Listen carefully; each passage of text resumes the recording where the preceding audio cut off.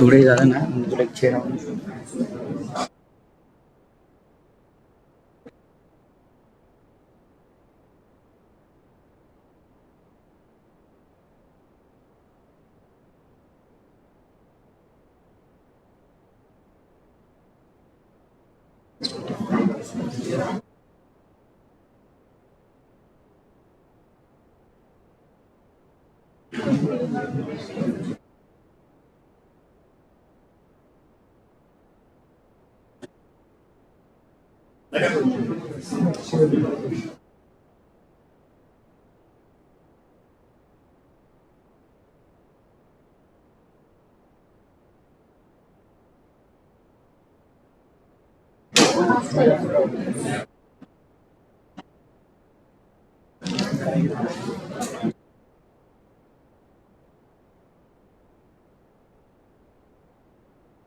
We had some besides everything.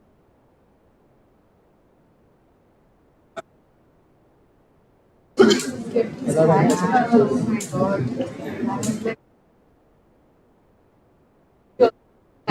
Of my support someone. I'm so happy.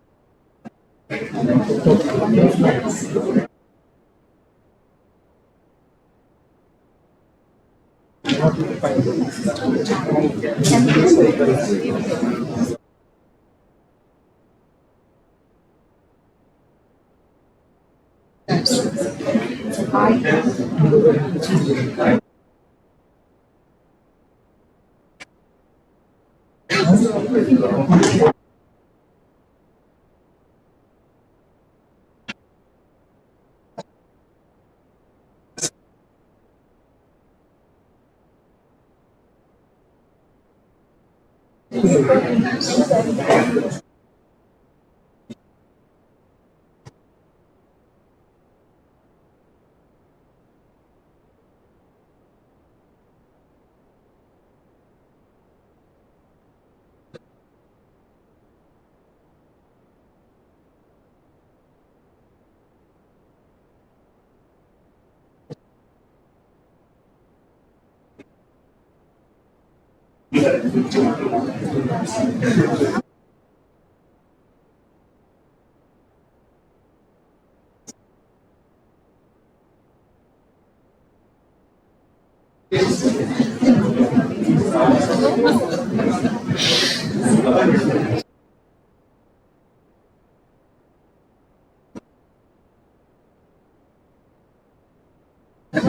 थोडं cross घेतो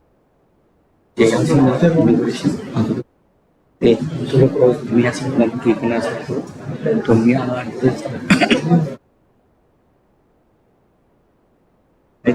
काय ठीक आहे तुमचे प्रेम तुमचे गमलं तर वाईट प्रेम नाही तर मग क्लोज गेम सांगाल तेव्हा पब्लिक मार्केट काय जॉब नसेल तेव्हा नसेल तर काय एवढे show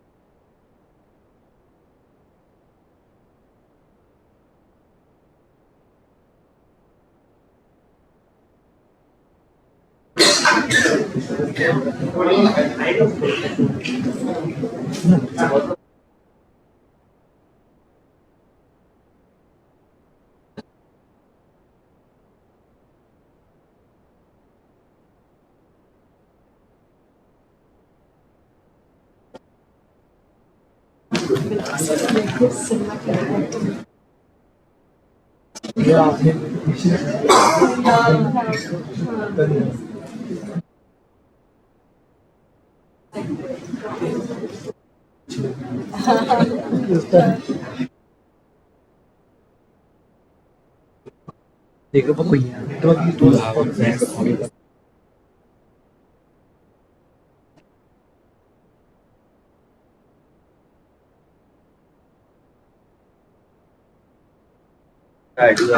이거 조금 마이크 보는 Yes, I was being present here to keep your Nikhil. mobile phone on silent mode.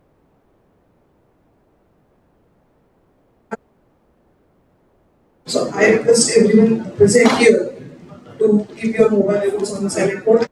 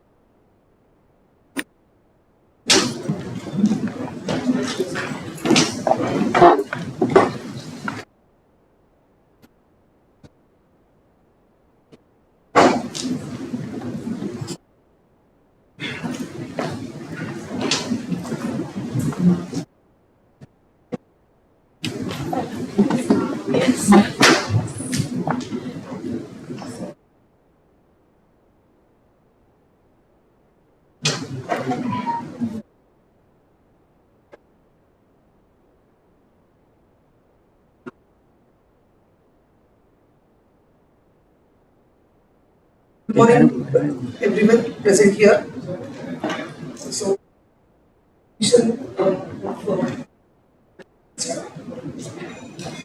thank you, ma'am. Apurvam Jnanamappannam Sadabhyasena Sadhye Danena Manatha. Meaning, one should continuously strive to acquire unique knowledge through practice. By sharing knowledge, one not only accumulates wisdom but also becomes enriched through the act of giving knowledge. On this note, I, Mrs. Priyanka Babu, Assistant Professor, Department of Electronics and Telecommunication, extend a very warm welcome to our remarkable guests, Honorable Management Trustees, Principal, Heads of the Department, my fellow faculty members, and our dear students.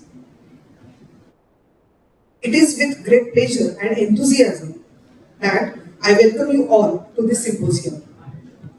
It marks a significant moment for the Department of Electronics and Telecommunication of MES Vadia College of Engineering, a 25 years where minds from various disciplines coverage dialogue, exchange ideas, and synergize to network amongst the key players from academia, industry, and startups to create an ecosystem in near future and strive to create industry-ready workforce. Before we commence our proceedings, let us take a moment to offer our reverence to Goddess Saraswati through the recitation of Saraswati Vandana. And by lighting the lamp, let us invoke the presence of the to bless this gathering. I request all the dignitaries on the dais to proceed for the lamp lighting ceremony.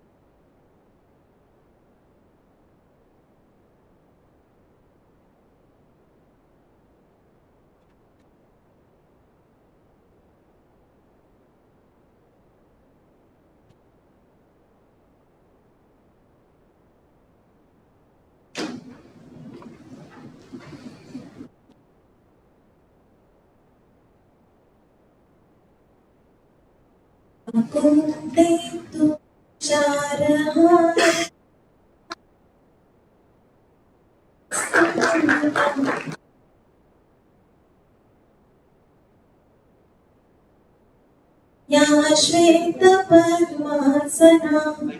या ब्रह्माच्युतशङ्करं प्रभृतिभिर्देव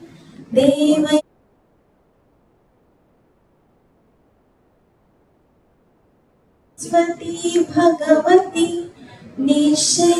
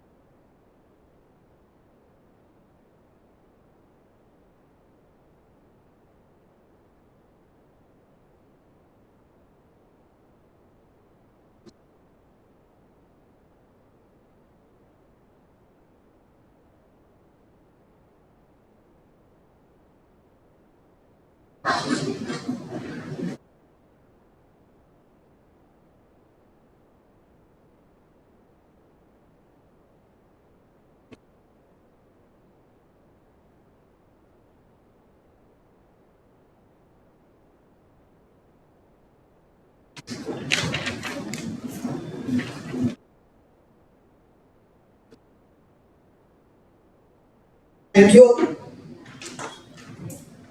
In the International Symposium and Conference called Synergy 2024, organized by Department of Electronics and Telecommunication, MES Wadia College of Engineering, on 15th,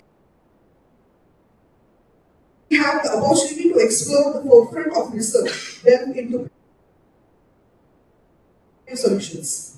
Our symposium serves as a platform for diverse perspectives merge into and fuel progress. Now, I request Professor Sachin Sanap sir, Management Trustee Modern Education Society, to felicitate our today's chief guest, Mr. Bharat Gite, founder and CEO of Toral India, as token of gratitude and love.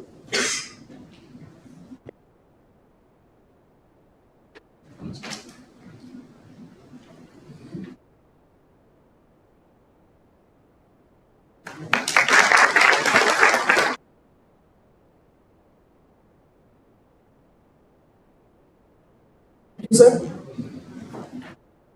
we are fortunate to have our today's guest of honor, Dr. Shital Kumar Ravandare sir. He is Dean in Industry Institute Interaction, Central Placement Cell at Pimpri Chinchwad Education Trust, Pune. He is the President of National Association and Association of Training Placement Officers. He had placed around 22,000 students from across India till date. He has been felicitated by Honorable Chief Minister of Maharashtra, Shri Devendra Fadnavis sir, on 24th February 2018 for extraordinary work in the training and placement. I request Honorable Management Trustee as a token of gratitude.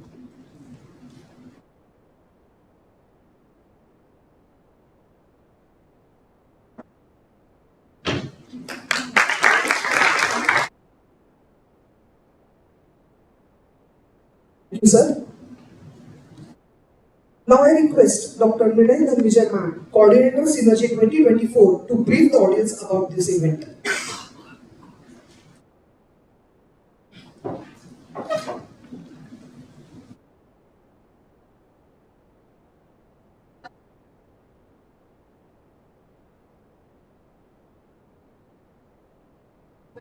Electronics and Telecommunication Department, Modern Education Society's Wadia College of Engineering. Welcome you all to Synergy 2024 International Symposium and Conference. On a theme to break open barriers between industry and academia for a transfer of knowledge to foster best practices and converge with the startups, who play the role of a bridge for facilitating the journey through the students to be industry ready. The agenda for the today's event, that is the keynote session by our chief guest, Mr. Bharat Gite, followed by the panel discussion with subject matter experts. Throughout the day, we have tech talks on functional safety, ADAS, innovations in AI, startup landscape and beyond by our very CFO, Mr. Ganesan. Thank you, all of you, and I hope you will enjoy this 2 days of technical events. Now I welcome Professor Priyanka Babu ma'am.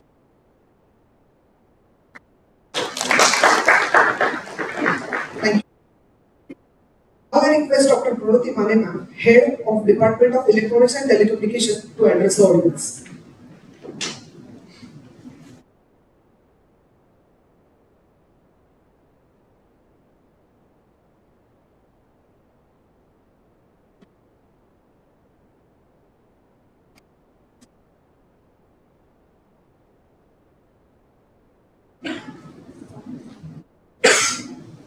Good morning. Am I audible? Yeah. Good morning. Dignitaries on the dais, off the dais, my dear faculty, and my dear students. I welcome you for the symposium This is a great morning, and I would like to welcome all of you present over here. Today marks a significant moment for our institute as we are hosting this international symposium and conference. It's not just another event as usual. It's a platform for us to redefine the way academia and industry interact. As we gather here, we embark the journey of collective growth, collaboration, and innovation with the shared goal of shaping the future of education and industry integration. Our institute stands at the pivotal moment in its history with a steadfast commitment to autonomy and embrace of the national education policy. We chart course towards the excellence in the ever-evolving landscape of academia and industry. Today, we affirm our dedication to equipping our students with the knowledge, skills, and mindset necessary to thrive in the dynamic world that awaits them.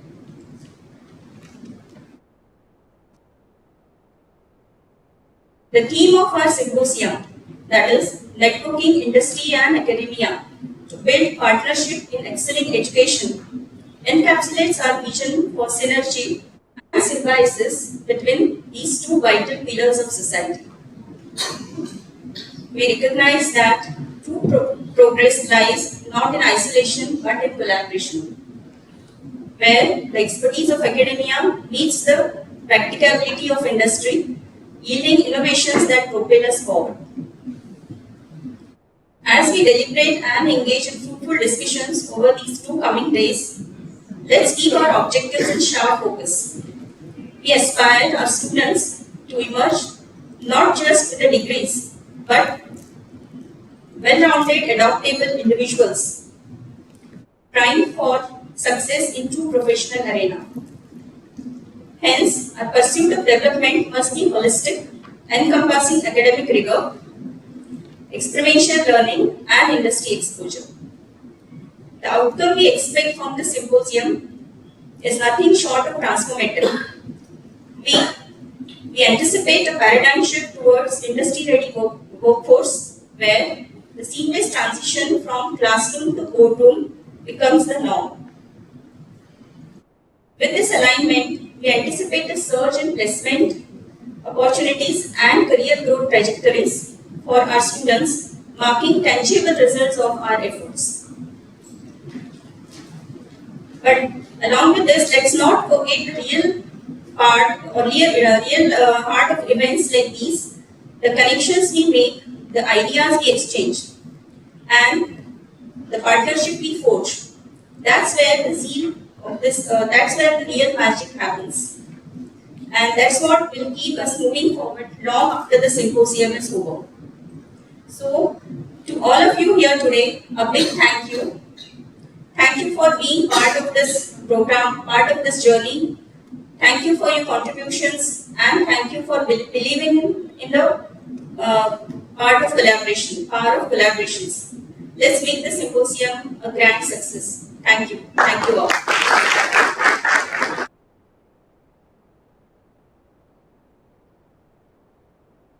Thank you so much, ma'am. Now I request Dr. Manisha Dale, ma'am, Principal, MES Wadia College of Engineering, to address the gathering.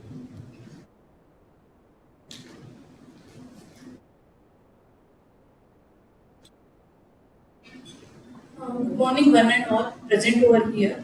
Today's symposium and conference meet for industry and academia collaboration and connection. So I welcome today's chief guest, Mr. Bharat Gite, and our trustee, Professor Sanab sir, our guest of honor, present Dr. Ravandaya sir from PCCOE, and other dignitaries present over here, Dr. Basute madam, Vaidya sir, Modak sir, and all other dignitaries who are present over here, all the students and faculty members. So very warm good morning to all of you and welcome to this symposium. Tell you something about our Society, Modern Education Society, which has been started from 1932 with the motto of spread of light. Under this umbrella of MES, we have total 7 institutes, and our is the youngest institute and celebrating this year 25 years silver jubilee year of our institute.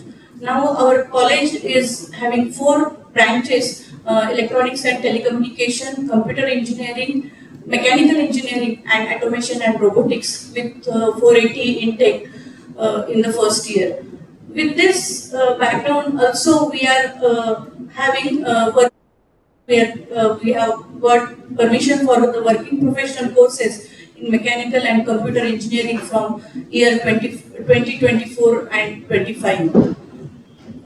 Our college is NB accredited twice for the 3 branches and NAC accredited recently second time with A++ grade, which is the highest grade obtained in the NAC accreditation. Along with this, we are having many center of excellence in our institute. So our E&C department is having software-defined lab and embedded lab, advanced embedded lab, which is actually sponsored by one of the alumni only with 25 lakhs of grant. So that has been established recently in 2023. Also, we are having Baker's Gauge lab and a LabVIEW lab in the mechanical department. In computer department also we are having advanced computing lab. So all the labs, and they are not only for the namesake, many industry persons and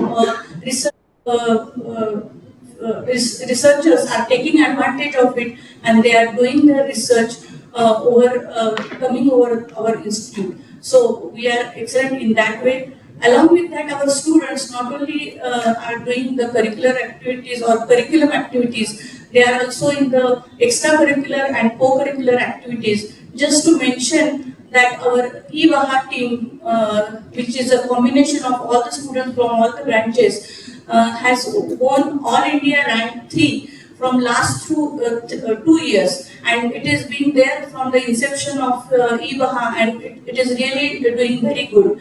Similarly, our Robo Club team is also doing or participating in many events, and they are also in the final rounds of Robocon competition, which is held at the national level. So they are our students, through extracurricular and co-curricular activities, they are grooming well. So this symposium, which on the 25th year of our college we have organized to connect industry and academia. As per the NEP, now students should be ready with industry ready. But it is not the only aim to make them industry ready, means they should get a job. They can be self-employed, they can start their own entrepreneurship, or they can opt a job. So all these things, mainly how they can go for their own startups. So they should learn all these things, and they then can opt for anything, either the job or self-employment or their own entrepreneurship. And that is, I think, the main aim of this conference, or this type of conference which we are organizing on our 25th year. So I wish all the best to all the students, and I hope all of you will enjoy your stay here. Thank you very much. Thank you so much, ma'am, for briefing the audience about our institution. Our Honorable Management Trustee, Professor Sachin Sam, address the gathering.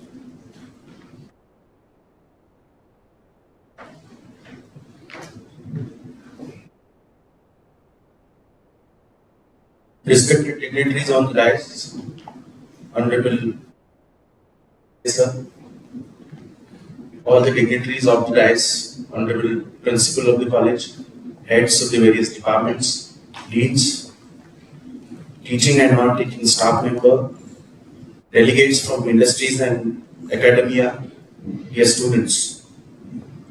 As usual, it is indeed honor and pleasure to be a part of this international level symposium of the historic Modern Education Society, which is celebrating its 92 years in the field of education, in the field of education to the service of the nation. So, the Modern Education Society, the institute founded by late Jog sir with the help of the then Wadia family and with the 7 institutes with this, the Wadia College of Engineering, we have more than 1500 staff members working under this umbrella with the 20,000 students who are studying in the present scenario, and lakhs of students, those who represented us, they are working as the ambassadors throughout the world, this Modern Education Society. This noble institute, which founded and established for the cause of education with the true purpose of philanthropy, and as we all are moving with the same legacy that our institutes are working on the humanitarian ground, as it is the leading institute in the Pune city with the name the Wadia College or the branding Wadia College. We also have the campus at Mumbai College with the New Law College, and with the legacy, I think we are representing, we means we all teachers and non-teaching community, as we are the, like in Maharashtra, very few institutes are there, very few organizations, educational firms are there, where in this so-called commercialization of education, we the Modern Education Society is working on the principle of humanity, on the principle of democratic and democratician principles, and that's why we, being a teaching community, as a say also. And as a part of this, we are trying our best. We all are teaching and non-teaching community and the students. As I said, we are the brand ambassadors. We are trying our best, and that's why the result of NAC, which is A++ grade, is Wadia College of Engineering. The same thing about the other institutes, as we are the autonomous within Overchi Wadia College. The same Wadia College of Engineering is moving to the autonomy. Other Commerce College, which is the largest institute of the Maharashtra. And as I have already mentioned, this institute and all these sister institutes also, they are working on the principle of humanity itself. As a part of this, like we are trying to reconnect and rethink few old ideas with the new generations and with the new upcomings. As after the pandemic, the whole scenario of academics as well as industry changed a lot. As we can have the few parameters and few statistics after the pandemics, from the 10th from class 11th to the graduation also, like Pune, which is known as the Oxford of the East or the education capital or the hub of Maharashtra as well as of our country. But the ratio of the coming students towards the Pune, now it is decreasing as a part of all these pandemics, and as it is a part and parcel of the hybrid mode of teaching which was introduced in the pandemic era. Now, the priorities has changed by the parents itself, by the students itself, that they are looking towards the encashment type of courses. And as a part of this, after the pandemic in the year 2020, 2023, if we go into the details and statistics of engineering students or even for the 11 students, number to take admission at the 11th level, which is the feeding ground for the engineering colleges, decreased by 45%, which we have to take into account. As a part of the national or the new education policy which introduced in the 2020, we also have to take into account they are looking or what they are expecting from the education sector. I think this symposium or the conference is made for the same cause, that we need to have a connect with the industry where a student can get placed in a right time with a right direction. This is what expectations of the parents is. I think Mr. Ravandar is a very well-known investment section. He may say very good things about it, but it is the fact.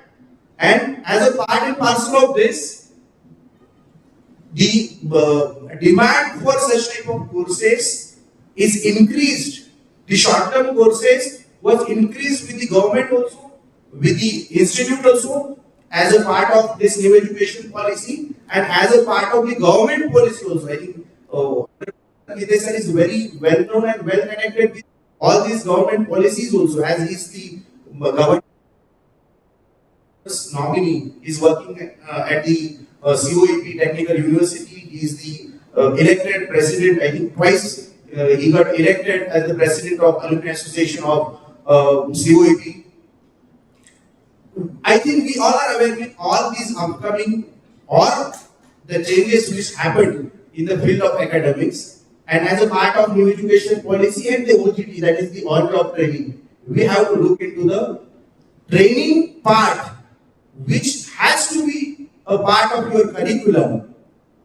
And I think this is the motto of this symposium, for which we requested honorable dignitaries and all other delegates from the industries that how we can have lateral entries of the eminent professors from the academia, and how we can enter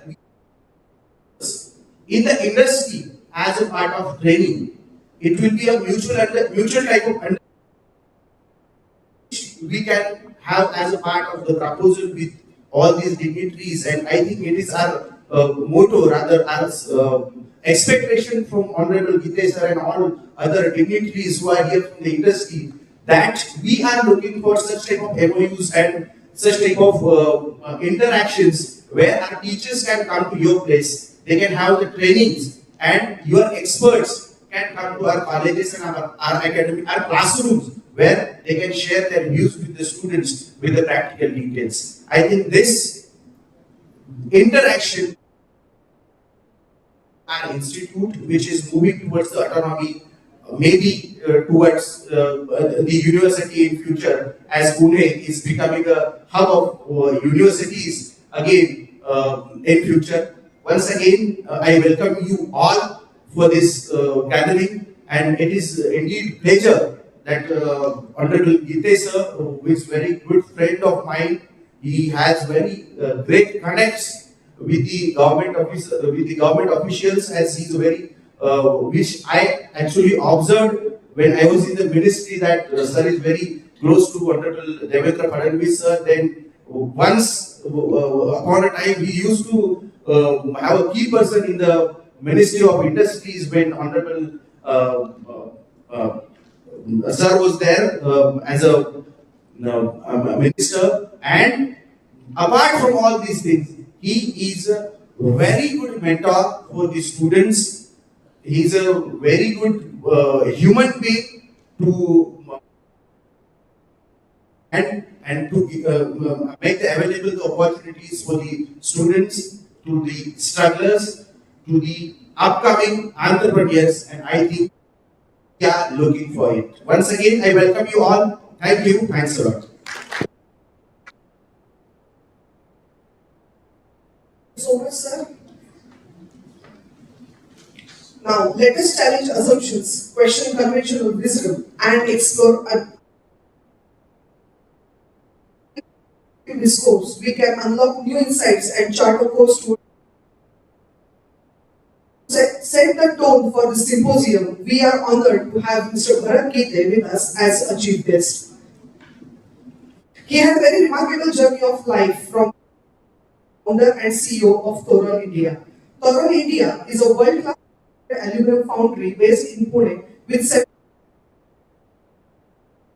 aluminum casting solutions across diverse industries such as energy, defense, railways, marine, aerospace, and EV sectors, having served major global clients such as General Electric, Siemens,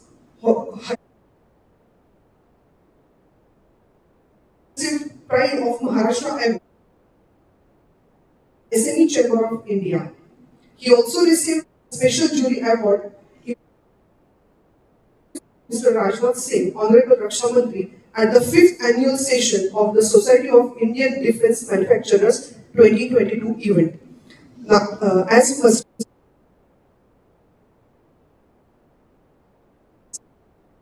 I invite Sir for addressing the audience as a chief guest, followed by his keynote speech on industry, academia, and startup collaborations. And I request all the dignitaries on the dais to take the seats of the dais.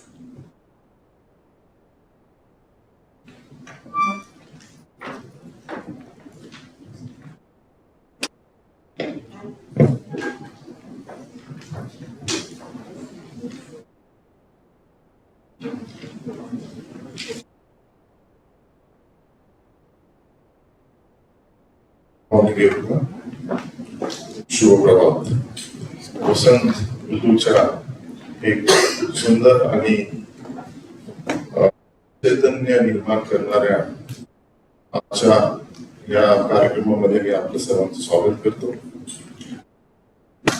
First of all, I thank you, Modern Education Society's Vadia College of Engineering, to invite me as a chief guest here today. Professor Sachin Sanap is a dear friend and we worked together when he was associated with Technical Education Ministry. Convener Dr. Mani, Principal, all the dignitaries sitting here in the audience, all the faculties, teaching staff, dear students and fellow university colleagues. Good morning. I am here to talk about the topic unlocking the potential industry, academia, better engineering services in India. I will try to stay more logical and sensible towards the topic, so everyone will try to take away something out of this meeting and this conference. Even I always feel, me as a person, as a student, everyone, even for me today, I will take away something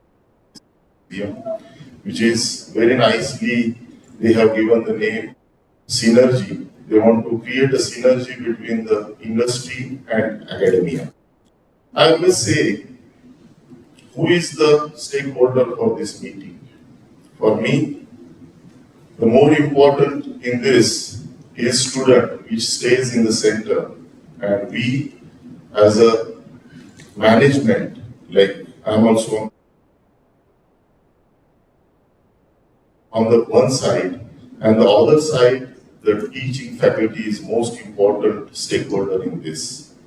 So both of us, we have to cover left and right hand side of the story, a better future for our students. Because I will talk about this synergy in 3 different segments. One is how the world is looking at us as a country.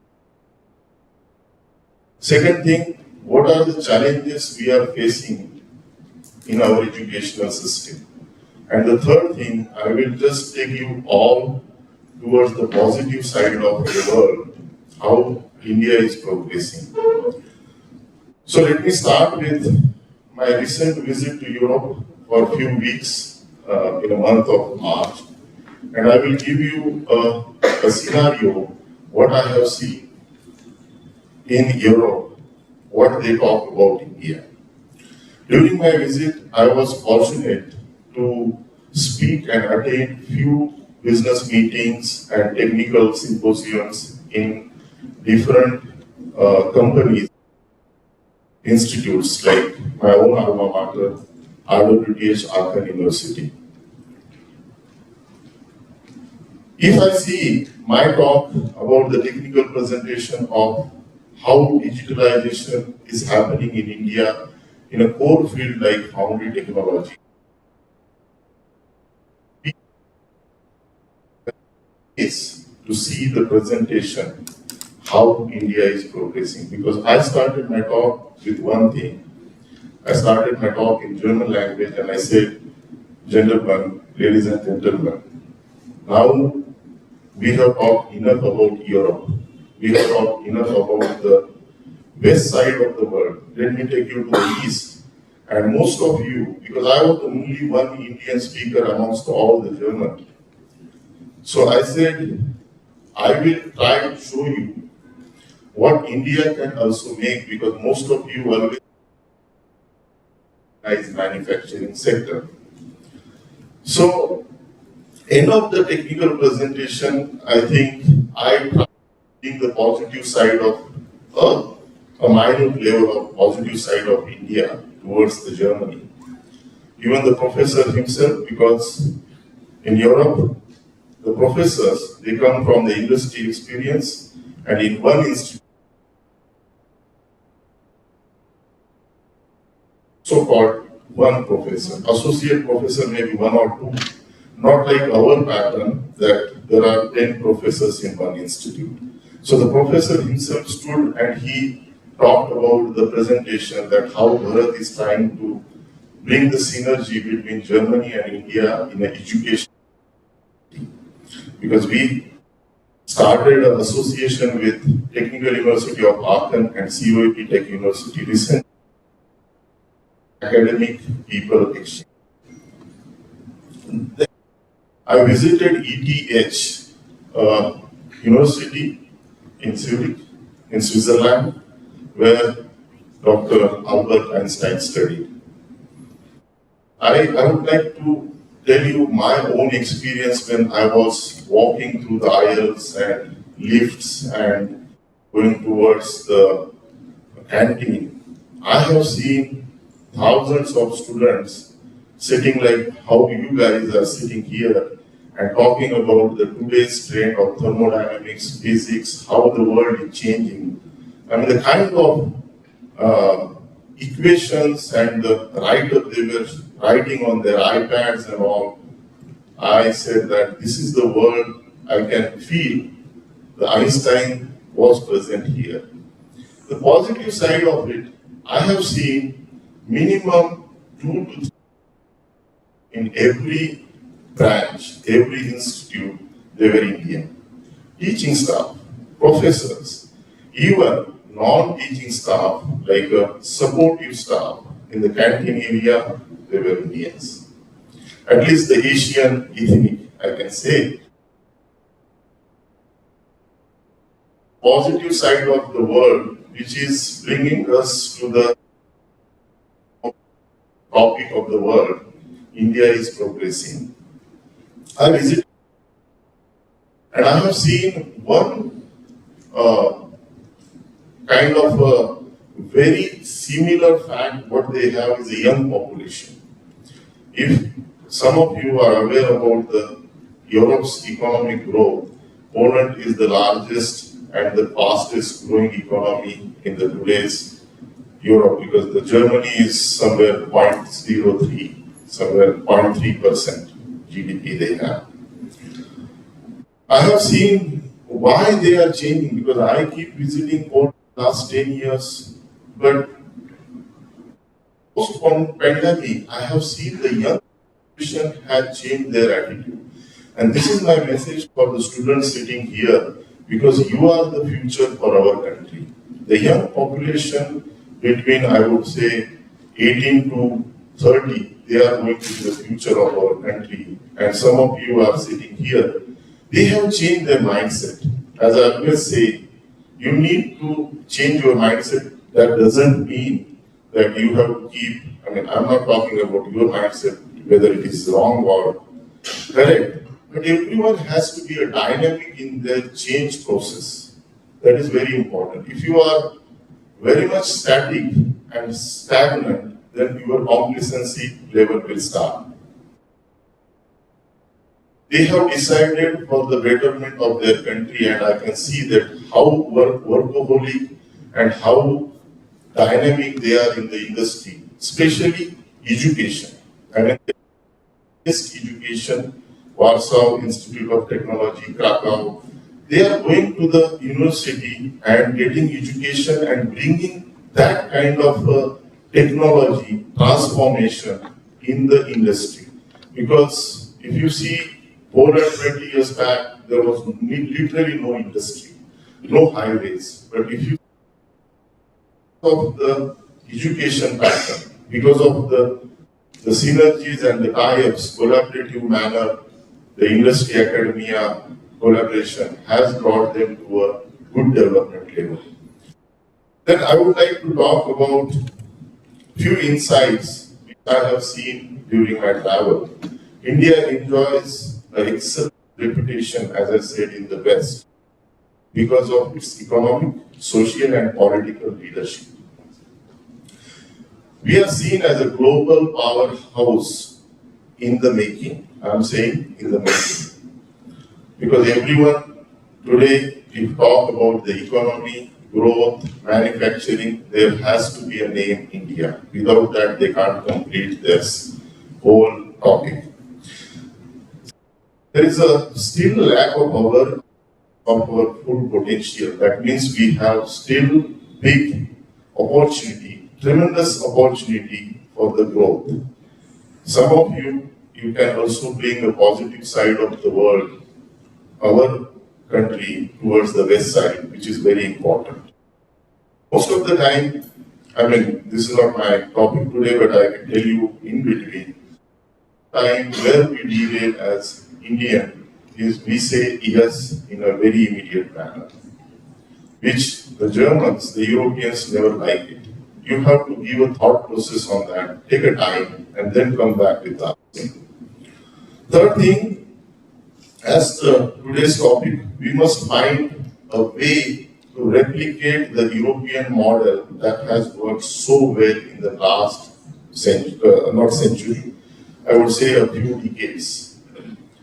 Triple win, a strategy where the industry, academia, and startup, backed by the government policies, are working perfectly in Europe.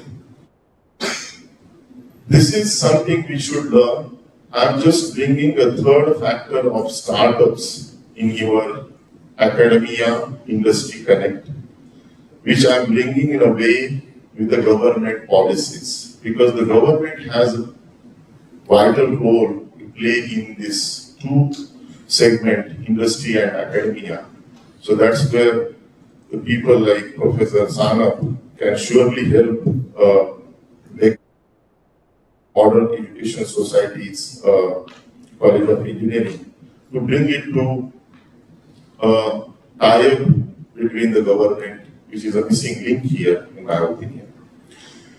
So now, few challenges I would like to talk. Despite the India's global recognition for its economic progress and ambition of its people, a recent statistic says, the Institute of Human Development says, a stark reality, quarter of graduates, 1 of 4, willing to work during the year 2022-23 were unable to secure a job.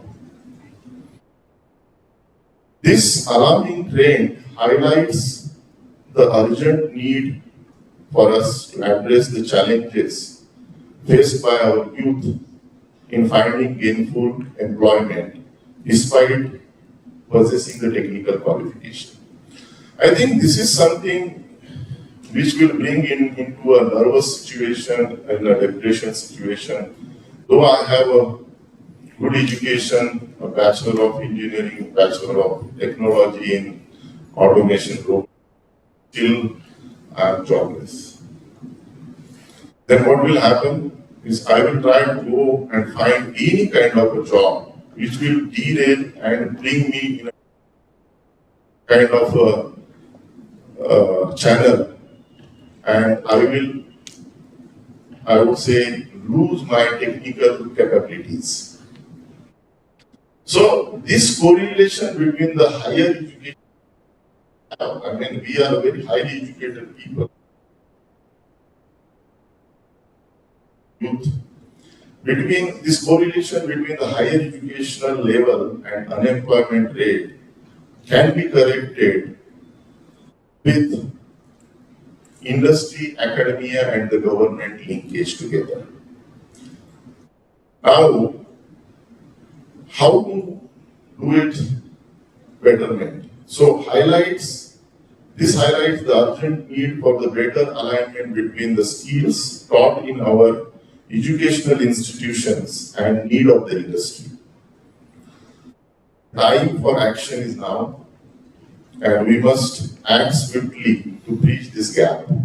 And I really congratulate and wish all the best to Wadia College of India to start this new.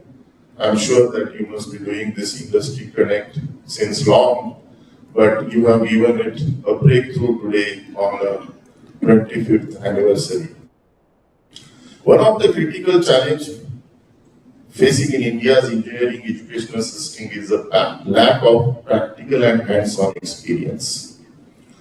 While theoretical knowledge is essential, it is equally crucial for the students to gain real-world experience through internship, industrial projects, and collaboration with the industry partners. This enhances their employability and provides them a valuable insight into opportunities facing various industries today. I will say, let me complete another point and then I will tell you my German experience when I was in Germany for of technological advancement requires a continuous learning and upskilling attitude. I'm just giving this point towards the faculty because the faculty has to also upgrade the knowledge every day and day out. That students for the life is a term you have to really keep in your mind because the today's evolving world, the technological trends are changing every moment. Experience in Germany, I would say when I went to Germany, nothing, official statement, but I really learned a real engineering in Germany. Why? For one fact, because COEP is first of all, metallurgical engineering, where I belong to, is not really a very famous and very demanding engineering faculty in India, which is unfortunate of our country. Bhatkar, and he was our board chairman, and I went with him, member at COEP. He said, Bharat, rather than you need us, we need you, because India is lagging behind in a metal science, and you are from metallurgy. So, when I went to Germany, I have seen right from a ore, a mine, to the steel making is happening within a tiny small laboratory in setups. Just imagine how, exciting it is to see the mine. अशी काली bore म्हणजे एकदम दगड काला पत्थर से लेकर steel कैसे बन रहा है within a small laboratory setups, which has really brought a lot of interest in myself to go into the industry and learn more and more things. I'm part of BMW Mahle during my 10-year stay. I learned a lot from them. I tried to bring the best things towards our country. And today, our company, Taural India, is a flagship company of Make in India. I keep telling Devendraji that you can say that 2,000 MOUs were signed, but very few were practically working on the ground. And we are the one of their example. Within a time period of 2.5 years, we were on the ground producing the parts for our defense ministry, Power Grid Corporation of India, through the General Electric, Siemens, all these GIS manufacturers who are making our life better, bring this electricity in this room.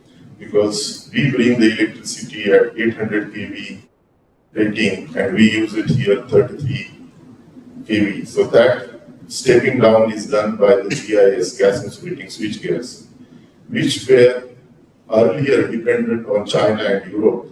Our company now, it is really happening that now it is being made local to local market and from the local to global market.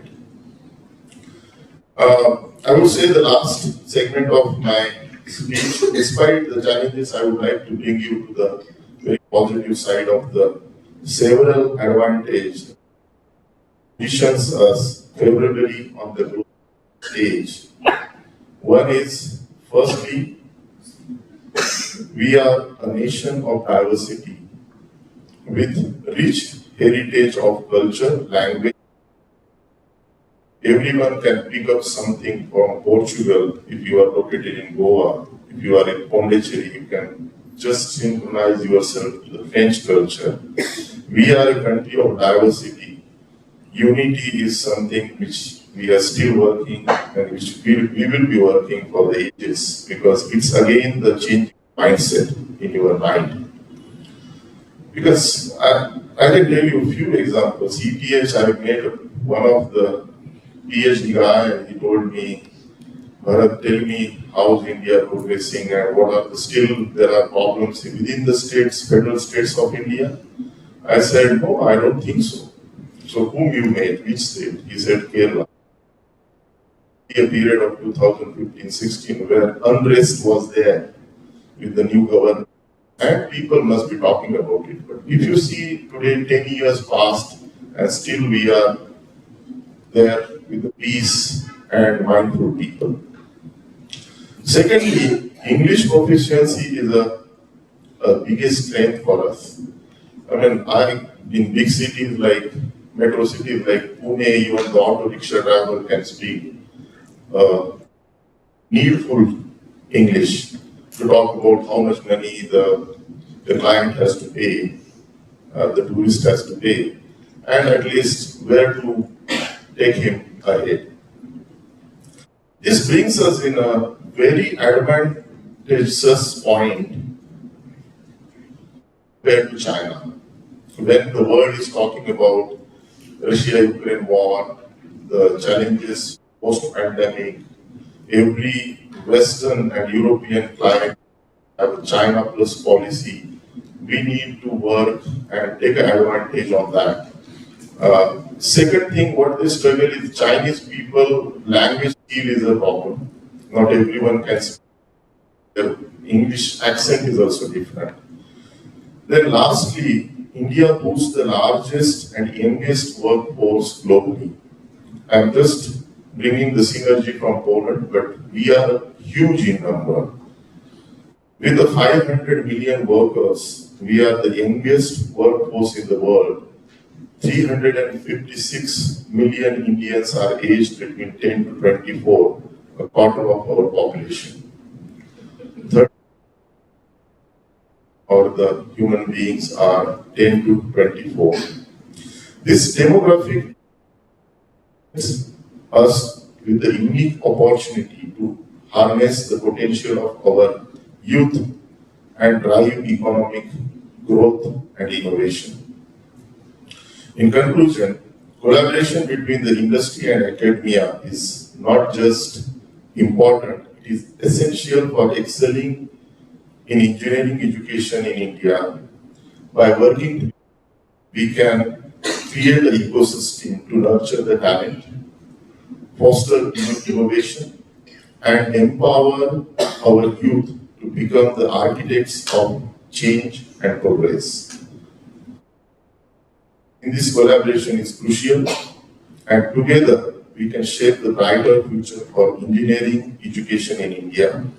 So with these words, I thank you once again, the Modern Education Society's Vadia College of Engineering, Professor Sachin Sanam, all the faculties, principal, to invite me to talk on this topic.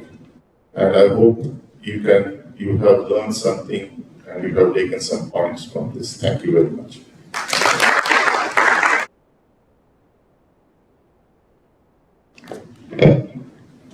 Thank you so much, sir. I hope the students who are present today, they will learn to have their dynamic mindset. As you rightly mentioned, sir, that yes, there is a missing on behalf of all the faculty members and the students to our management trustees and to our management on this particular missing link in near future. As well, also, as you mentioned, that faculties all are the students for a life. So yes, I can probably mention here that the faculty BNTC. Yes, we are students for a life, and I'm glad to tell you that project-based learning, that the point you mentioned in your speech, that we work on project-based learning in our department, in our institute, and so do we have the Center of Excellences in our department, as ma'am rightly mentioned. So thank you so much, sir, for your kind words. So now introduce our first panelist for our first panel discussion. Mr. Vishwas Vaidya sir, who is a senior consultant, and ex-Minda. He is having 33 plus years of experience in R&D, and he is postgraduate alumni of IIT Delhi and graduate alumni of. I request Dr. M.P. Nalima, Principal MES Vaidya Engineering, to felicitate Mr. Vishwas Vaidya sir by offering a memento of gratitude and love.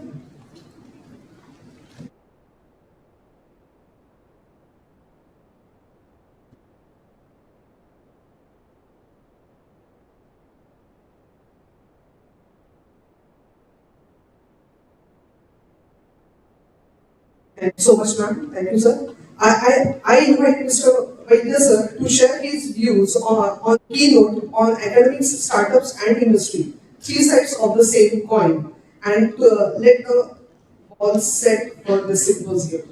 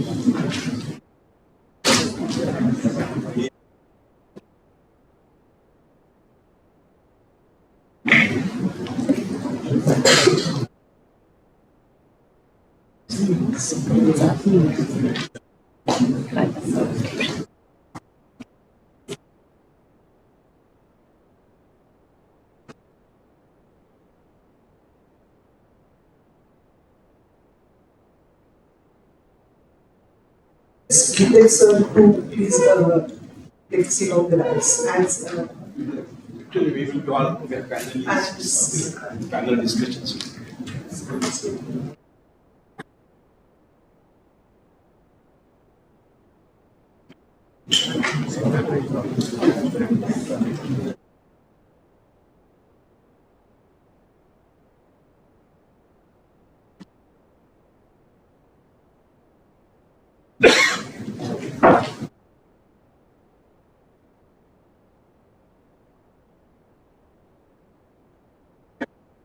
After my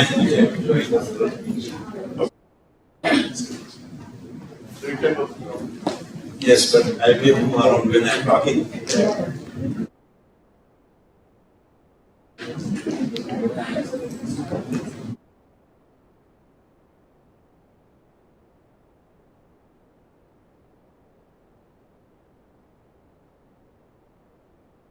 Everybody.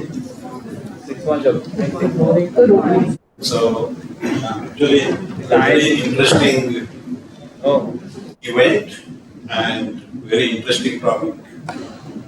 Startup, academic, industry. So, as I say, actually, all three Three sides of the same coin. You see, an engineer is born in the womb of an institute, education institute. So, based on the nourishment he or she receives during its stay in that, when it comes out, when it comes out, based on the health, based on the nourishment received, the engineer has to face the professional world and both many surprising, unforeseen, and in students' language out of the syllabus. Almost everything you face is out of the syllabus. So every single engineer actually goes through a startup phase. Startup does not mean that you have a startup. Even an engineer, a potentially successful engineer, needs to enter into an entrepreneurial mindset, enterprising mindset, and nurture himself or herself into a successful professional. And like in the keynote, employability was a question. So what I tell the students who have work, forget employability. Aim for applying.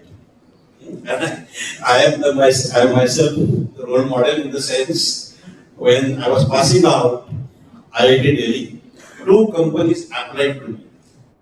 I did not have to apply. I said that should be the spirit right from first year, not at the final year. If you want to plan for your professional career, the students, teachers, as well as the whole ecosystem, they need to work together right from day one. Not when the final year, people start thinking of group discussions, people start thinking of this. No, you have to start from day one or much before in case you want to be an engineer. Okay, next. Loss of point. You notice only 2 sides, but the age which combines the academics will allow you to stand up firmly, face the challenge. So, all 3 actually are different phases of the life cycle.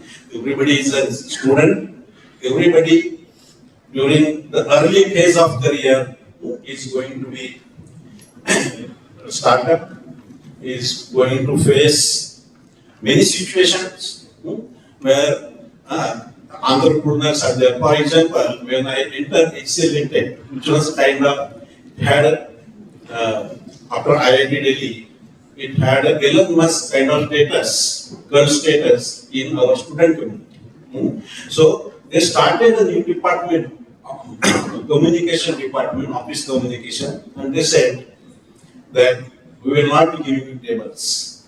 You have to earn your money. We literally kept oscilloscope, everything on the table floor, made our first EPPs. Then they put this table. We wrote our own assembler those days. We made our own development tools. This is how the kind of nurturing exposure and we came coming out of the Plush Institute of IIT. This is the harsh reality we were exposed to. So in a way, this is where the startup mindset has to be nurtured from day one. And when you mature, how you give back? Sir said that we need to learn from Europe, German. Fine. I've been nurtured by many father figures, many models, and I said, why should I always learn from German? Why can't at least once in my lifetime that German person touch my feet and say, you teach me? That dream came true. In Tata Motors, I treated Tata Motors as my alma mater. When one of the international conference, a German editor approached me and I said, I want to translate your speech in German. I said, this is the time. This is the time. And now also we have, I can see many Indian consultants, particularly automotive. They have German clients, they have American clients. And what sets us apart is the frugal mindset. Like we have been nurtured not to spend the money unless you get fully back. So that sets us apart, and there is lot of things that people can learn out of. Yes, we can learn out of them, but when will we climb on their shoulders? When will we climb on their shoulders and teach them something? We have a lot. So the startup, the seasoned engineers, the industry, all these three are a part of a triangle. That's all. Now this triangle has to be governed with the correct equation. Otherwise, it may become a toxic entity like Bollywood triangle, or it may vanish into views like the Bermuda triangle. What we should aim is Pascal triangle, where Newton climbed on the shoulder of Pascal and gave you binomial theorem. All the three vertices of Pascal triangle go on expanding. By the way, that was one of the questions in my interview long back. How Pascal triangle is different. But all these three need to share an immortal bond, and you should be prepared to take by turns different roles. Like V2X, vehicle to infrastructure, vehicle to vehicle, vehicle to cloud. All of you have to be constantly communicating. The people need to give feedback to the college what they missed. College also need to approach alumni. So many colleges boast of illustrious alumni, but how many of you go and learn from them? How many alumni come back to your alma mater and teach us? So that has to go. So there has to be immortal band, absolute communication. Then definitely, like a Pascal triangle, we will ever expand and come up with new theorems. That's all. Thank you very much.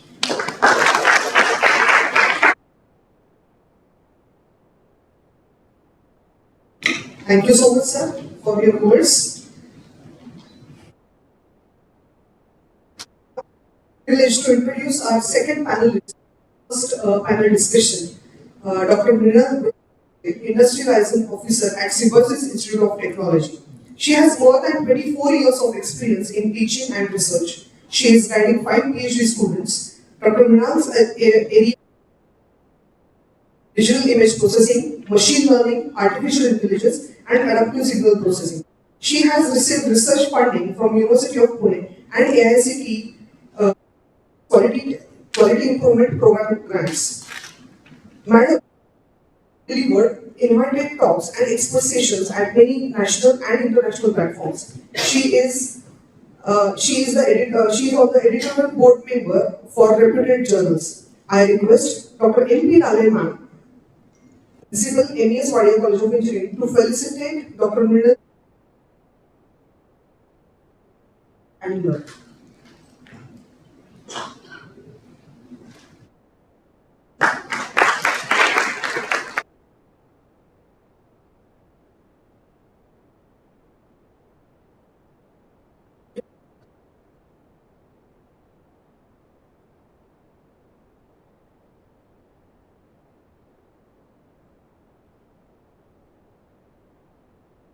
Thank you. Now I invite Dr. Basuja Madam to share her view on industry, academia, and startup collaborations.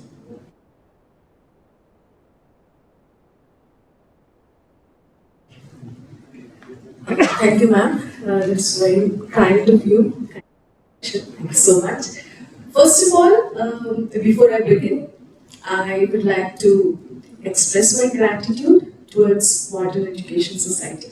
And I truly believe their motto, spreading light, creating the magic. If we all join hands together, students, faculty, industry, startups, that means academia, industry, and startups, we can create that magic. We can spread that light. That's what I believe. So, first of all, I express the gratitude towards the management, principal, faculty, also Professor Nabina ma'am, and greeting you all, the dignitaries on the dais, and here today, I would like to just share a few of my experiences. Maybe when I always introspect, which everyone might have done. See, a lot of things have been talked about. There's a gap between industry and academia. When I was a child, I used to hear that. When I was doing my engineering, same thing I used to hear. And when I am a professor in Symposium, same thing I'm hearing. Then, of course, yes, everyone agrees that there is a gap, right, between academia and industry. But who is going to use that gap? How we are going to collaborate? How we are going to join hands with each other practically, rather than speaking theoretically? So, what we did in Symposium is we did some small pilot projects, wherein, before I discuss about that, I would like to say, building trust. See, I am from academia, but building trust in the minds of industry is challenging. Why? Because of the timelines, because of the commercial outcome what is expected. We being in academia, we feel and find that's really very challenging to meet that timelines. And here, I would like to throw some light on few opportunities and challenges which I felt. Of course, you all might agree, disagree, add to it. But of course, the outcome ultimately would be for the benefit of students, faculty, and bringing the three entities like academia, industry, and startup culture, right? Bringing it together. So, when we talk about contributions and challenges, there should be such a win-win situation. Every relationship, let it be professional, personal, it's give and take in a way, how much value we add to the other. Being a student, how much value that student is going to add to the industry. Being an industry, value that industry is going to add to the academia. It totally depends on that. That is what I feel. Maybe Mr. Bharat Gite sir also will agree with me. Even Vishwas Vaidya sir will agree with me. So collaboration between the academia, startups and industry offers a unique opportunity to combine cutting-edge research. Being into academia, we have PhD scholars, we have MTech scholars, we, the professors, only lack that commercial edge, we lack that product edge, and it's nothing like, hiding anything. We need to accept it. There are certain, certain good strengths in academia, there are certain strengths in industry. So ultimately what I mean to say is, if we come together, we can do magic. So you'll also agree with me. So when we talk about academia, when cutting-edge research, when we talk about entrepreneurial innovation and real-world applications, of course everything's moving between these keywords only. That is what we all agree with, right? So the expertise in the field, we do have it in the academic structure. We have access to the research facilities, equipments. We have a lot of fundings also which we get in the academia. Right? We have capacity of long-term fundamental research where we can add an edge, which is application-oriented, real-world research, wherein when academia comes in collaboration with industry, we can do. So just I would like to add one pilot project which I was just mentioning at Symposium. Of course, I am writing 5 PhD students. One of the PhD scholar has been awarded PhD, and she was working in the industry. What we did is we went to the industry, searched for the industrial problem, and tried to find out a solution, and that was given as a research problem too. A lot of research entities were there, and of course it took a lot of time, but it's doable. So that's one thing. So often, unbiased perspectives and dedication to advance knowledge. So we, and academicians, we are unbiased. Like, whatever research has been done, we do not have any biases in our mind. So that is an opportunity. Of course, there are so many challenges. As I just mentioned, we lack understanding of commercialization of product. So there, industry can come in picture, will help the academia. So there's also, then when we have management over here, I also would like to urge, like, we need to create platforms, as Sir was saying, even Vishwas Sir was saying, that of course, faculty and student are the very important. Right, when we say that our students should be industry ready, should have those kind of skill set, we need to be also trained in those particular skill sets. And that too hands-on. All the sessions must be hands-on skill set training sessions. Why? How this can happen? This can happen with creating, like, fast decision making, sending the faculties to the industry, because when our faculty is trained in the industry, they can come and bring that expertise, bring capabilities in the classroom and can deliver that to the students. So that is one thing, and apart from that, when the internships plays a very, very important role, because when student has 6 months internship or 2 months internship, whatever it is, student get to know how the industry works, what's the culture, what are the research problems they are handling, and of course, the fundamentals, basics, the research, theoretical understanding, maybe classroom and practical lab sessions, whatever he or she has learned can be applied in the industry for that specific module. So that is what I wanted to say. So what's the big challenge in it? If at all the management decides to send the faculty, to send the students, if there are certain avenues created in the curriculum wherein credits being given to starting a new startup. Because see, there are certain success stories in IITs as well, that a second year student has started with a startup. Why not in non-IIT colleges also? We need to bring in those kind of culture, or I would say we need to facilitate our students, make them believe that yes, this is possible and how we can do this. Maybe start with small baby steps, nurture, create an ecosystem in the institute so that we can facilitate this kind of features. I have observed this. When Sir was mentioning about Germany, Switzerland, and I have also visited many of the universities over there, as well as in Canada, British Columbia University, then Simon Fraser University. One thing which I observed was, in the institution, there are laboratories. Not only laboratories are used by the students and faculties, not only for the practical research and all, but the industry is using the laboratories for their work also, and industry is based on campus. So this makes a lot of difference. And if it's been done in Germany, if it's been done successfully in Canada and several other countries also, Sir also will agree with me that all the industries are majorly located near the academia, and they have their offices on the industry in the university campus. So it makes a lot of difference.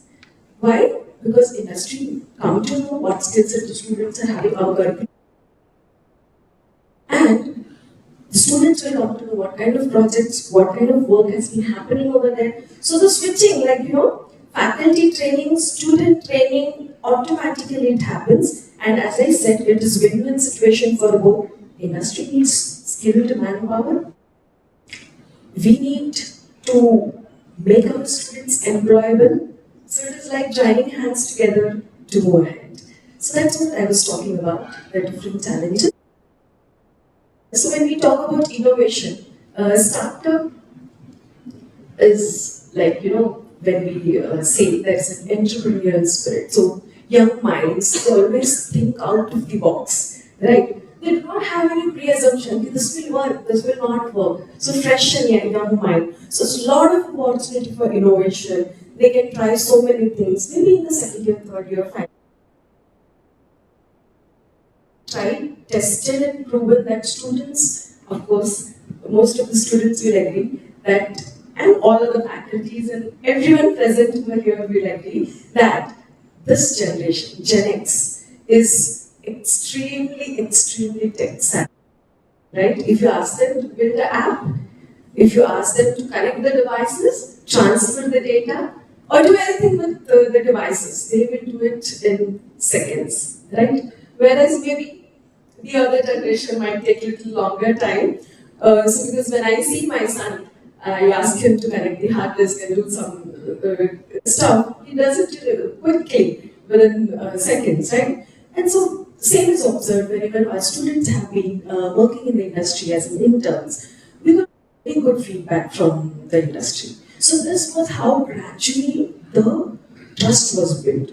So when we send our students to Tata Motors, Cummins, and we had an interaction. So the feedback loop is very important. When the student worked there, it was observed that they're doing very good.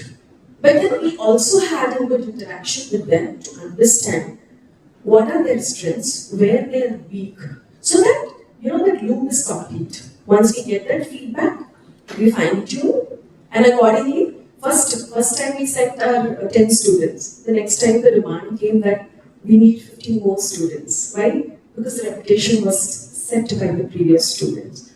So it was really very nice when we ran some very nice pilot projects. So, so this is regarding the opportunities and challenges which I just mentioned.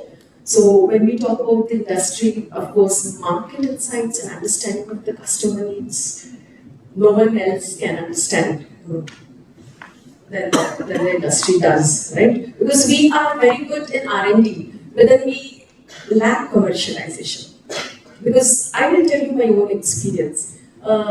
We had done one consultancy project for Philips.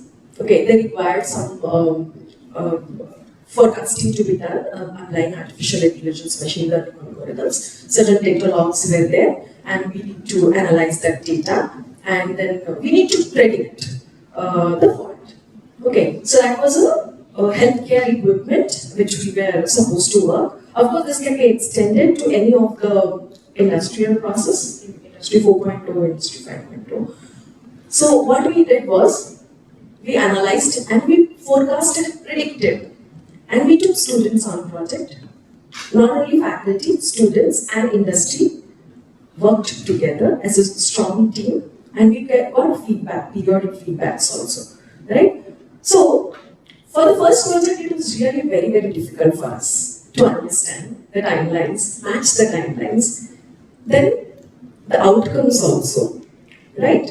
Then, after successful completion of the project, which was expected to complete in 6 months to 9 months, but it was an R&D project, so it didn't matter at that particular point of time, but the trust was built. Later on, there were few industries which approached with 12 more projects. So what I need to say is, let's start small, let's all join hands together. Not only, it should be like what I said, spread the light, create the magic. All academia should join hands together. Industry should support. Of course, we also will support the industry in both ways, as well as the startups. We need to create that ecosystem on both. So, I would ultimately like to convey that we know that there's a gap. We understand. We need to think how we can reduce that gap, at least maybe delta improvement every day. So that will definitely help us, help our students, faculty, as well as industry.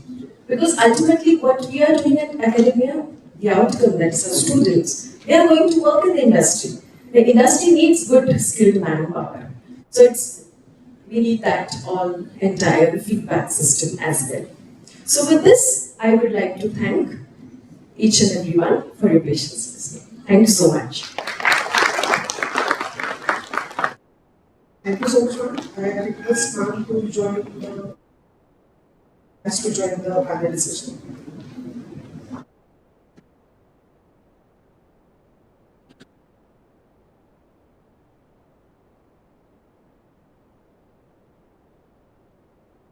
morning, everyone. So now, after good amount of discussion, the forum is open for all. So if you have any questions, please feel free to ask.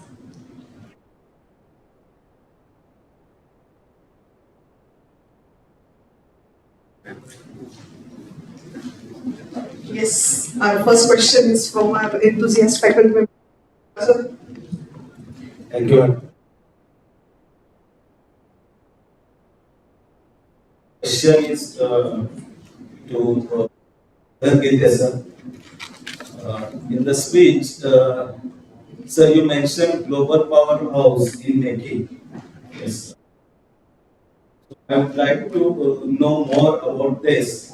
How academia will play key role towards this global powerhouse in making of India.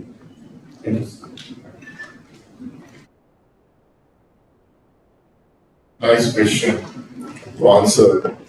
So I will try to just take some points from the academia, what Madam has suggested. On how we will become a powerhouse of the world, we need to increase our what we are talking about, the economy of 5 trillion. Today we are at 3.3, and if we see where we can grow, we are very much service-oriented economy and agro. What is missing is the manufacturing segment of it. Country, if you see 22 to 25% of the economic contribution is coming from the manufacturing sector. We are at 12 to 14%. And if we see 445 is our today's contribution, and with the Prime Minister's Gati Shakti Yojana, we are talking about 1.2 trillion will come from the only from the manufacturing. And if you see, it's a challenging work, challenging task to increase from 445 billion to 1.2 trillion. It is a 3 times figure. But if you see the figures from the 2020-21, we are increasing at 22 manufacturing segment. And this is where my hopes are. We have to contribute more from the manufacturing as man, and about how the academia can contribute. I can take 2-3 points from her presentation. She just told me that whether I was more elaborative and took more time, but no, never. I think it was good to elaborate more because the people can learn more on. If you are times it's better because somebody can take it second time at least. Yeah. So I always say that the mic in the professor's hand is a risky matter. Said if the time frame of the project and the commercialization of the project site, but this is something where you need to improve to contribute into the powerhouse. Today, some of the places I get the opportunity to talk as I'm a business person. When it comes to the economic growth, profitability, to teach the people. Sure, I always say that no business is without profit, be it education, health, anything, agriculture. We say that we are Annadata, that is something I don't believe in. We all are business people. So what you have to do is the time frame and the commercialization, you have to include more courses in whatever faculty it is, whether it is engineering, business, or law. You have to understand the financial side of it. Even I miserably failed in the beginning years when I came back from Germany and started a business with 10 people. I realized that I'm a technocrat, I'm a passionate technology guy, but I don't understand the financial side of it. So try to include in your syllabus more and more courses which are like financial learning, We are doing that at COEP, tying up with the Film University for the management courses, for the financial knowledge. We are collaborating with the Ramade Institute. So all these things you can increase in your. I hope I could answer your. Yes, thank you.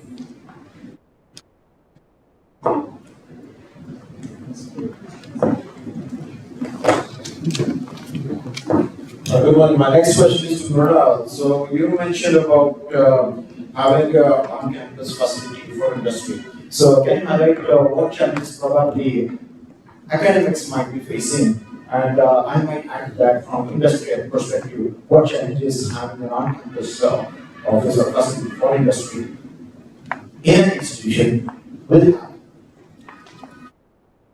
So I would like to share that at Symposium we have a best center, which is Bajaj Training Center, which we recently inaugurated.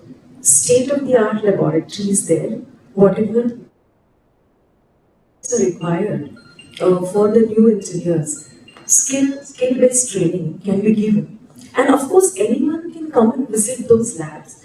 Right? As Sir was saying, he has seen a lab wherein the coal, the raw material, was being converted into, of course, this process which was seen in the lab, converted into a steel or some metal, right? So such kind of processes, robotics, automation, all automation planned setups which are required for automotive industry is available at Symposium. So if anyone is interested, they can use the laboratories. Of course, there are certain processes to be followed, permissions to be taken. You can access the laboratory, you can come and visit, and in fact, use the laboratories also. So we do provide those kind of facilities. Of course, with prior process, following the process and permissions. Thank you. My question was pertaining to the challenges setting up, especially not for the established industries, but from startup. What challenges would? So biggest, yeah, got your question. I got it. Okay. So biggest challenging is biggest space crunch and finances also, because once you want to set up a lab, you need financial assistance, financial support, isn't it? So if management is fine with the space and the finances, so that should not be, anything should not be a problem. Very good skilled manpower, right? Students are there, faculty is there. So once this particular problem is solved, new labs can be set up. So that is what I feel, according to me, that would be one biggest challenge, space and finances. Well, thanks. Just from a startup or industry point of view, I would like to add that one of the challenges is that there's always a threat of loss of data, loss of trade secrets, loss of intricate details of the product.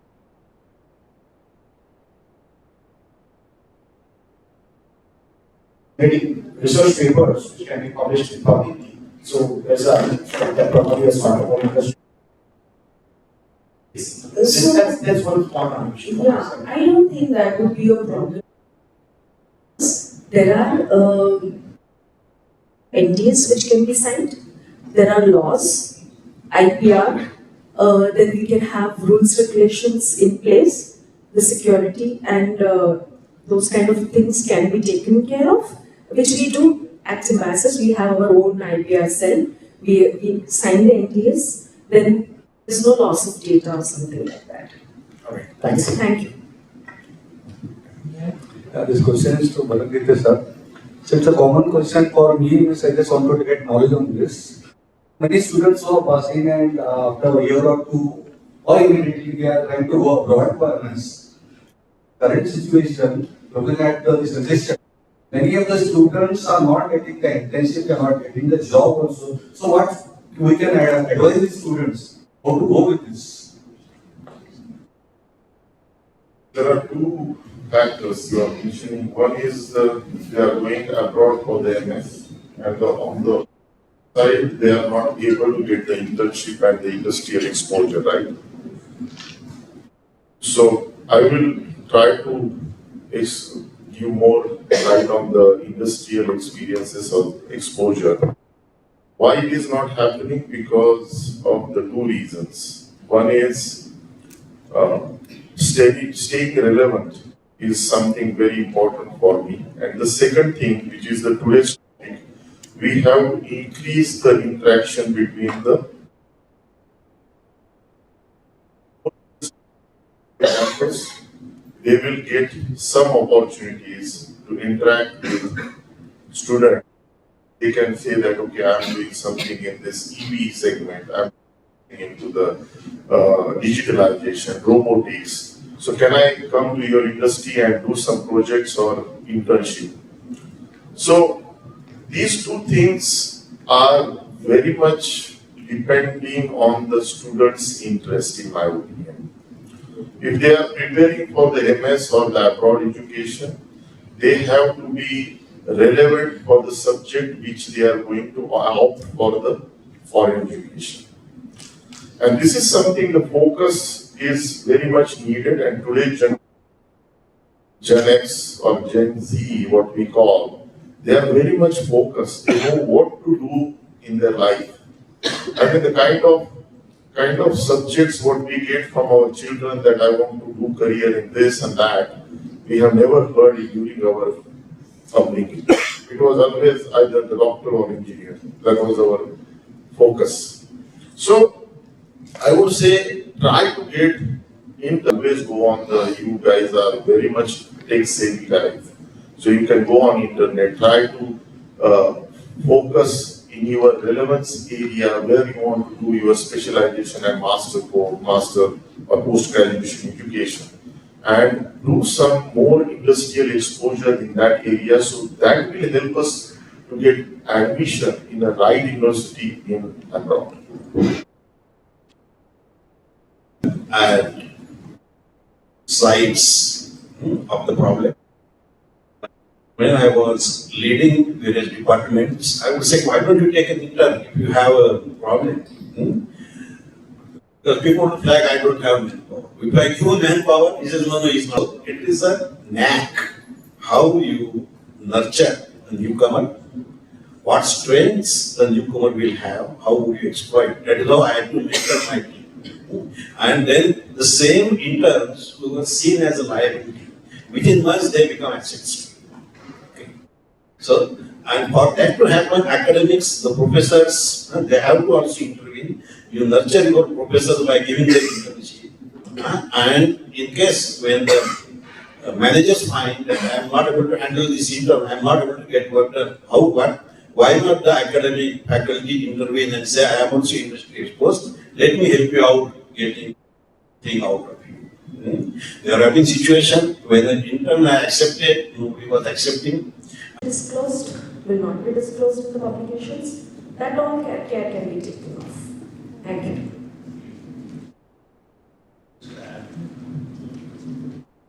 Hello. See, when you say government, who is governing? We all are governing. So we need to have our pressure groups in terms of our IEEE, ACB, ACE, all the institutions. Find out what best we can do ourselves, where we need their support, and government may not on their own be willing. They may not have insights that to come to you. You have to provide those insights. The much neglected area in our industry is advanced engineering. Okay. And what I can do after 10 years, can I work now? Then definitely academics and industry students, they are the best players.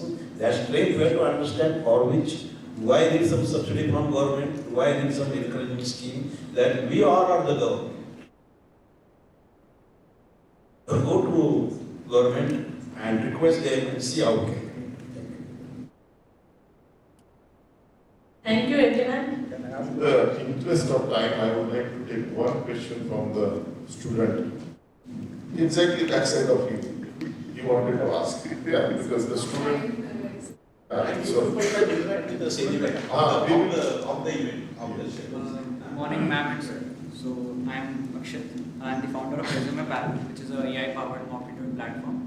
Recently in the last few months, I talked to 100 college students all over the India. And one thing I found that 90 of them said that whenever they enter into the interview room, they have the interviewer in front of him or her. Whatever they learned the last 4 years in the college, it's not enough. The hard skills are not enough. The interviewer is expecting the soft skills, communication skills, presentation skills, how the interview is presenting himself, that is also required, which was not taught in the college in the whole curriculum. And we understand that university syllabus cannot change in one day. So how can startups like us can play a vital role in becoming the helping hand of the colleges?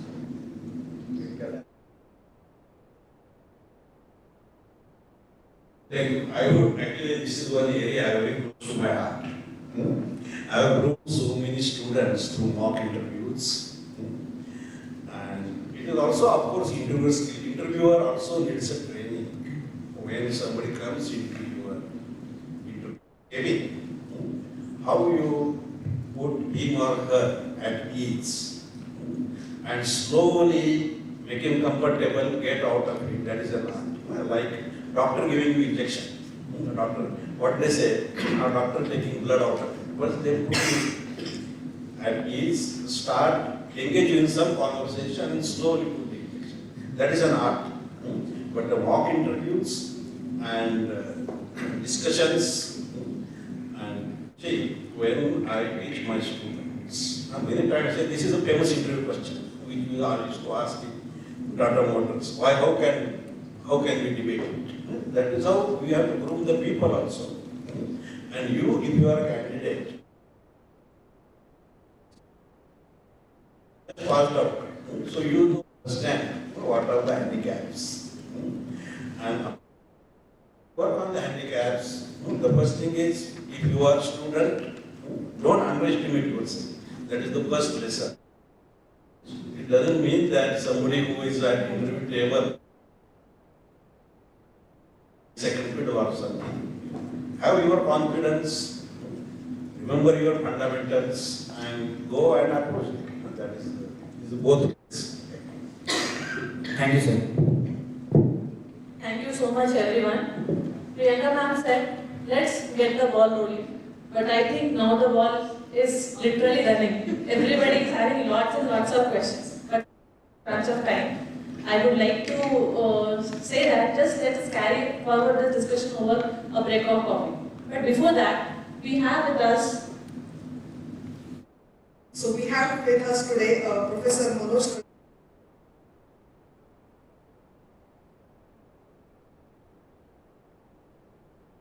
Has also helped students, a lot of students to get place in.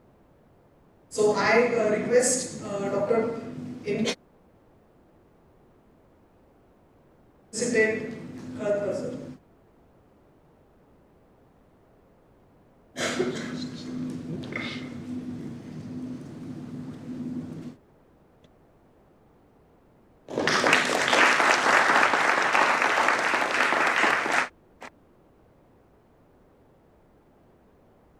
Thank you, sir. I request everyone to proceed for coffee break. Dignitary on the desk. Let's go for coffee break.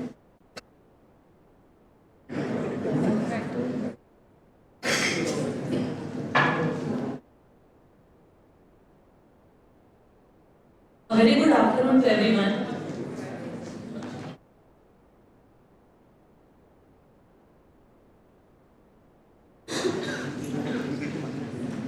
I hope everyone has come.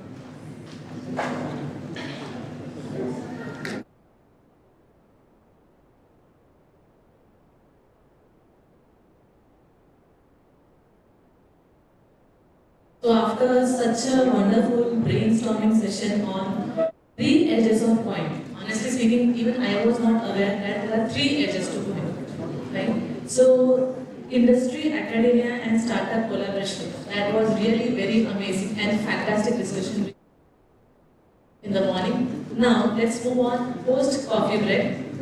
So here I would like to start with the quote of famous personality, CEO, Director of Infosys, Mr. Narayan Murthy. He has rightly said, engineering or technology is all about using the power of science to make life better for people, to reduce cost, to improve comfort, to improve productivity and whatnot. So let's start with our second Tech Talk session.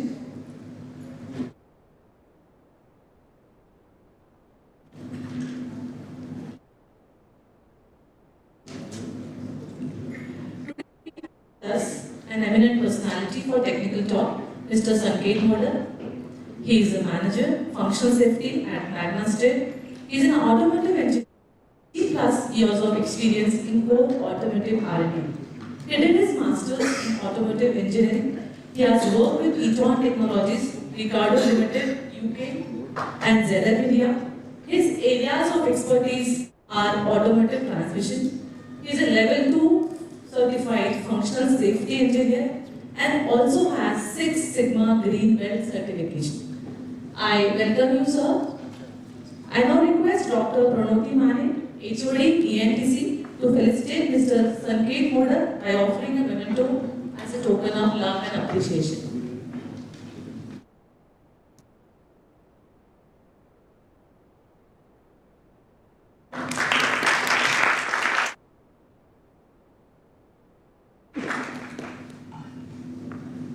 Now I invite Mr. Sanket Moda for technical talk on need for functional safety.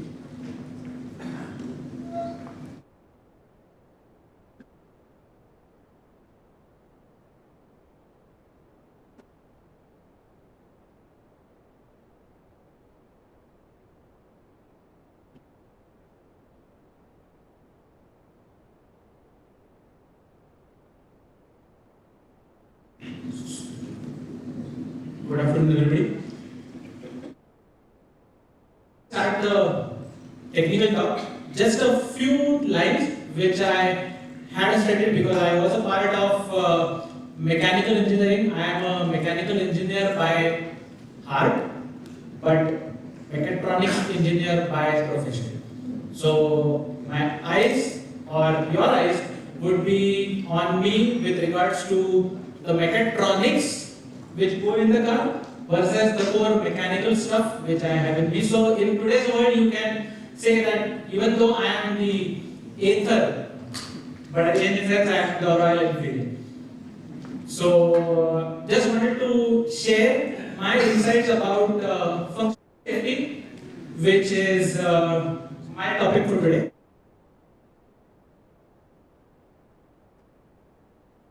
In the first session we saw that we talk about knowledge being the key, and that's why we are here for synergizing between engineering and the industry. But in our school days, we might have heard that knowledge is power, right? We all have heard this term. But according to me, it is applied knowledge is power, because unless you apply that knowledge, it is really not that important how much you know, whether it is more about how much you apply. So this is what I would like to start with. The need for functional safety. If you see the cars which were present way like 1975 or stuff. So we had cars which was mainly driven by carburetors, which had basic distributor systems, basic engine technologies, and very little sense of electronics into it. If you see Henry Ford's Model T, it was purely a mechanical driven car. But then if you start looking on the transition from a pure mechanical oriented car to the one which we have today, so we can see that we have more increase of complexity of functions. You can have climate control, you can have ADAS. Within ADAS you have level 0 to level 5. You have the level of autonomy. Plus you have the V2X, the connected cars environment, which we wouldn't have even thought of some years before. But here the thing is, with the more complex you make the system, so you have the more and more risk of pertaining or catering to the security and the safety part of it. Because now, initially when you had a car, a manual transmission oriented car for example, subconsciously we used to know that the first thing that we do is press the clutch, from the neutral, bring it in gear and then release the clutch. Now what are we doing? We are simply relying on the system that depending on the speed, the car is going to change the gear by itself. So we are kind of, earlier we had a clutch pedal. Even today the manual transmission driven cars have clutch pedals. But do we have clutch pedals today? No. Do we have the manual stick? No. It's only a lever which we are having P, R, N and D. But then we are completely relying on the system to take care of us in case of a danger. Because we only are considering the fact that we have good cars, we have better roads, but what will happen if that thing fails? So from a safety angle, I would like to throw some light on when increasing the needs of all the gizmos, the electronics into it, what are the challenges that we face based on the safety aspects? There is a need for a standardization through which this standard is applicable. And then the mother of all safety standards was IEC 61508. And here, it was not entirely sufficient to distinguish a car in particular. It was basically a safety standard for all machinery. But then we had the first edition of ISO 26262, okay, which was specifically aimed at passenger cars. This was first released in 2011, but then the second edition was out in 2018. So this is a standard which covers the regulations of designing safer cars, considering the E&E, which is the electrical and electronics part of the cars. It is also applicable to trucks and buses as well. You also have EN 50128, which is applicable for rail. Similarly, the 21448, which is the SOTIF. SOTIF stands for Safety of the Intended Functionality. So, which is kind of part of a mechanism which goes hand in hand with safety. For example, if you have a camera-based system and you are driving the car in a tunnel, initially what would happen is your eyes are not accustomed to the change of light, because of which what happens, for 1 or 2 seconds as you enter the tunnel, your eyes get time to acclimatize. That's why you need to switch the lights on in the tunnel on when you just enter the tunnel. So if the cameras are also designed in such a way which takes care of these conditions, how are we going to design it? So the SOTIF takes care of those. So the first thing is you develop a product, then you make it safe by involving functional safety, but the next thing is you secure it. Because if you have V2X or if you have other stuff going on such as securing the car, you have the cyber security stuff standard which was released. And then the 26262 is aimed at passenger cars, but what about tractors? What about bulldozers? So for those, we have ISO 25119, which is specifically aimed at safety of off-highway vehicles. So there is a need for standardization, but why is there a need to standardize those? Because if we look in the history, there have been recalls. Now the recall is bad when it comes to the brand, but also it has a cost impact. From an industry perspective, the cost impact is significant because now the manufacturer has to bring all the cars from a batch to the service station, get it repaired for free for defects, and then roll it back. But here the problem is, in that bargain, your brand image is tarnished. What the difference between a good car, a better car, the best car, and a non-reliable car is something where one of the brand value will significantly belong you to, or maybe it will drive you towards. So one of the key things is what the brand tells you.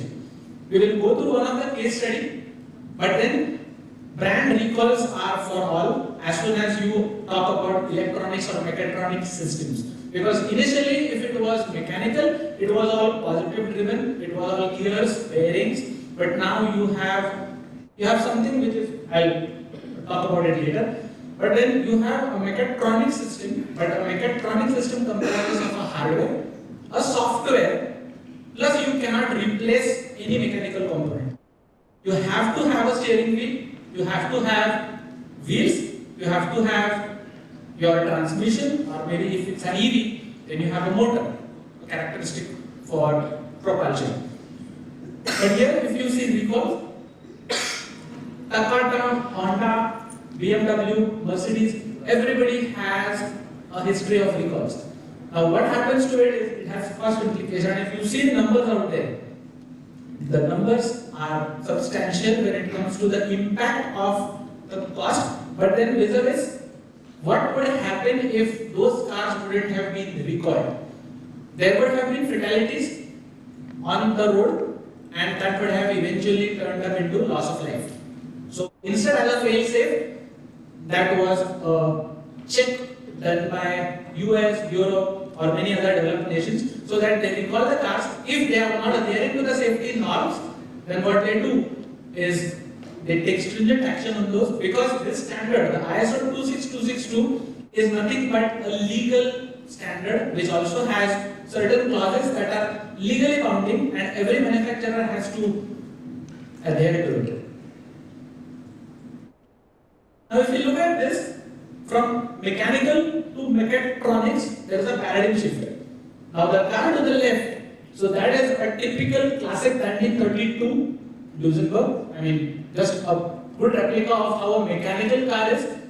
That doesn't have an electric start. That doesn't have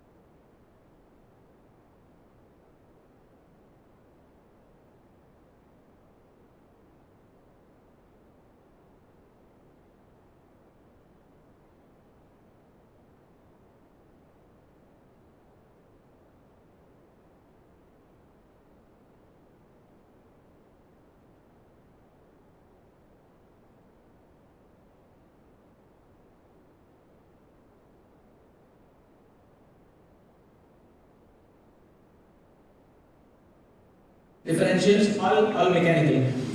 They are reliable, yes, but the fundamental thing that they lack is they have a lag in response time. You have to steer hard, you have to brake heavy, so there is no assist. The system input is always driver dependent. So that the driver is at the key, but now you are talking about replacing the driver altogether by introducing autonomous cars. So you are trying to incorporate electronic gizmos into the car by which you can substantiate the driver itself. How? Is through electrical and electronic systems. Now you have X-by-wire, which is steer by wire, drive by wire. Okay. You have XEVs, which is your BEVs, PHEV, right? You have the motor control, the hybrid vehicles. Now with this what happens?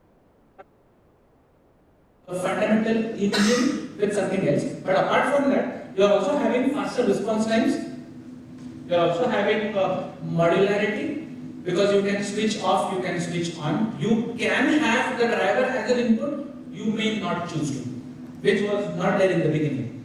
The system shall make sure that the vehicle is always brought to a safe state in case of a fault. This is the fundamental assumption that we normally have. We rely on the car, that the car is going to make us safe in case there is a fault in the system. Because earlier when they are damaged, at least the driver used to feel that being a mechanical system, but now it's only a warning, and something goes off, the driver has to figure out all by himself. But here, can we replace the mechanical systems vis-a-vis from the aim for the same reliability? Because it's always a battle between safety and reliability. If you are making safer systems, are we really making reliable systems? That's the first question we need to ask. Because here, safety and reliability, you have a different reliability curve for mechanical systems, you have a different reliability curve for electronic systems. But then there is a trade-off. So the driver has limited controls, because from a driver perspective, the driver has limited controls, because now he doesn't have a gear shifter, he doesn't have a clutch pedal, he only relies on the system so that it can have true or positive pendulum, and he relies on the vehicle for assistance in case of a fault, which he may be completely oblivious to. So that's the challenge that we, from an electronics perspective, are facing constantly, that how do you manufacture safer cars, and for that this is the standard, the ISO 26262. Now let us take a classic case study. This happened in 2010. So this is basically the vehicle at fault was a Toyota or a Lexus 350, and the person here, he is a petroleum officer, and he was driving on a highway, but the problem was, the moment he stepped on the brake pedal, the car used to accelerate. That was a flip side. Ideally, the command, as soon as you press on the brakes, should be the vehicle should be slowing down or should be stopping. But in this case, the vehicle speed was constantly increasing, and nobody had a clue of what needs to be done. For this, there is a case study online. You can view it online. There is an entire case study available. But just to give you an instance, this initial investigation was done by NASA, and even NASA was not able to find anything fishy, but they had time constraints. Later, they had experts diving in. They read all the incidences, they took their time. But then the problem, why this happened, they first challenged that there was the floor mats which were on the driver's side. Those were faulty. That amounted to the recall of floor mats. But the problem was not about floor mats. The problem was catering to unintended acceleration that was caused by mere bit flip. The people who are in software may understand what does a bit flip mean to you. You have an array, you have bits, and if one bit goes from this end to this end, you have an unintended acceleration. So the command was taken from the braking, but was converted to acceleration just by a mere bit flip. That is the problem. And this was from a reputed manufacturer. This was from Toyota. If this can happen to Toyota, this can happen to anybody. But here, this was 2010, and this was in a developed nation. This was in USA, and the driver himself was a petroleum officer. Unfortunately, he died on the spot. But there was a fatality. But now these were lessons learned as to a need for developing a safety standard of why should there be a need to develop safer cars, which would only be possible using a reliable hardware, a reliable software, a reliable system in general, and then you will have all the check boxes covered. Now here, handbrakes, they are not part of the EPP. So the EPP was also not there. That's why at that time, and that was within kind of fraction of seconds. So even if you could realize it T-boned one car, it was at an intersection, and then it was totally lost. So if you see, the image is not clear to the right, but the car was. And even the response time, the speed of the car was more than 100 miles an hour. Considering the driver was able to brake, or supposed to brake, but then it exceeded the speed limits, and it was going on a highway, and the speed exceeded, then it T-boned on the junction. So even before the driver could realize what could be done in a panic situation. But then this is a lesson learned, wherein the root cause was unintended acceleration, faulty systems amount to product defects. Then what followed was lawsuits, because this was the FMVSS, which is Vehicle Safety Standard. So they pulled Toyota in the courts, and Toyota had to pay a huge fine. So the Toyota denies the claims, but finally they settled in for 1.6 billion. So you see the amount of money that goes in, but again, you have a loss of life here. So if we are relying on the system, that the system is going to take care of you, this is what happens if the system is not reliable at a very bad time. So that's why your brake override firmware update in the recent models has led to this cause being taken care of.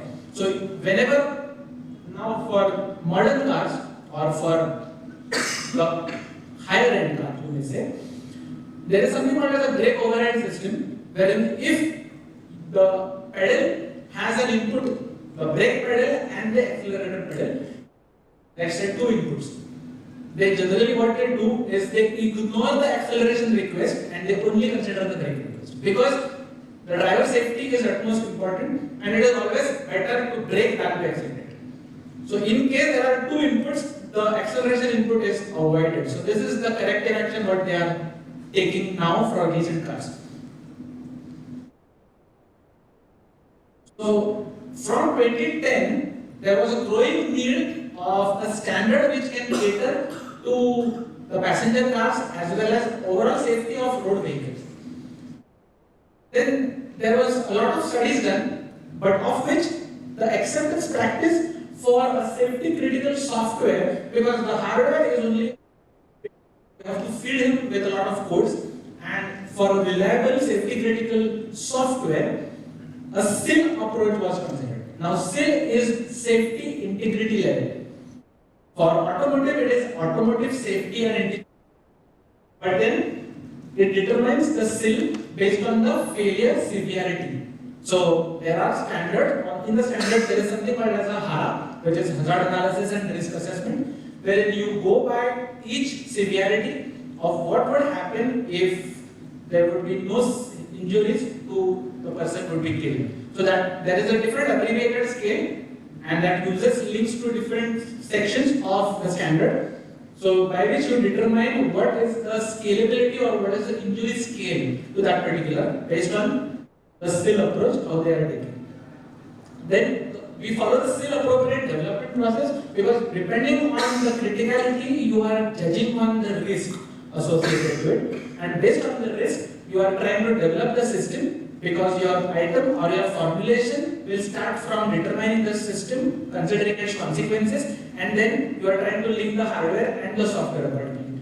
So that's why you have an appropriate technical practices, because it goes on to the component, and then your still appropriate validation practices, because every requirement that you will as a theory, you should investigate it. But in reality, it may not be happening.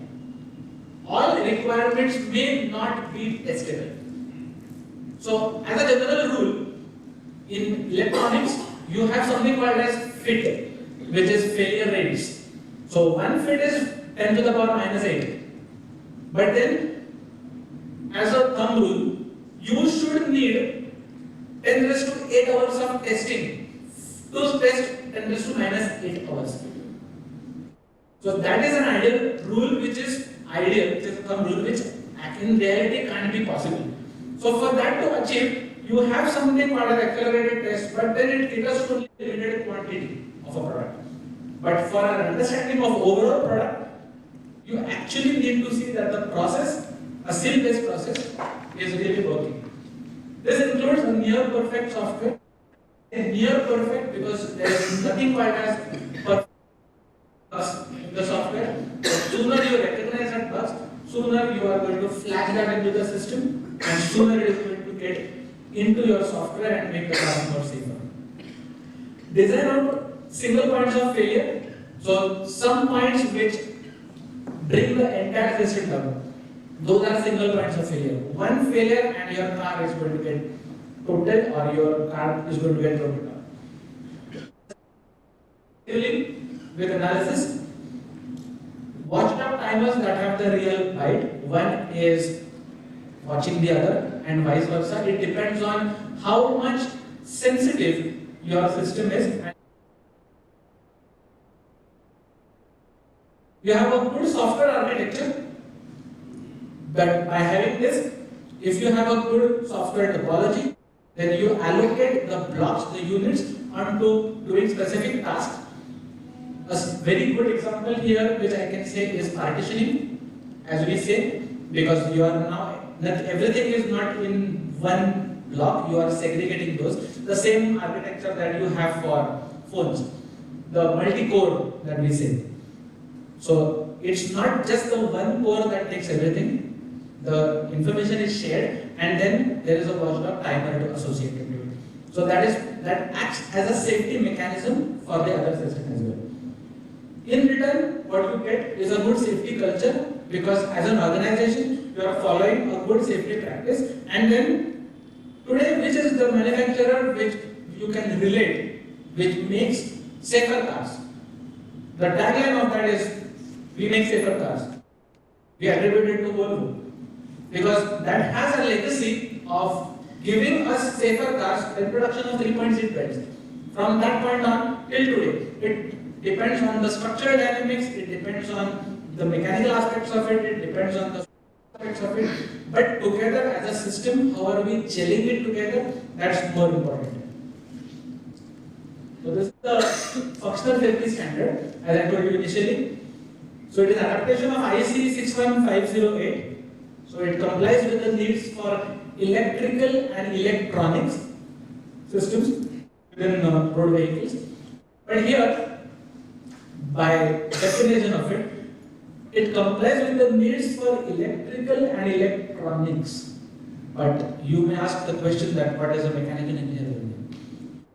But as a system, when you are looking from it holistically, it's the mechanical system which was there in place, and then the electronic system is there to just make it faster. The response time is more increased now. Here, if you understand the system better, I can take you to the next slide where I will just have the takeaways out of this. But just for you to know the standard, how it is aimed at. So these are just the points. So there are 2 editions to it, as I told. The first edition was out in 2011. The second edition was out in 2018, which covers the entire spectrum, including the motorcycles as well. Electronic fuel injection system, even for the motorcycles now here, wherein the carburetor now is phased out. So even the throttle injection or the timing is now controlled electronically. So all these, you have the EVs, the bikes, EV bikes which are running, they have the major problem of thermal runaway, the battery, because of heat. And it is very difficult to control the heat or fire in case there is a fire initiation. So how do we take care of those safety critical systems? So this standard, it provides an automotive safety life cycle. So I will walk you through the view. It provides an automotive safety risk-based approach, as I told, the SIL-based. So it's a safety critical approach for risk, and then your applicability is mainly requirement to enter into. It provides requirements for validation and confirmation measures to ensure a sufficient and acceptable level of safety, and it provides requirements for relations with the suppliers. Now, there are 2 aspects to it. There is a product development happening where you are developing a particular product. A product has to perform its intended functions, but then there is the other part to it. What if the product doesn't comply to it? What if we have safe states or error states? How are you going to take that into consideration? For that you have tools. This is a typical V model of an ISO 26262, this is how it looks. But the work products that it offers is the FMEA, which is the failure modes and effects analysis, the FTA, which is the faulty analysis. Now these are all part of your RCA, the root cause analysis. Here, unless we know beforehand, unless we are forecasting the failures. We are designing the failures into the system and then making the system robust. Here, these are some of the mechanisms which help you do that. So that you can build a better car, you can build a better system. The TFA, which is a dependent failure analysis, it also depends on the common cause failures. Now there is always a tussle between hardware classes and fit. So based on, because everything that you put, I can have 1,000 sensors in my car, but the cost of the car is to be borne by the customer. Can I do that which for a car which is aimed at economy? I can't, because there needs to be a compromise. I can put everything at high risk and then design my system accordingly and put innumerable number of sensors.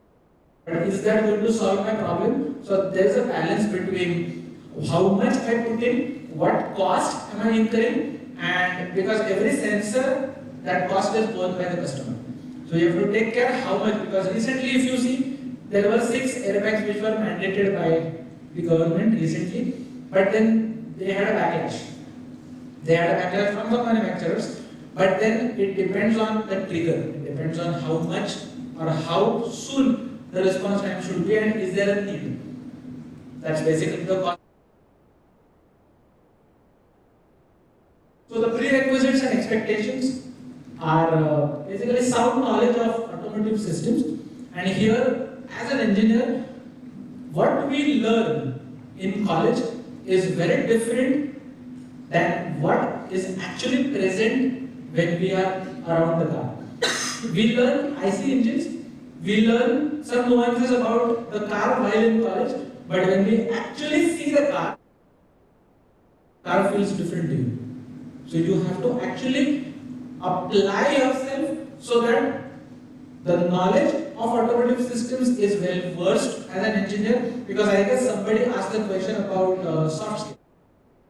But the soft skills part of it is you can have technical knowledge delivered, you can have technical knowledge at least given, provided, but the right attitude is what is necessary for any candidate, and that brings in the best mix of knowledge of systems, the best in what you are, plus the attitude that you carry with yourself during an interview. Also, the overall understanding of safety process is very important, because as a safety engineer, my first intent is I should understand how the car fails rather than how the car works. Because unless I know all of this, I am not able to design a reliable car, because I am taking into account all the failure modes beforehand, before even designing. So consider that if I get to know some failures after I design the process, then I have to again go back to the drawing board, again change that, and again do that, which is cost. Okay. So that's why if I am forecasting my failures beforehand, that's basically a good approach of understanding the safety process in general. Understand various vehicle driving scenarios, because which vehicle are you designing is also very important. Are you designing a hatchback? Are you designing a sedan? Are you designing a pickup truck? It depends on the safety, depends on, because if you see the position, how the driver is positioned. For a pickup truck, the driver is facing forward. The wheels are, whereas for a car, the wheels are ahead. So there is ample space. In case of a crash, the response time matters. So that's how the safety process is generally inherent. Interaction with mechanical and electronic systems, that's mainly the key aspect, because one needs to understand how the mechanical system or the linkages work and how the electronics of it also takes, basically, it helps assist the mechanical system so that other system, it would work flawlessly. Time required for activation of each safety function of the mechanism. I have a requirement, let's say, suppose somebody is designing a VC, for example. If I have the requirement saying that the airbag should be able to, or airbag should open in case of a crash in 5 seconds. Does that requirement make sense to you? Everything in the statement, everything is good, but in 5 seconds, the time is too much high, because till that time the damage is already done. So we need to understand, and there is no mathematical formulation as to, okay, how do we compute that time? It depends on vehicle to vehicle. So it depends on which vehicle are you targeting or which vehicle are you designing. So we need to understand that time based on the dynamics of the vehicle. We also need to understand the ability to seamlessly bring the vehicle into a safe state. What would happen if, let's say, a sensor goes out there? Do we need to shut down the vehicle completely, or at least be modular and switch off a certain portion of the vehicle, but still allow the vehicle to run and then have a warning light to the driver informing that something is wrong? For everything, you don't have to shut the vehicle down. So there needs to be a compromise on how much criticality, because if you look at the dashboard symbols are also devised in color codes. There are red, there are yellow, there are green. So red means too severe. That means urgent action needs to be taken. But for yellow or for green, maybe, that may depend on how the driver may choose. He may also choose to wait and then take the vehicle to the service station, but the vehicle would be running in that time. Reduce and minimize the possibility of hazards resulting due to malfunctioning hardware or the software. So that is also one of the things. And then we have the future challenges. As to the product development, as I told, we have the product which is developed, we have the functional safety, but then we have the cyber security as well. But all three should work hand in hand so that we are able to deliver to the customer a safe product, a reliable product, and a secure product. So these are the future challenges, and now with the removal of driver altogether, that problem is more intense. Now, minimize driver involvement is something that people are looking into. Shift from IC engines to alternate sources, hybrids, BEVs, or fuel cells. Government regulations, brand recalls, fines, because those are also quite in number. And generally, fines, as we saw on the previous pages, to avoid those, there are regulations, but it is very difficult to meet those regulations. US has their own regulations, but to meet that regulations, it comes with a cost. So, the challenge that we have. The challenge is to hardware manufacturers, because you can have a hardware developed, but only with the. If you are catering, you can have a best software, but with a minimal amount of cost. But what are you able to devise a hardware which is like may or may not be, because it may not be able to give you 100% of or 90% of the every time. You also need to minimize the costs and the platform development versus from scratch. So if you take an example of Tesla, which didn't have a baseline, to something which has an established baseline, you are only a platform-based approach. So that's one of the challenges that we are facing. So finally, I can just say that safety isn't expensive, but it's priceless. Thank you.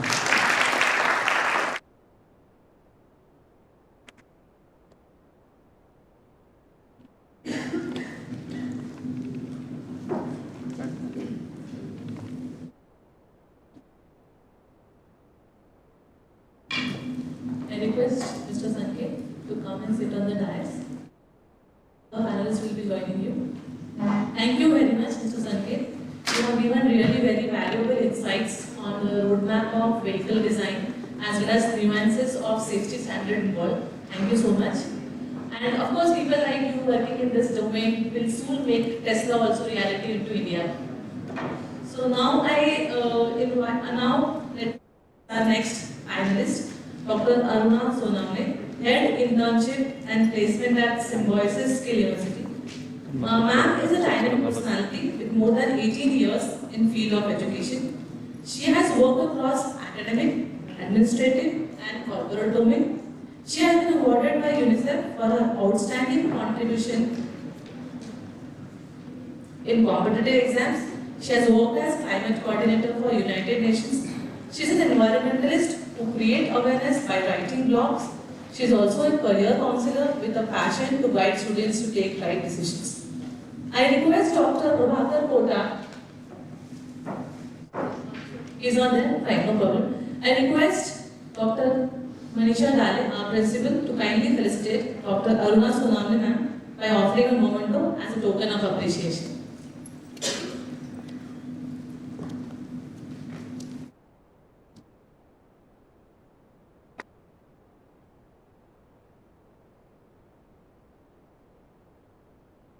Thank you so much, ma'am. Now I would like to invite Dr. Aruna ma'am.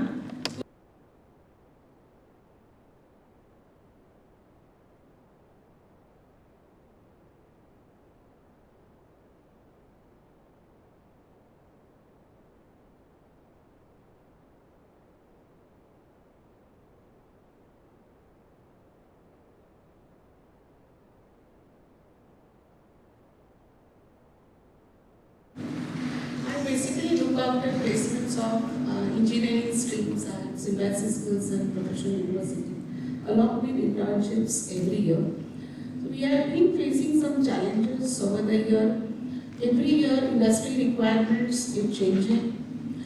There are some policy decisions which need to be catered to with a diversity candidate in demand criteria which needs to be fulfilled by the candidate. Here I would like to focus on the academic and the placement requirements, where there is a huge gap, as everybody mentioned, between academia and industry. So, with this particular point in discussion, there are few prerequisites which we need to understand from the industry. Have a proper training session for the students, train them as per the interest and the requirement. We need to respect the interest also. Apart from this, as somebody mentioned here, there could be rejections on the basis of soft skills. Take care of this particular area right from day one. So it is up to a candidate to understand the shortcomings and work upon those areas. Of course, with functional safety, which was delivered by Mr. Sanket, it's a niche technology, and we will have such niche technologies not only in functional safety, it's of the industry requirement as well. So when we need to take care of these requirements with placement point of view, we need to understand what is exactly required, what are the skill sets which the industry is looking at. It could not be always on the technical side. Other areas which Mrinal Madam also mentioned regarding the lab setups, industry exposure in terms of meaningful internships, which can probably lead to the proper training which is required in the industry. Apart from this, we need to have a training or awareness for the faculties as well. Because when we speak in terms of bridging the skill gap, it is not only from the student's point of view. If it has to be fulfilled from industry point of view, we need an academia which is an expertise in that particular domain. So it is going to be kind of back by going to the industry, approaching the industries for the meaningful projects. Because even if the industry is established or evolving, there could be many problem areas where this young blood can ripen. And this is where we are, as Symposium University, doing great work. We have a number of joint projects with the industry. And we and the students, along with the industry professionals, are working on numerous problem statements, and then which eventually leads to some profitable outcome. We also have a number of MOUs with the industry for conducting expert sessions as and when required. When we look at academic, we cannot keep on modifying or revamping our syllabus every time, because that is going to be very challenging work for the academia. So instead of that, we can introduce some short duration courses, maybe in the third year or the final year, which can be beneficial for the students so that they get into proper placements. Here I would also like to focus on the role of startups because they are evolving. They might be coming across a number of challenges. If they would like to interest these problem statements or challenges they are facing to these final year students who can actually have a very good thought process and come out with a proper solution. So this was my take on the challenges. Apart from these challenges, we have introduced a unique internship model. So it was a really challenge because I am sending a first year student for internship after a year. The first question which was thrown by industry to me was, what this child will do in my company? Because it's very raw. They are just completing their 12th standard, coming for a degree in engineering. Very basic things they learn. Able to overcome this challenge, we were able to make the industry understand that this is an exposure. There are a number of things to be observed in the industry. It cannot be always something to do, but there could be. So this is how we have tried to overcome this challenge. And I hope the industry will always support this kind of initiative to give exposure, talents, and reap the benefit. Thank you.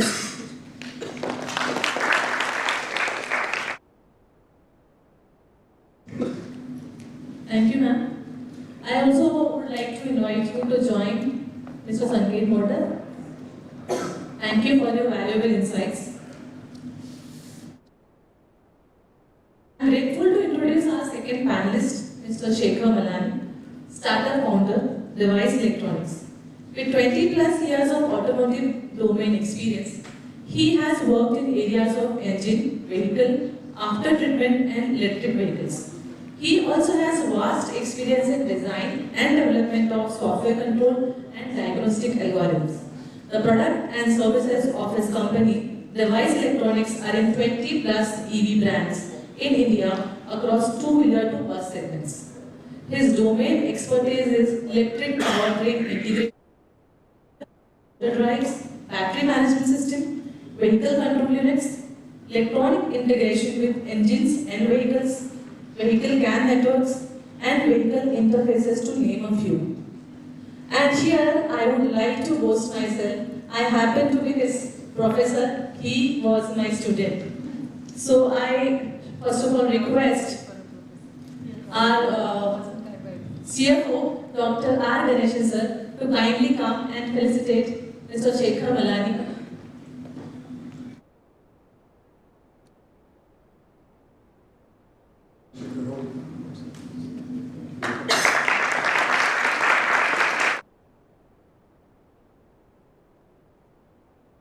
Thank you so much, sir. Now I would like to invite Mr. Shekhar to share his view on skill set needed for vehicle controls.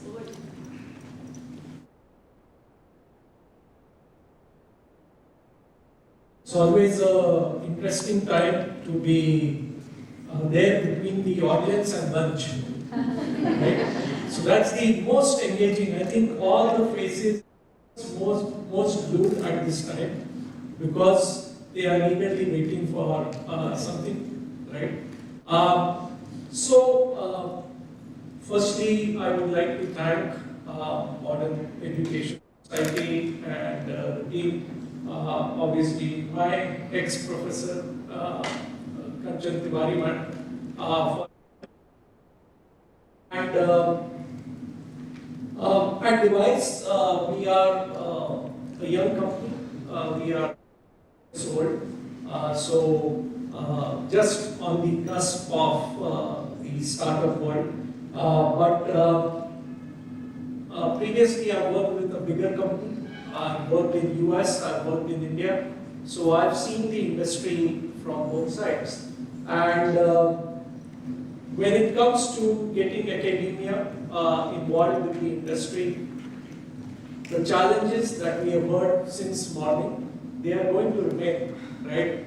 If they disappear, then forums like this will disappear, right? So if the gap becomes zero, then we'll never meet each other, right? So we want that gap to exist, and we want to persist in that gap, find out the best from all the three sides of the coin, as Vishwas sir has mentioned.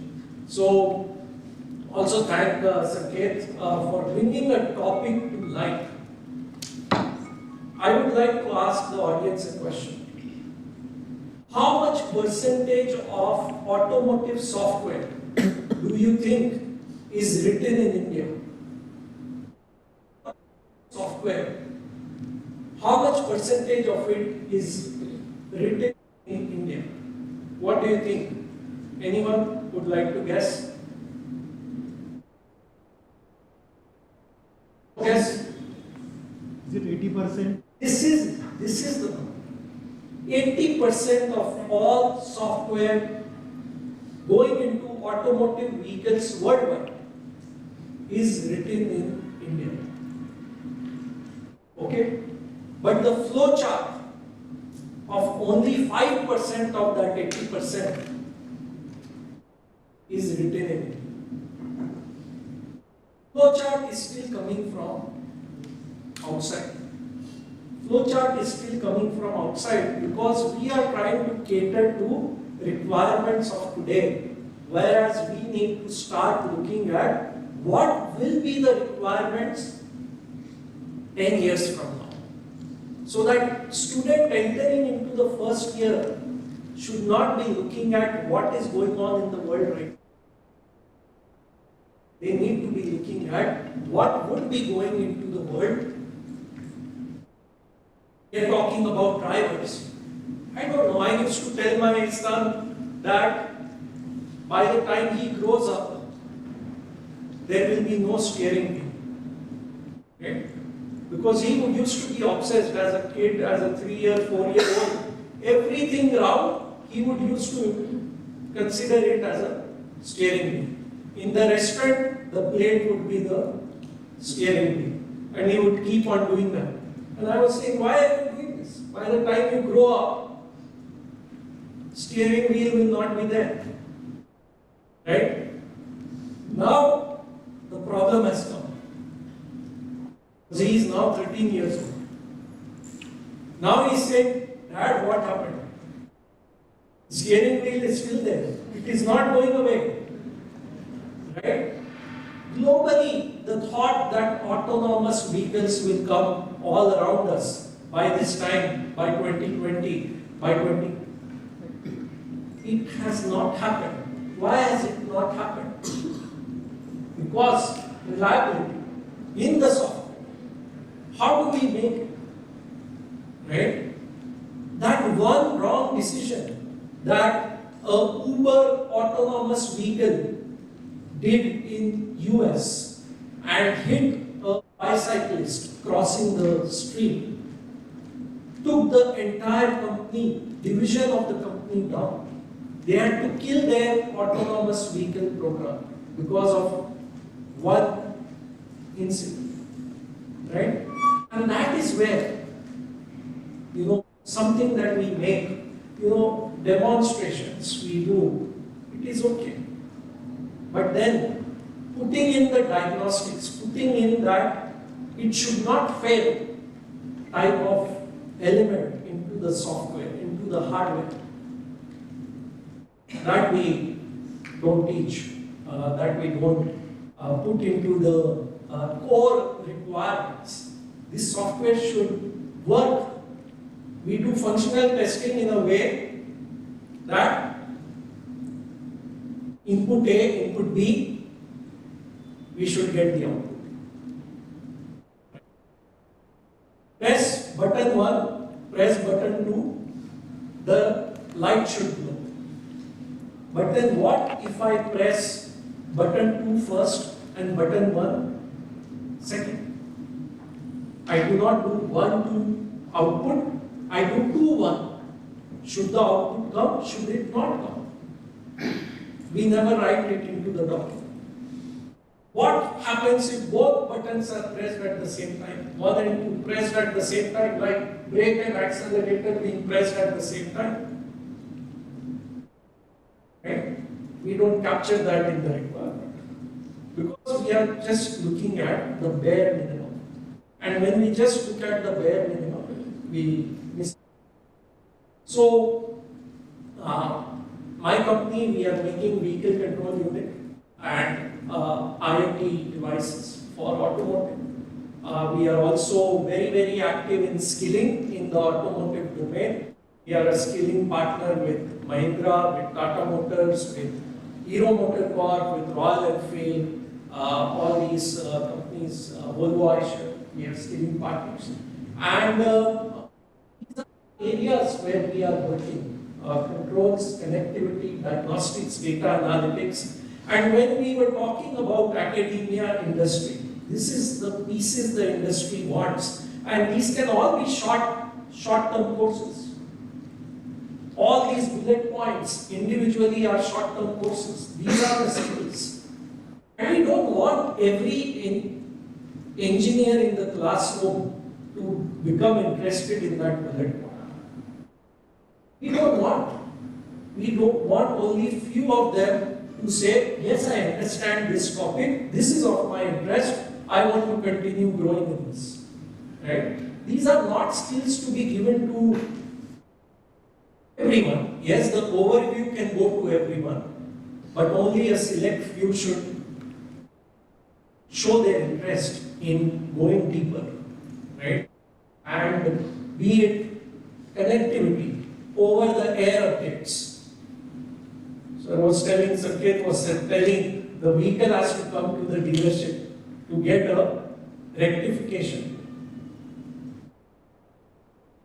Imagine if for every software upgrade, we had to take the cell phone to a shop. Just imagine, right? We don't have to, because there is technology.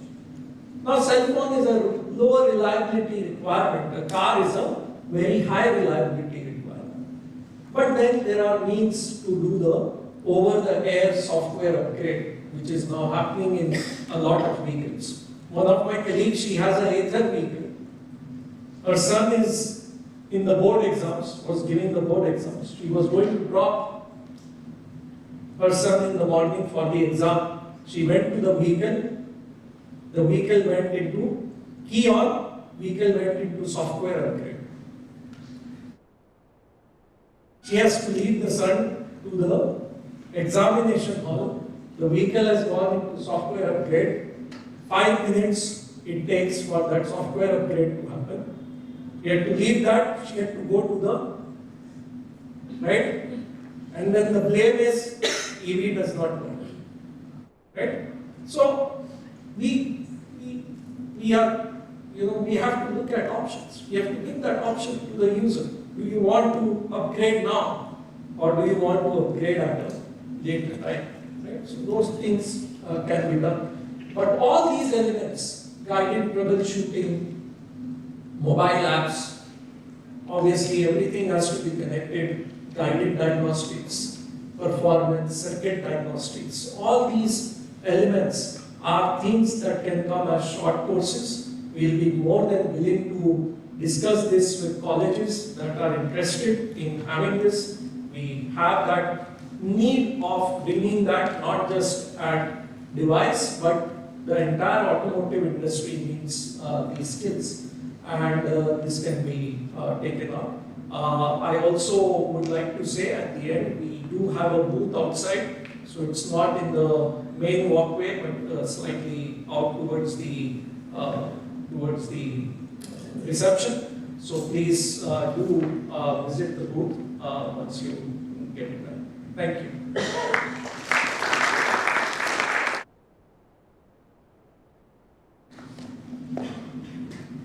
Thank you so much, Shekhar. It really gives me, sense of pride to see you grow. And And I expect the same from my current students. I also want you all to stand over here and speak in front of us. Thank you so much. Now, together let us seize this opportunity to inspire, learn and collaborate. Let us harness the power of collective intellect and creativity to address the challenges of our time and create a world of boundless possibilities.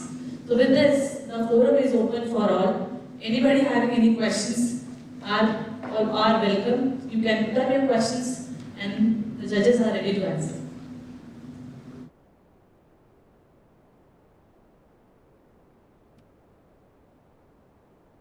So I have a question for Mr. Shekhar. Not only Shekhar, to all eminent panelists. I think all talks very carefully. Yes. And when we are talking about, say, a technology, the technology India, whatever explained by both of you, rather, you talk about e-vehicle controls and where your firm is working. See, overall, if we see our society, the set of users into this particular domain are already limited. Limited maybe say around say 20-25% of users. So why I am connecting this, because when we are talking to the student to explore their careers, it's our experience that when the technology or when they are going for internship or final placement, they always which the technology in which they are working, it should be broad and it should address the major part of the society, which may not be happening with e-vehicles or e-vehicle controls, because first of all it's a niche. Users are also niche segment. The technology is also niche. So instead of the student generally try for big names in manufacturing, big names in automation and robotics, big names in, because you pointed out the clients. So out of the client list you mentioned, when the students are asking us for the internship, they will take the names of all your clients. For example, Hero Motorcorps or whatever else we mentioned. So addressing this issue as a placement officer, how we should address this issue to motivate them to work for this. That is my question. So, a couple of points. One is all Indian automotive OEMs, 90% of them are just integrators. At a system level, you will understand everything. At a component level, it will be a black box. Even for people like Tata Motors, the components that they buy are black boxes for them. Not many people, sir will tell, only selected people actually try to understand what is inside the black box. If you want to understand the black box, you have to go to a tier 1. Okay? Algorithm is in the black box. So, what is required is exposure. What is the work you will be doing? Right? Just that name. See, one is brand attraction. I personally have had people who have left device for the reason that they said, "Sir, shadi nahi ho raha hai, ye naam se." Right? I said, fine. Everyone has that priority. Yours is marriage first, work second. Right? But then whoever has left and gone to an OEM, whenever they call, sir, yahan to bas ye connect karna hai bas. Right? So that knowledge is not getting used. Right? And that is why I am saying, I am not even trying to cater to customer. I don't want every student. I want only 2 out of that 90 people. That is what I need. Right? So that's, the bigger names can take the others. Right? So,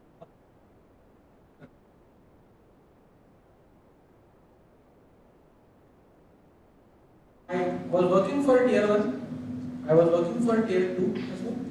I am working for an OEM.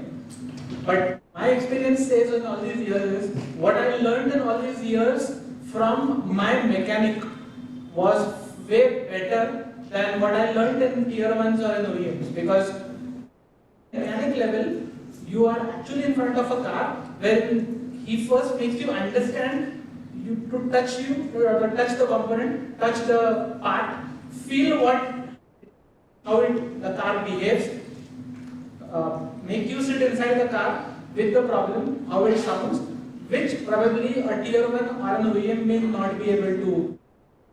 The real world experience that as an OEM or a tier 1 that you might get it.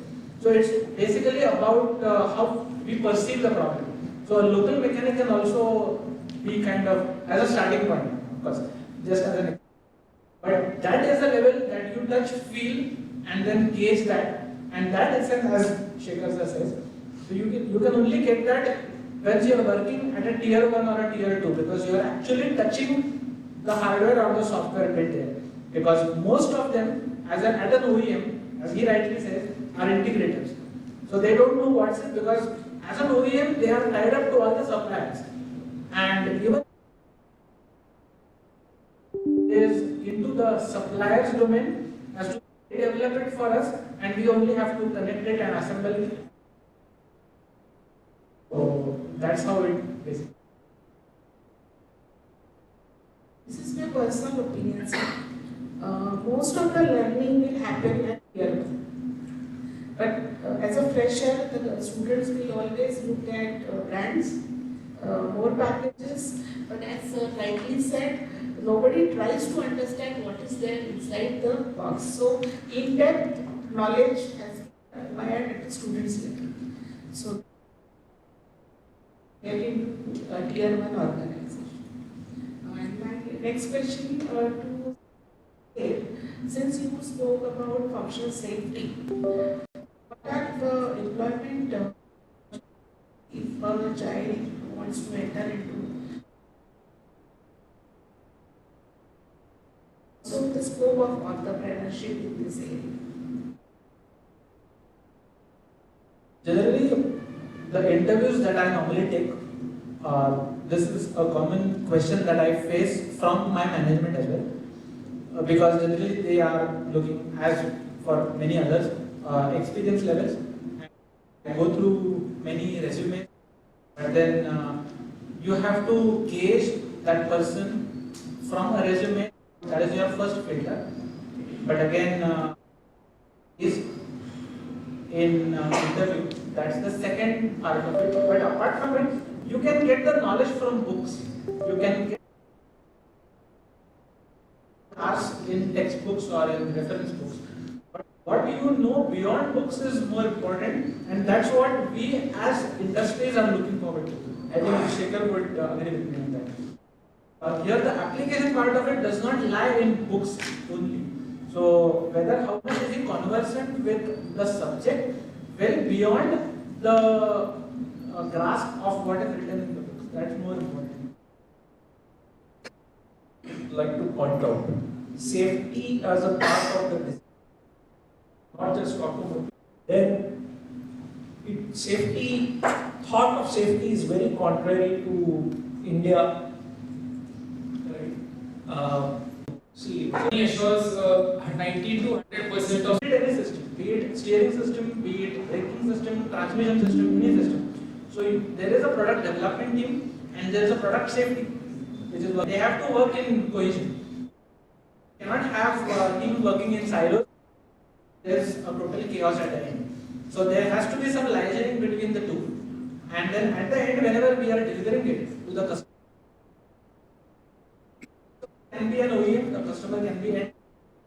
But then here, at every stage, every company has a phase gate approach, wherein it's not that we are giving it to a particular company confirmation review. So it depends on the risk of what is being addressed.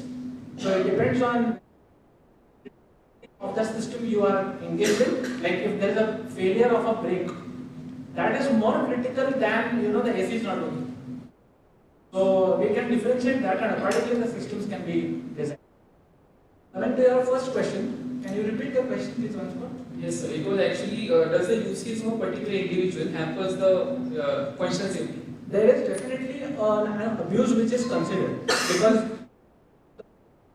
in today's scenario are truck drivers.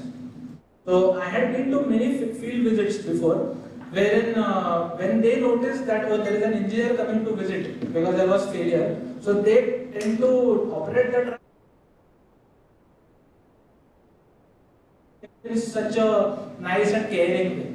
So they make sure that we are adhering to terms, but there is always a certain amount of abuse which is taken care.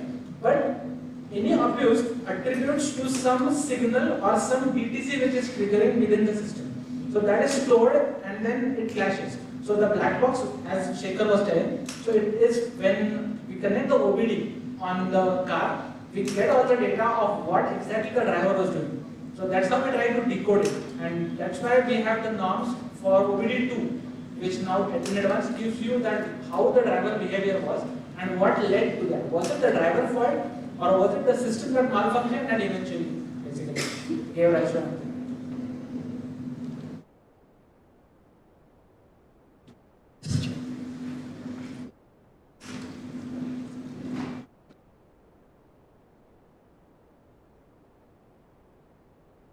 Projects as final year projects. So what piece of advice you would like to give them?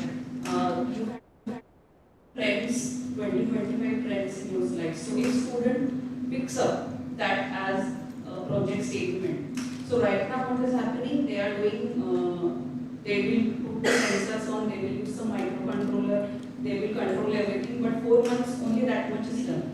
So which industries the students should approach and what should be done after completing the project? What is your piece of advice on that?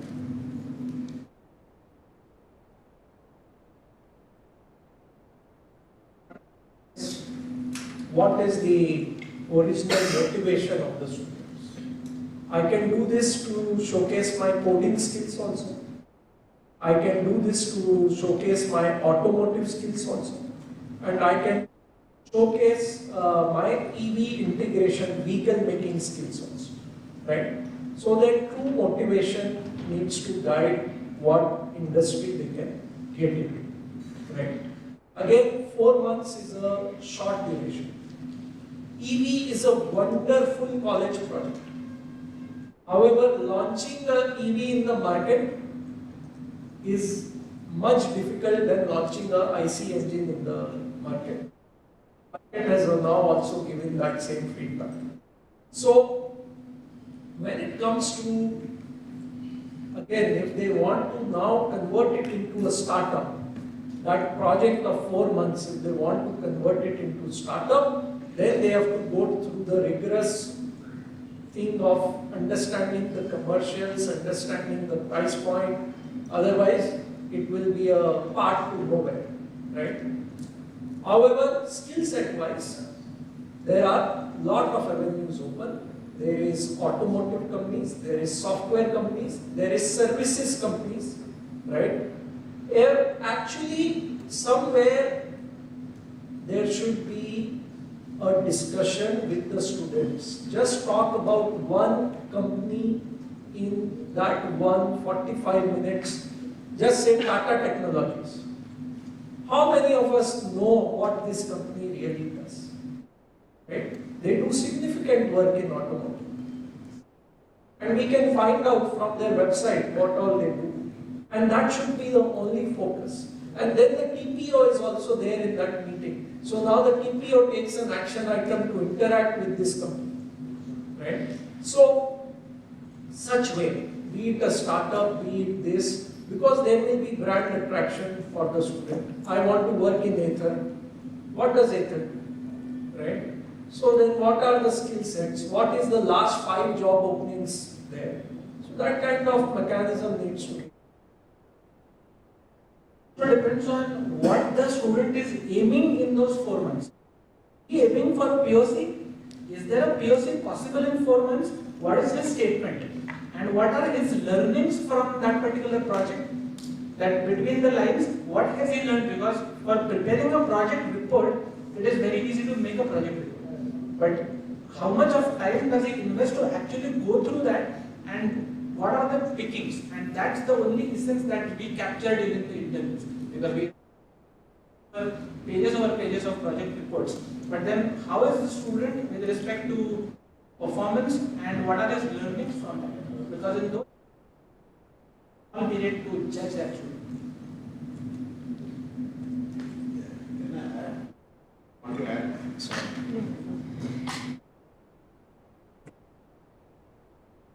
I have been a recruiter all my life, right after passing out.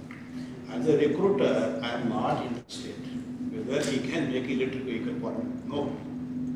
I am interested, is he a good material? My question is, tell me, knowledge base to enter EV? No. If I am an EV company, I will not expect a student to know anything about EV. I will rather expect whatever he has learned, any piece. If I ask him in the depth, if I ask him if this problem comes, how will you solve it? Or if you have done your project with sincerity, on day one, what is the problem you face? How did you select this particular item?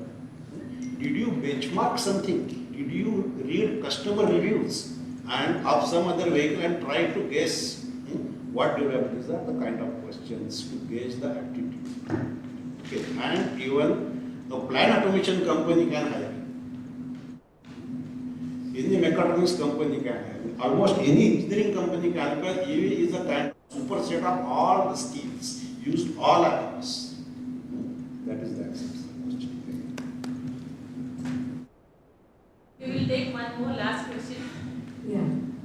So it was a nice presentation for safety because it's very critical, highly important, highly complex. That is what I could understand from your presentation. I would like to know what are the pain points, what you are facing currently, why you did said that testing combinations when they fail. About that. So I would like to know what are the pain points, which could be a research statement or a problem statement for our students to take up. Firstly, knowing the car is the most critical thing, because they don't understand what kind of a car they are trying to develop or what kind of a vehicle goes in, because the response time is something which takes care of most important, because fault tolerant time interval, wherein without a safety mechanism, how much would a fault get converted into a hazard? So that's the time, and that time between which we incorporate a safety mechanism. So if there is a fault and if there are no airbags, how much time will it take for the hazard to take place? And that we are maintaining. That is first. Second, the pain point is during testing, it is 30 milliseconds. But then whether that, and there is no computation.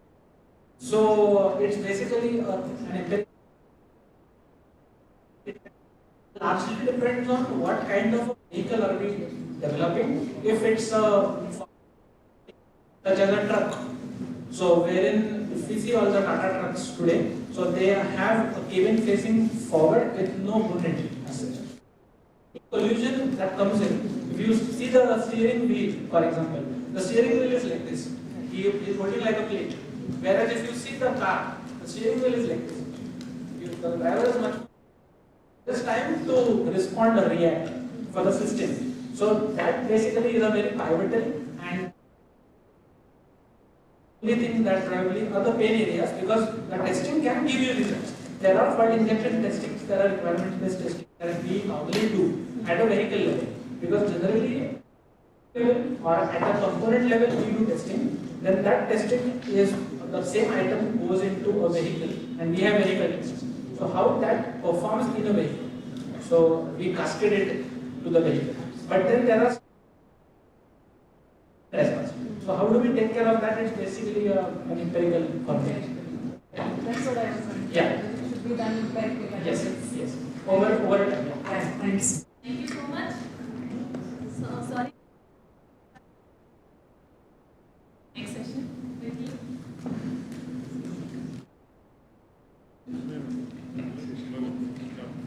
Hello, am I audible? Yes. So, I thank all of you. Thank you so much. Now you can take your seats.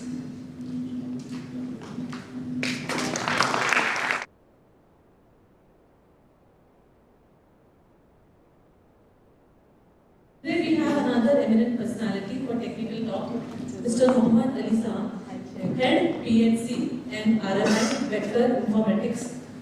He is having total 20 years of experience in go-to-market strategy, product management, technology sales, and business development. He is working with Vector Informatics India for last 13 years. He has diverse experience in various industries like automotive, manufacturing, semiconductor, scientific instruments, AEC. Apart from technology, he has interest in travel, photography, and yoga. I am proud to say that Mr. Mohammad Ali Saab is alumni of Wadia College of Engineering 2004 batch.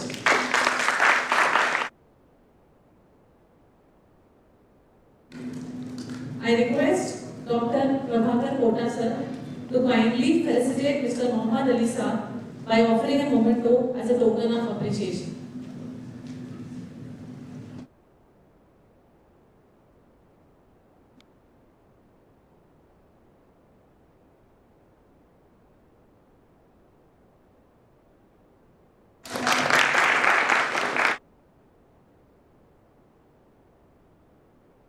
Thank you, Kota sir.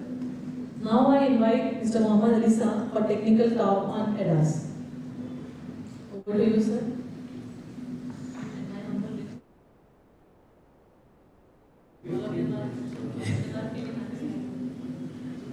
Okay, so my talk was originally 40 minutes. So I will try, but 15 minutes is too less. I know that I'm sitting in lunch, but I will try to introduce my company. So you already know I am a student of the college, and it's a pleasure and honor to present here.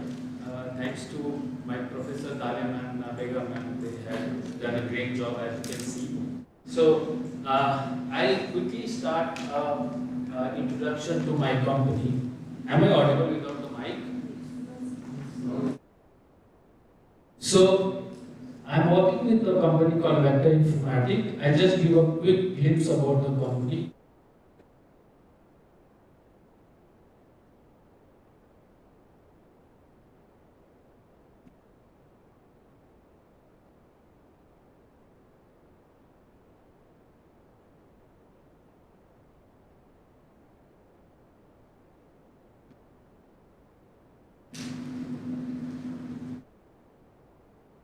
Some technical problem.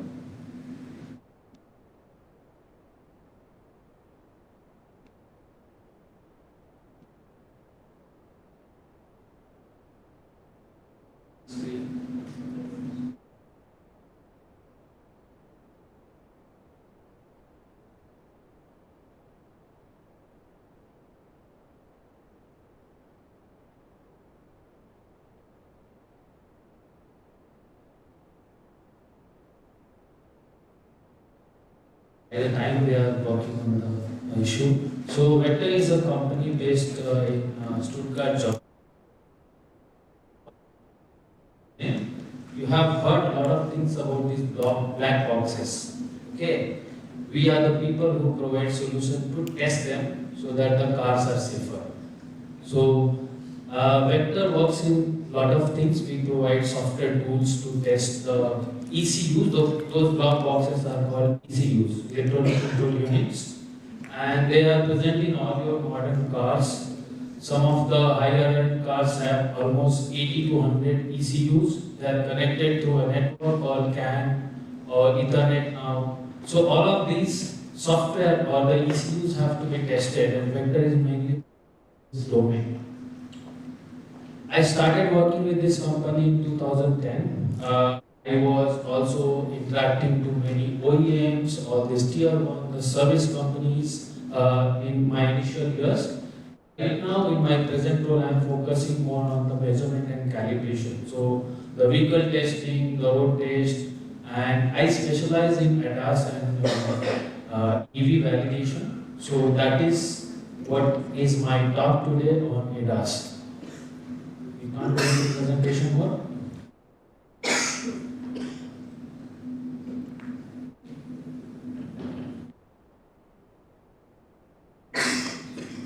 Yes, it is working. Okay, so this is what our core area is, that we provide a solution for testing the embedded systems inside the automotive or and bit of medical. This is a short intro about the company. We are about 4,000 people. Last year we made 1.16 billion euros in revenue. We are present in 33 locations and we are there in market for 35 years now. This is what we do in India. So when I started at Vector India, I was the 5th employee. We have 180 plus employees working in different, basically Bangalore and Pune. And we do sales, technical support, training. So this is about Vector Group turnover. You can see the light gray area is Asia. And you now see that last year revenue was almost equal to Europe.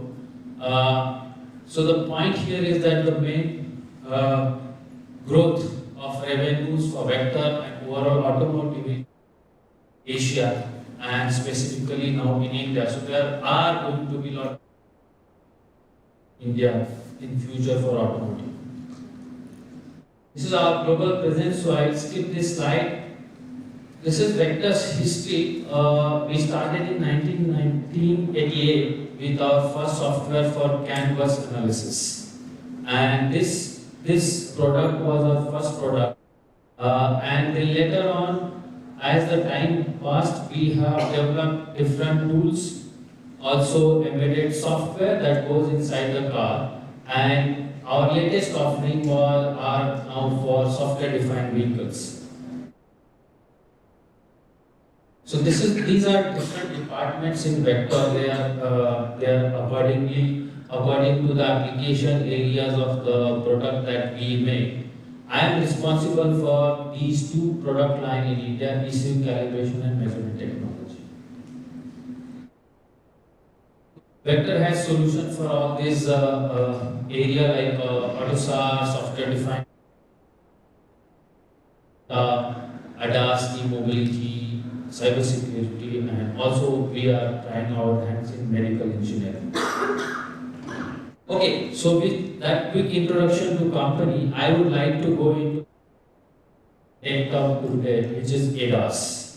Now, before I go into the topic, I would like to know that how many of you know what is ADAS is. Like, what do you mean by ADAS? Not a technical definition, but what do you understand? Anyone working here in ADAS or? Okay, so yeah, you are the expert, so I'll skip you. Okay, so I just wanted to see if I should go really deep or I should keep it low on the technology part. So let me start with this definition.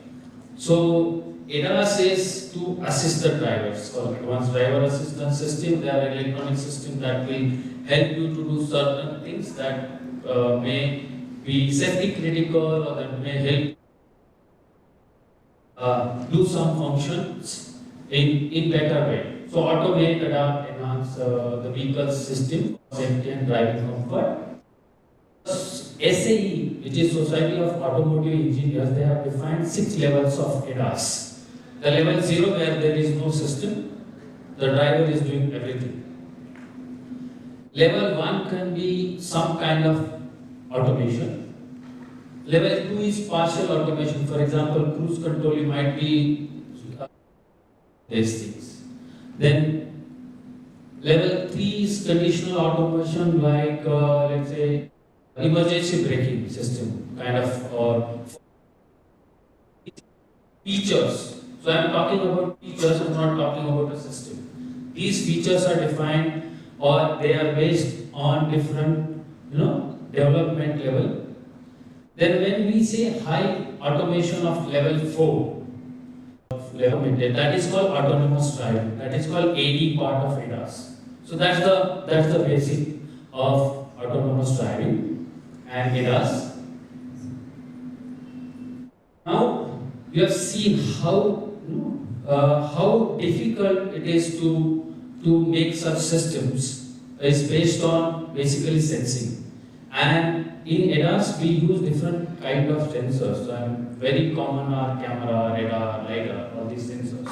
Now how these sensors work, how they understand that what to do next.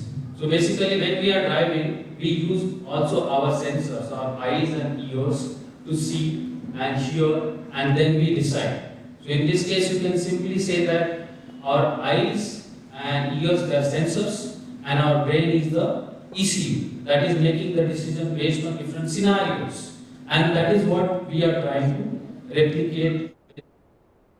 But it's not that simple. Why? I'll tell you. So data fusion is one of the key technology for automated vehicles. Now what is data fusion? Data fusion will help you to build this different kind of function like emergency braking or forward collision warning or let's say cruise control or blind spot detection and so on. Now how data fusion works? So we are trying to replace our eyes and ears of these sensors by electronics, okay? Now how it is going to work? Our eyes have a very special feature, okay? When we have a camera, we can see. With the camera, we can take a picture and we can say that this object is of this size and shape. Let's say it's a car, it's a truck, it's an animal and so on. Okay? But we cannot differentiate the speed, or we cannot find out this information about the distance and the speed. But when we see from our eyes, we can guess this. So our eyes has information of all this object distance, speed, size and shape. So basically in automotive what we do, we make another sensor. We use another sensor called radar sensor. Now the radar sensor will give you information about the distance and speed. So we combine information from two different sensors, and that is nothing called data fusion. So this information is combined together. These two inputs are going to a microcontroller or an ECU, or this is the brain here, and this information is then processed. And then a command is given to the actuators to do the next. Like, do you want to brake, or do you want to steer or speed up, and what else? So that is called vehicular functions. So this is the simple architecture, and this is why data fusion is one of the key technologies that are used in autonomous driving or ADAS system. Now this will give you an overview of how difficult it is. I was explaining you with one sensor, one camera and one radar, but when we want to really develop critical functions like cruise control or surround view system, we need a lot of sensors. So we need cameras, you can see here side, reverse, radars, front radar, corner radar, LiDAR. So many sensors are needed. So this is basically the sensing part. So these are the real sensors. But to have the position information, we also have maps. We also have GPS information. We have V2X, vehicle to infrastructure connection. So all of these are called virtual sensors. Now once these sensors then give the information to the, then there is a evaluation phase. So the software decides which object is around my car and what should I do. Okay, so that is called evaluate and decide phase, and their data fusion algorithm takes this decision on how to take the next step. And then after this, the input is given to the actuators. So there are passive reaction, there are active reaction. So when I say passive reaction, it means that there may be a indication on your cluster or your infotainment unit to do something, or the system might take over the control in case of emergency braking. Able to take a control, the vehicle will take a control and it will brake. For example, if you have an AEB system which says that if there is a distance within 5 meter of distance, it will brake. So it will take active control of the braking and it will do it on its own. So that is called active actuation. So this is a system perspective of ADAS. And if you see the architecture in total, so there are basically 4 layers in this architecture. The first layer is sensing. So sensor layer. So here for sensing, for imaging or camera, we use different kind of cameras. These cameras, they record the videos, so that are called normal cameras. But the cameras that are used in ADAS, they are called smart cameras. Why smart? Because they will record the video and they will do a classification. It's called object classification. This object classification will be then sent on a CAN bus or Ethernet bus. So you will have a list of objects. Like there is a car, there is a pedestrian, there is a truck or an animal. So 3-4 scenarios, but there may be many more scenarios. So this is one of the key sensor that is used in ADAS is the camera, and those are called camera ECU because there is a algorithm that does image processing. It then extract object list from these videos and then it is given on the network.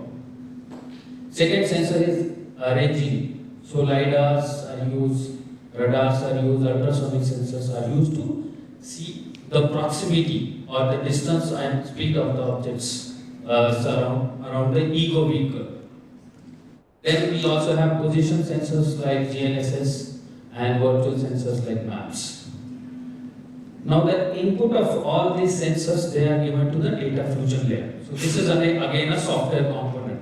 So in this software component, this data fusion algorithm basically determines what to do. So it can be used to track the object near your car, or it can be used to have free space estimation. If there are too many objects around my car, how do I go forward? So I will do the space estimation based on the space that is available. And then lane estimation for lane departure warning and so on. So then this sensor data, after the data fusion, it is given to the driving function. The driving function is nothing but motion control or decision making or path planning. So in case of lane departure warning, I will stay in one path, one lane, and then when I have to change the lane, I may have to give some indication to the driver. So this is called path planning.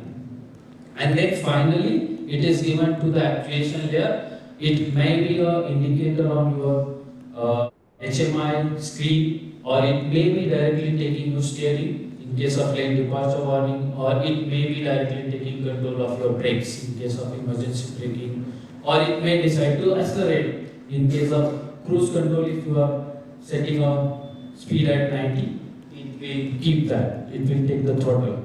So this is how the overall system architecture looks like. So that is all about the basics. Now, what Vector is doing in this area? Now, when you are developing such kind of features, you have to do testing. And last week I was talking to one of our customers.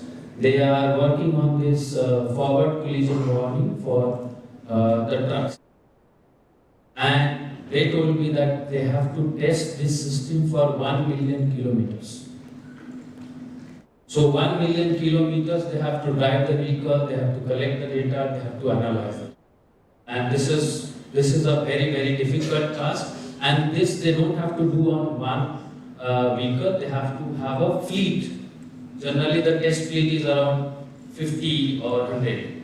So 1 million kilometer in 50 vehicles or 25 vehicles, you can see how much data that will be generated and how much effort that will be needed. So vector provides solution in this domain, and due to the time constraint, I will not go in very detail, I'll just touch upon this. So we provide a hardware for accessing the data. Now when I am talking about this such kind of huge data, they have to be measured also at very high speed from the microcontrollers, and Vector provide a hardware called VX1000 to access this from the microcontroller.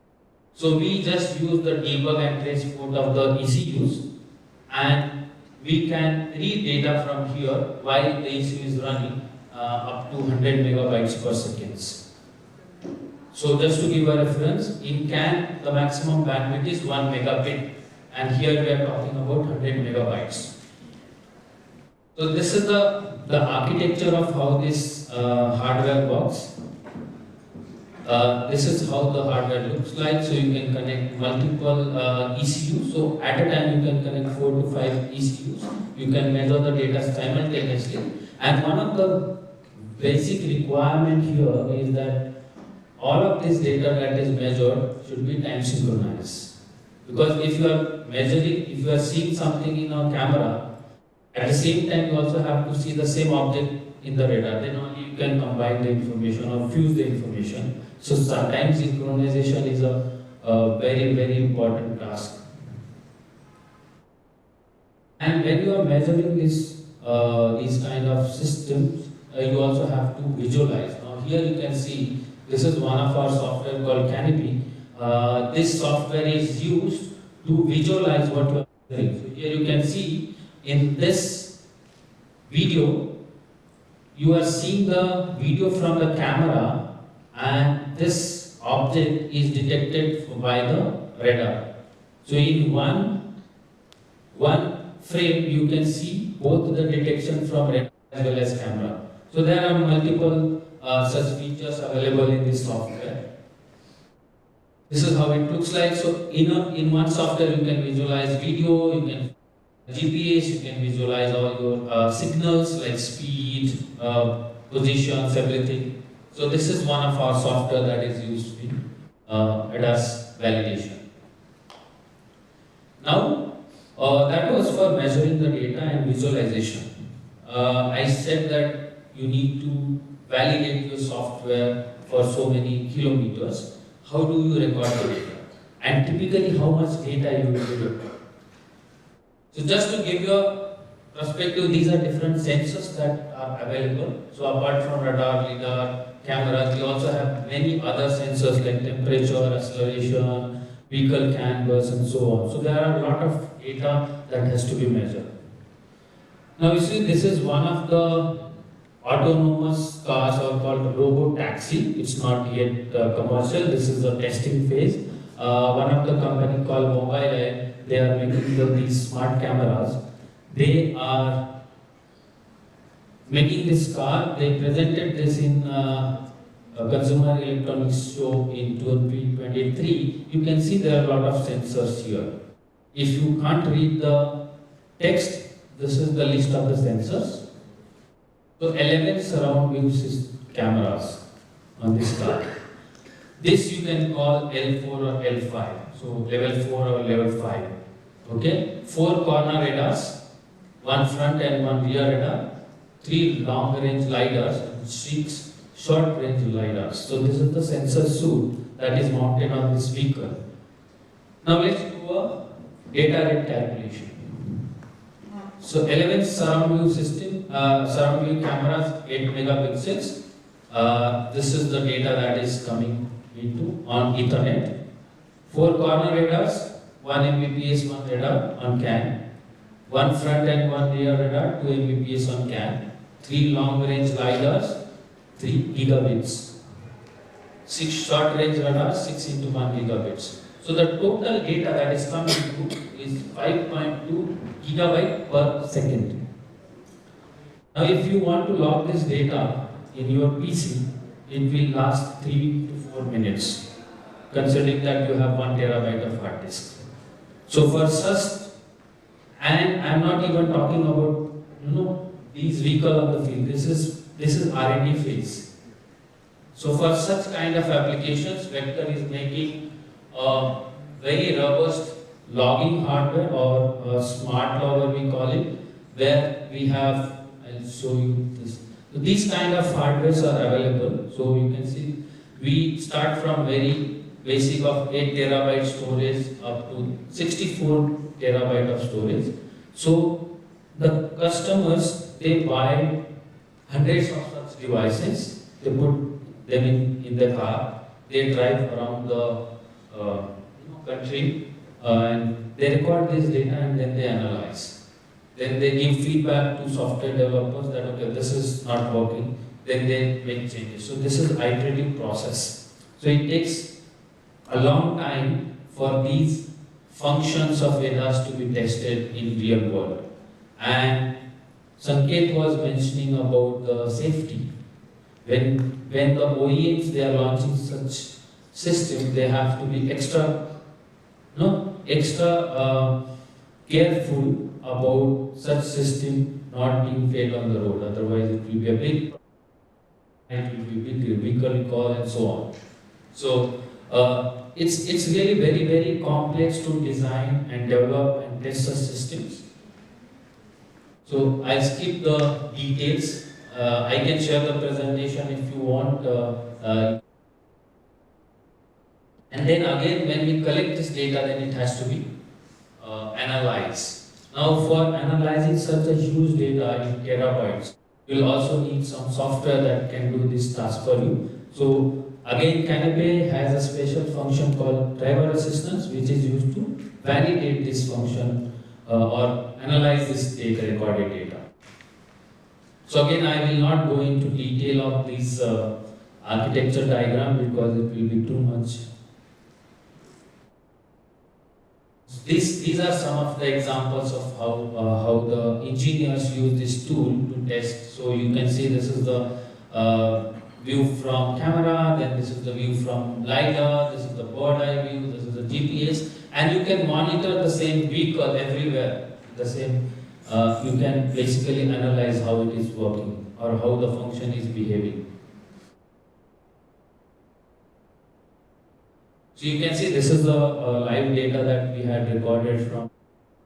This is a German highway, and you can see this is the view from the camera, and you see the moment a vehicle is coming, it is detected by radar, and you see a object around that. So this is how the engineers use these tools in real time to test the functions of the ECUs. You can see now there is this, now my colleague is configuring this view, you will see.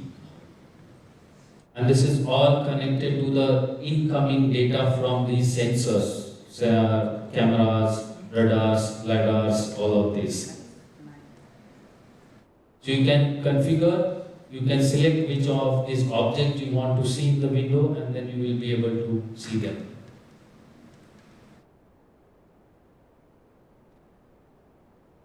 So Vector is helping all the companies, be it OEM, be it Tier 1, to develop such algorithm, to test your algorithm and so on. And Shekhar was talking about the OEMs being an integrator and they get this black box from Tier 1. So Tier 1s are also have to test and give them to OEMs so that they can integrate. So Vector is basically connected to all the major OEMs and this kind of tools, services, trainings, and so on. Okay, I'll skip this. This is the next level of complexity. So once you record the data, then this data can be again sent back to the ECU, the real world data. It's called hardware in loop validation. So the ECU, it is tested in different phases. One is called model in loop. So basically the algorithm that goes inside these controllers, they are normally developed in software like MATLAB, in models. So the first step is that you test them in models, test the models. Then you go in software in loop. So you test the software, there is different type of again system to test the software, then you go into the hardware, and then you go into on-road testing. So this is the hardware in loop testing, how the data recorded can be again replayed to the ECU and see if the functions are working correctly or not. Okay, so that was very fast to cover ADAS and autonomous driving. I hope I have given you some basic ideas. Thank you.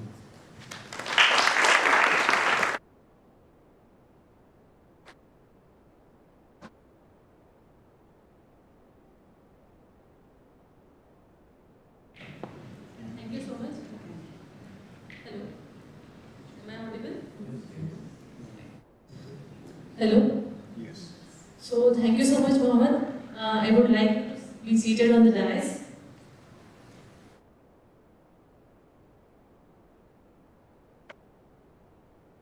Thank you so much for whatever inputs you gave regarding nitty-gritties of vehicle design. Thank you so much. And students, you must appreciate him. He's our alumni, right? So grab this opportunity, make connects with him, and see what you all can gain.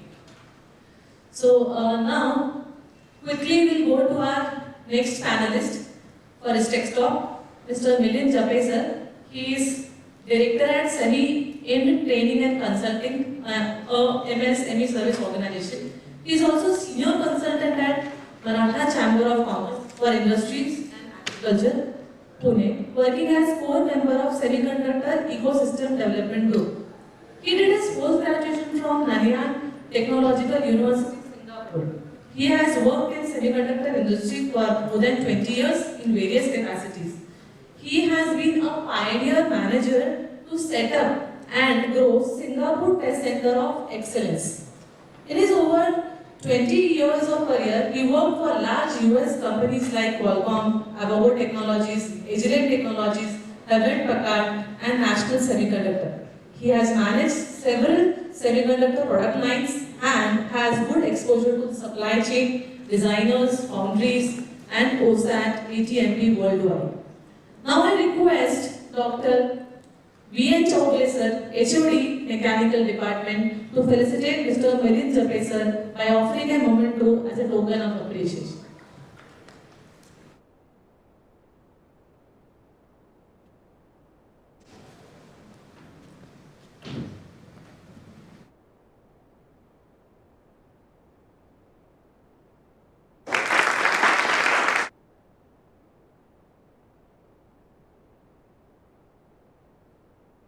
Thank you so much, Chowdhury sir. Now I would like to invite Mr. Milind Jape sir to share his insight on semiconductor industries.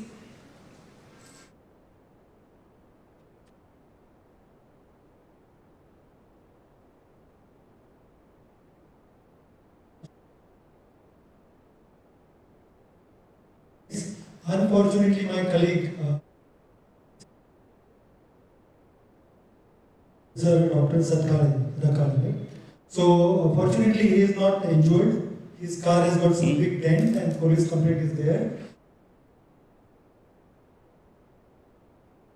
So, because of interest of time, I will not take more than 5 minutes. Okay? Because I am between you and lunch. And my boss used to say, a hungry man is a... Make it very quick and short. So before I go into my 3 or 4 slides, because I'm a semiconductor guy, I will just... So as Mr. Mohammed has really put up a very nice presentation. He has also given a lot of good ideas about this ADAS. But as you all know, at a student level, ADAS is the simplest driver assistance system, is a rear view mirror. 2007, there was this law in the Western countries that rear view mirror is mandatory. Because a father killed his son, young son, in the garage because there was no rear mirror, and he just 1967, there was a trolley dilemma, a trolley problem. What is the trolley problem? If I am driving my brake, I go to the side and hit the other person on the pedestrian walking. So sometimes I personally feel, to the true of organization, my technology, is it a good or a curse? It's like with technology. Sometimes it's good, sometimes it's not so good. We come home, sometimes take a detox, right? But we can't do that. The point we can do is to use technology to the best utilization, to the best thing, because there's no end to it. It may come. So my personal opinion is that we have to have that we can't succeed. We may not be fully happy. It should be kind of like optimize of technology and human judgment. When I'm driving, I'm not a king. I should be putting my full attention to my driving and the number of issues happening. I have to say that this moment.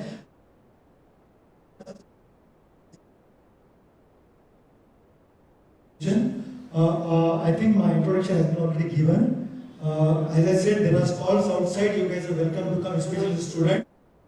We also have a mannequin which we haven't got a chance to dress it up.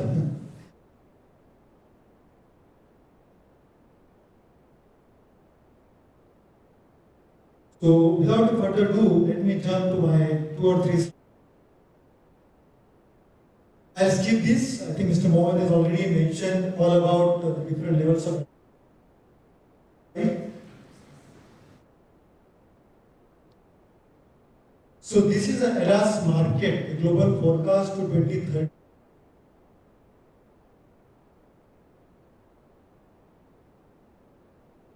ADAS worldwide. This covers all semiconductor, right? So it is a compounded annual growth rate of.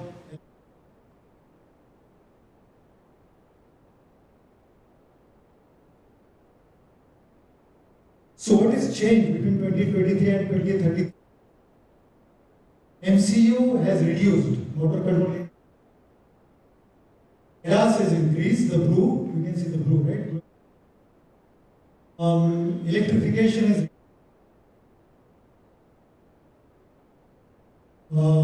other components remain same, the purple.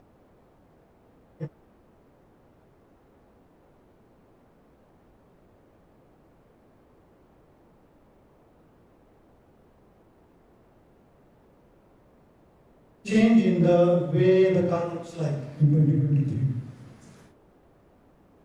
This graph may be small, but this can tell you what is shape by component. When I say by component, you can see this orange analog IC, right? I think there could be some change in the colors because of this Excel. There's some Excel issues.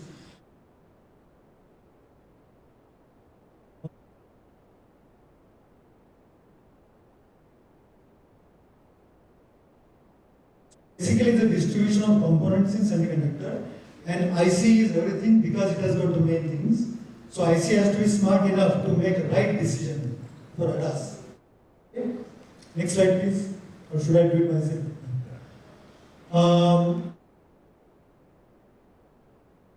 Not take much time. Just go to this round square. Revenue was 40 billion, and in 2030 is supposed to go to 1 billion. Worldwide. So you can see the increase in the amount of spend on semiconductor. Here is 12.5%. So I think this is my last slide. This is okay. So last slide, these are the companies who are into semiconductor. I work in one. This is by no means in order. They are having different strengths. Each one has his own strength into automotive market. Intel may be doing something else. Qualcomm is doing Snapdragon. So each one has his own strength and competition. I can send the slides and you can look at each company what they are doing. But in short, these are the top players in automotive semiconductor. At least 10% goes into ADAS, assisted, other or other control units inside the automotive market.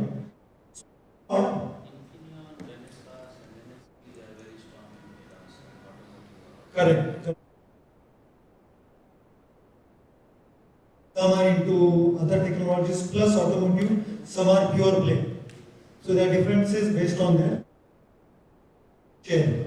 So I think in short, in my short presentation, what I would say is that this is great that we are going in technology ahead, but at the end of the day, we are technology you are using. So we all have to have common sense and make this world more happier place to live.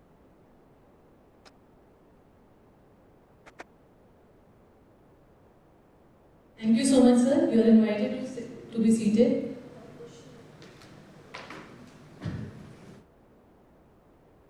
Thank you so much for explaining your insights on the role of semiconductor industries in ADAS systems. I am extremely sorry to cut you short, both of you. You all have prepared 45-minute presentation, but because of crunch of time, we have cut short.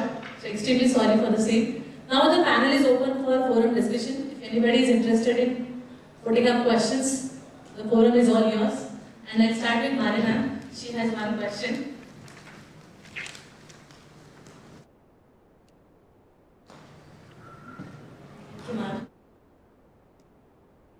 Good afternoon. First of all, I congratulate for the wonderful sessions, both of you, and thank you from on behalf of my department. Sir, I would like to ask Mohammed sir. Sir, we have purchased a vector Kanu tool under academia program. So I want to ask, how will you support us for our students for projects and internships using that tool? Because I have also attended a training, 3 days training. It was a training at your facility vector, and now I want to train my students, but I think we are not that much expert in giving training to our students. We just got a fundamental idea in industry and all. So can we collaborate in such a way that students will benefit through projects?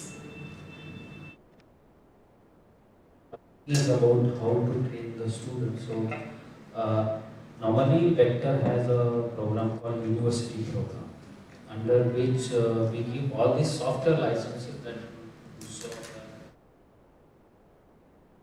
These softwares are given almost free to each, just 100 euros for a year subscription. The hardware, there is some cost involved. When it comes to students training, I would suggest that now you have got some ideas. On our website, we also have fundamental.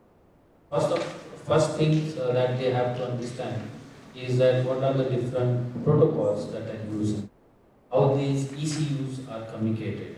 So there is a free training available on the website for on AutoSAR, CAN, LIN, Ethernet, everything.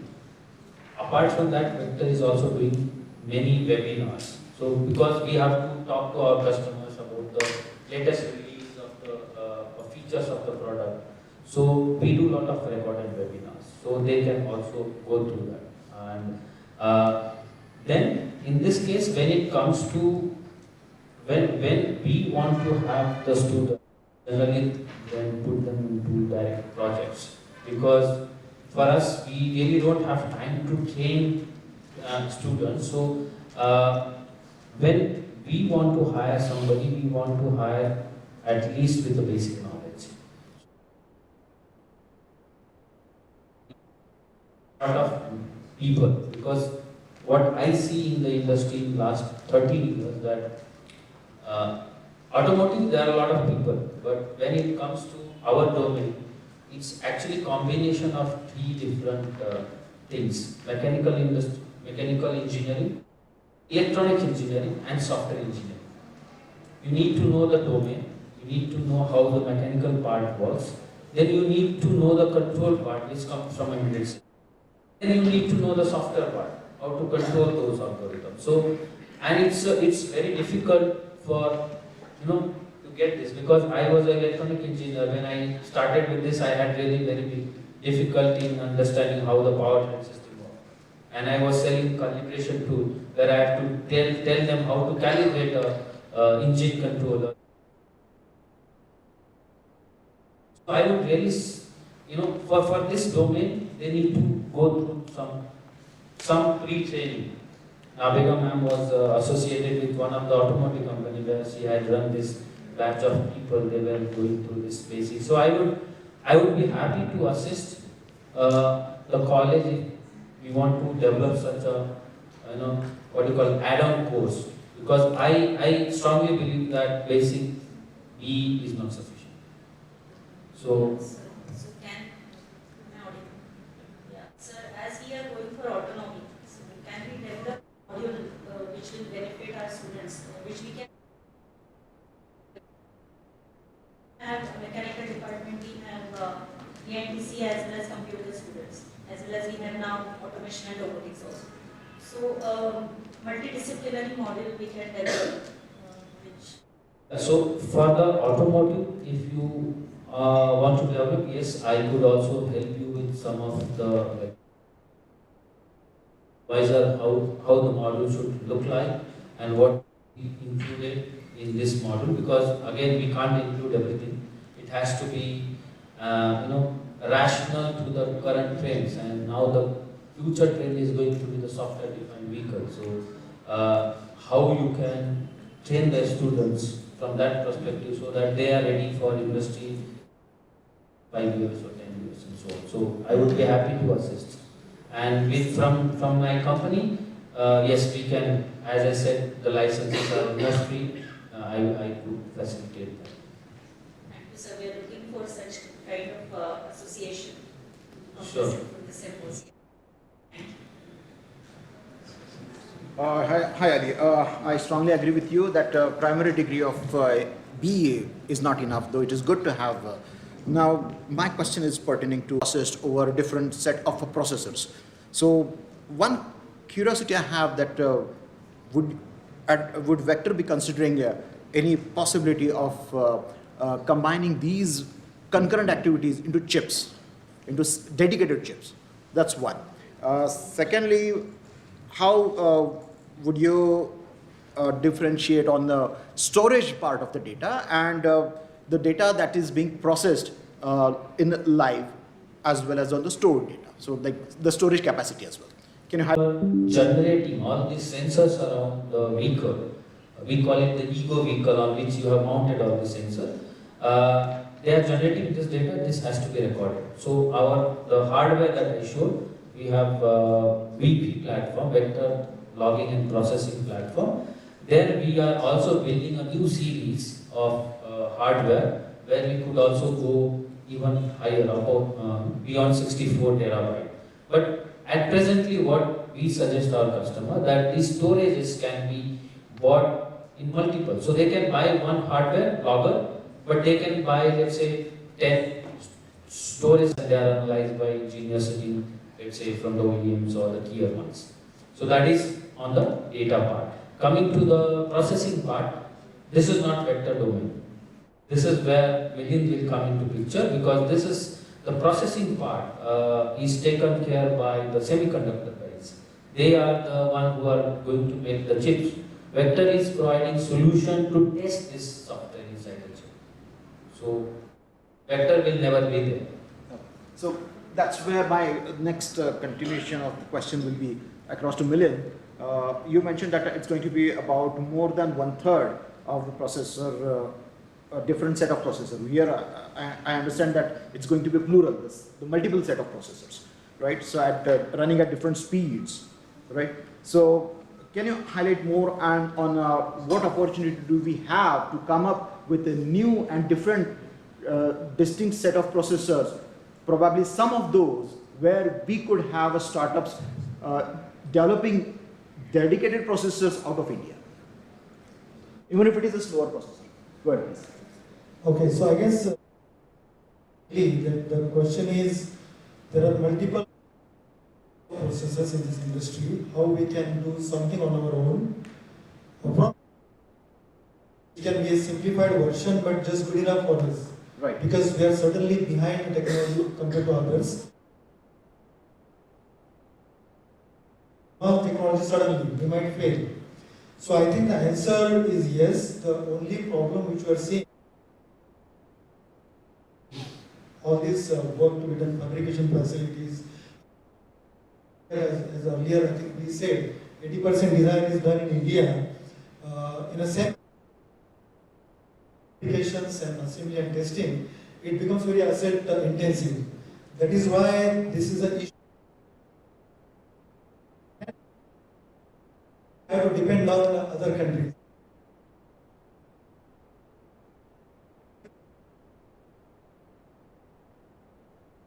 And here I am doubtful.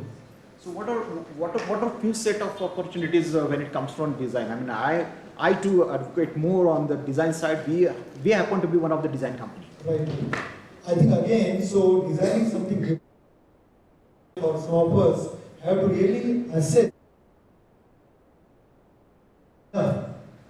Is that expensive? Oh, because this finding window is not easy.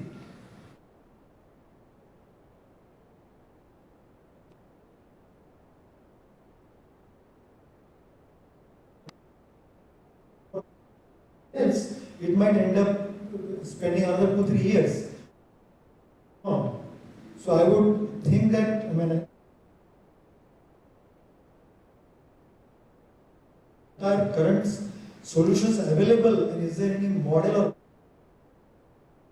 or with high confidence? Sure. Thanks. Thank you, sir. I think I have to interrupt over here because we are running short of time and everybody is feeling hungry. So let's break for lunch now. Okay. So thank you for your presence, your engagement, and your commitment to advancing knowledge and innovation. May this symposium be a catalyst for transformative ideas and lasting impact. So thank you everyone. Before breaking for lunch, one small request. We have shared QR code. It is there on everyone's table. Please everyone give feedback. Give your valuable feedback. Please don't forget to miss that.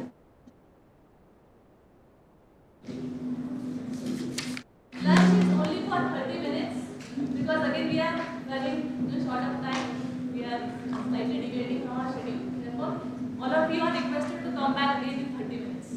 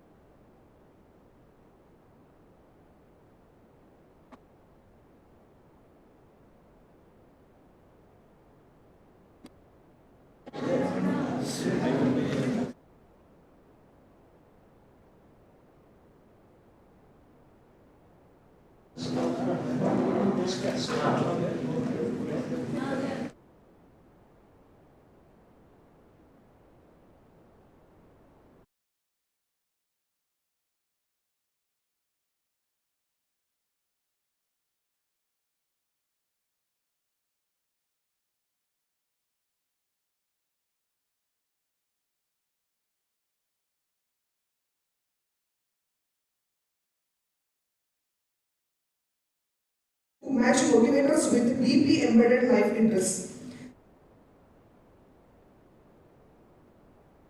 Job scripting. MP Rale ma'am, Principal, MES Vadia College of Engineering, to felicitate Dr. R. Ganeshan sir by offering a memento. थोड़ा सा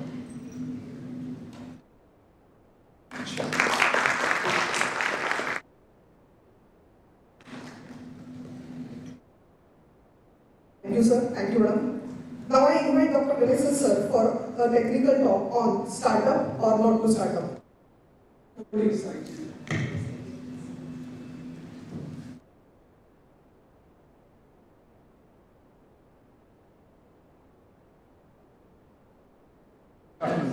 Okay, I have been strictly told not to exercise. My time starts now. And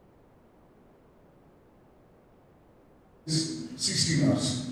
So 30 minutes, मेरा engine गर्म नहीं, right? But in any case, I'm going to give you some messages in 30 minutes, and those messages are going to be very quick and fast.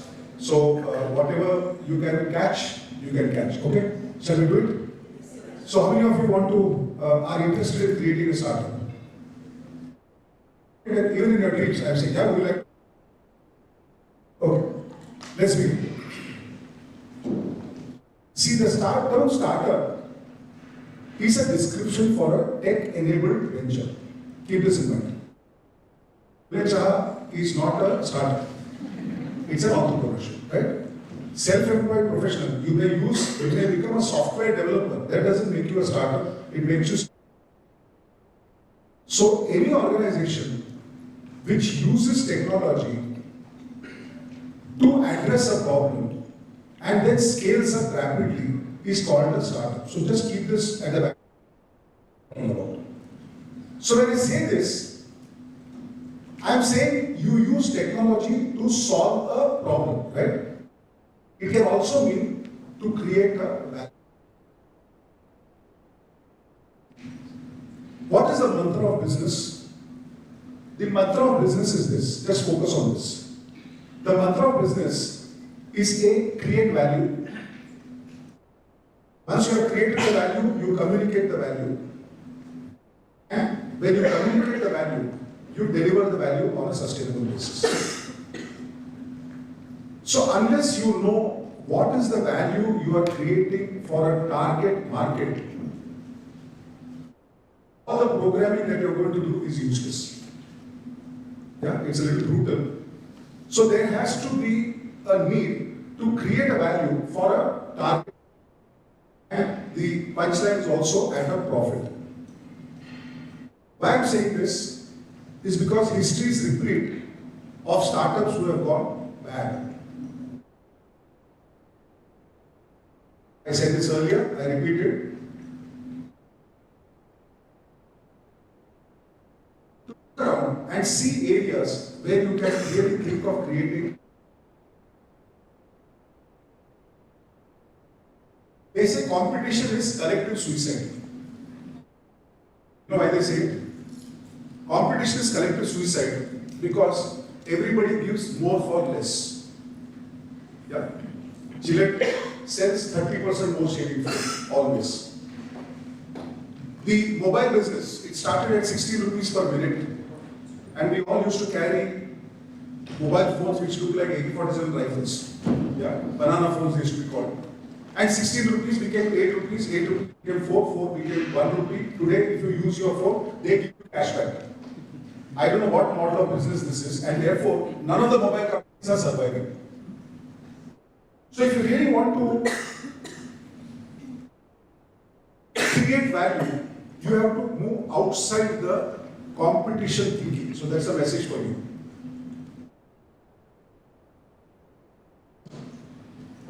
We are all living in an environment.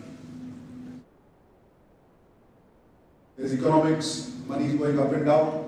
Social cultures are changing. People are wearing skinny jeans and then they are wearing loose jeans, then they are wearing low-cut jeans, then high-rise.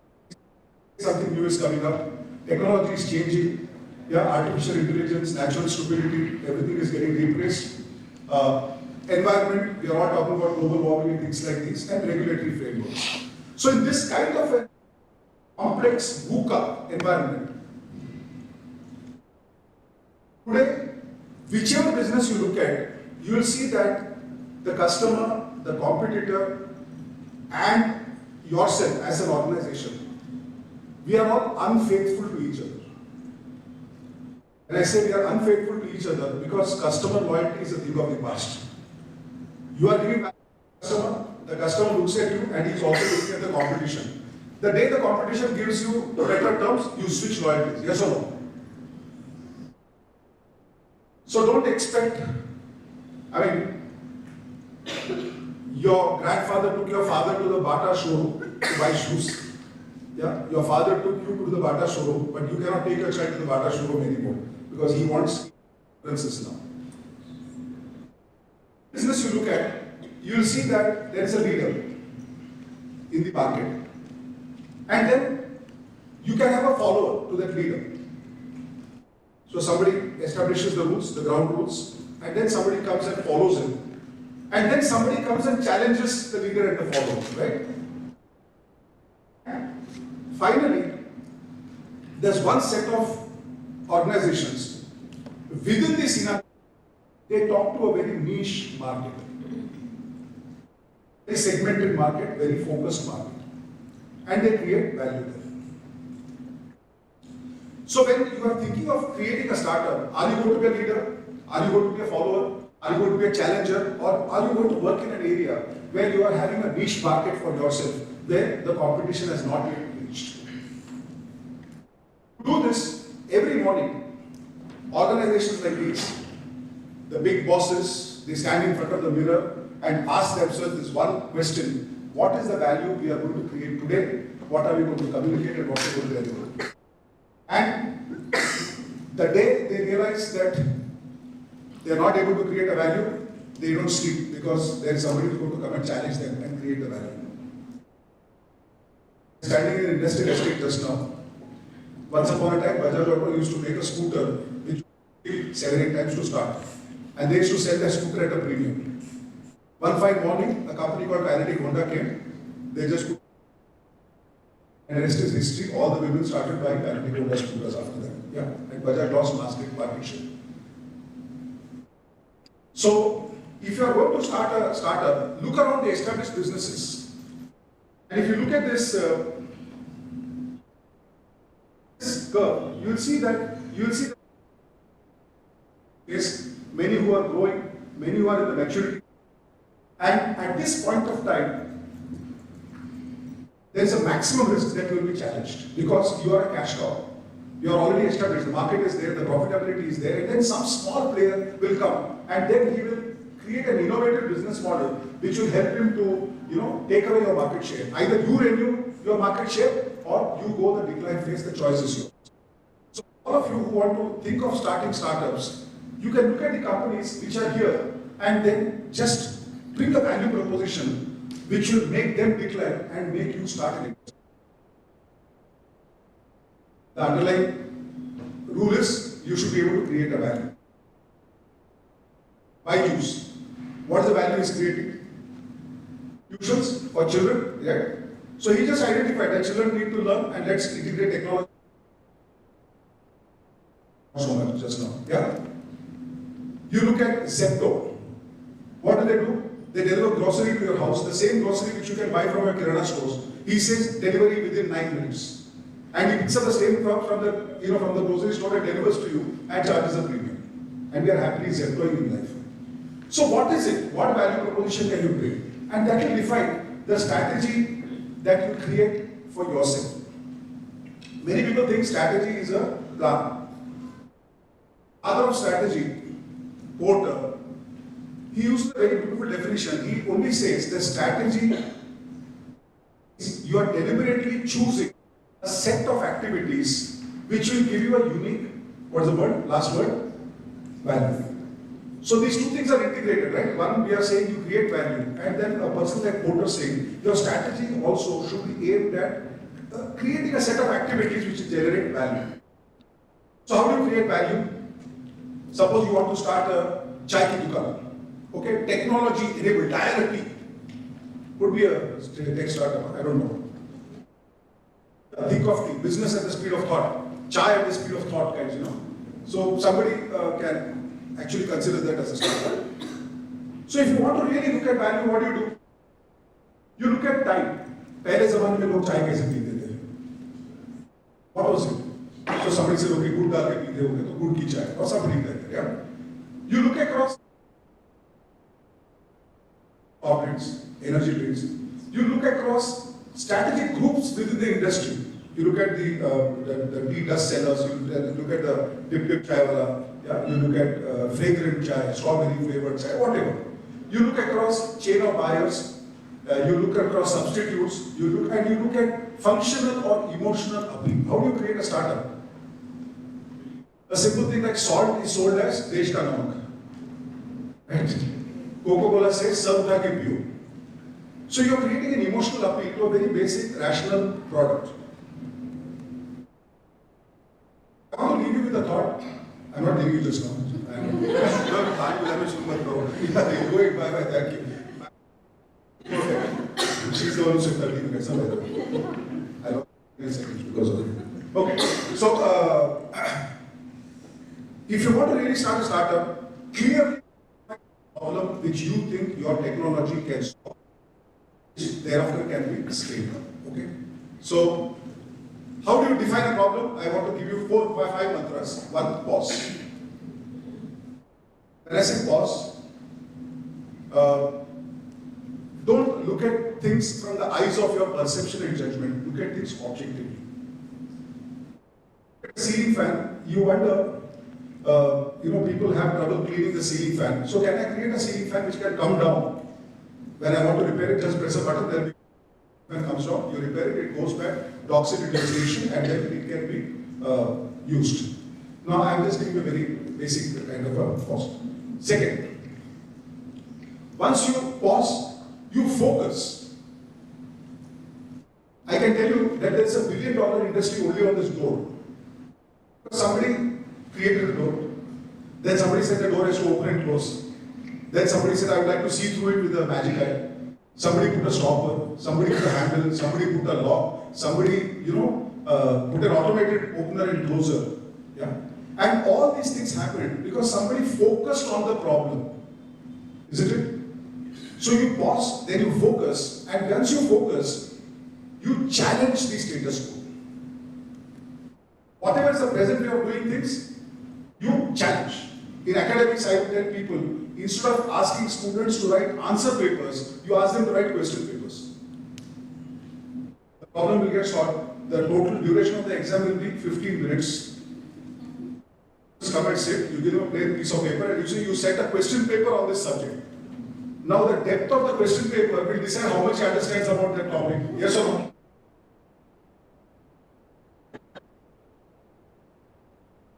So but then you can it saves paper, answer papers. Yeah? They surprise you with the answers. It should not happen like that. Challenge. And then once you challenge something, you generate alternative ways of doing the same thing. So Canadiconda challenged the kicking of the scooter and they came up with a way to start the scooter otherwise. Am I making sense to you guys? Yes. Alright? Stop me when I'm 30 minutes, please. Yeah. Okay. So how do you challenge? When you just do 4 things. Look at anything and then you ask yourself, what can I eliminate in this to create value? Sometimes eliminating is a value creation. You know this? Middlemen, when they were selling. OnePlus, they sold only online in the beginning. They eliminated the distributors. Yeah. So what can you eliminate? They eliminated the need to travel. I always say this, the biggest competition to the travel industry came from WebEx, not from the other airline industry, right? Because they eliminated the need to travel itself. What can you reduce? Waiting time. Almost 30 minutes they go free. Yeah. What can you create the novo? Afresh, which was not there before. But now you have introduced something into that product which makes it completely different. There is something already there. What do you raise for a simple thing? Buyback on a luxury car. See, we all hesitate buying luxury cars because the value goes down with how much to sell it for. So a company comes and says, boss, I reduce your uncertainty, I can buy it back from you at 50%, no questions. Now there is a confidence level which is increased. So many companies, on a lighter note, they say if you burn corn, you get popcorn, if you burn cash, you get unicorn.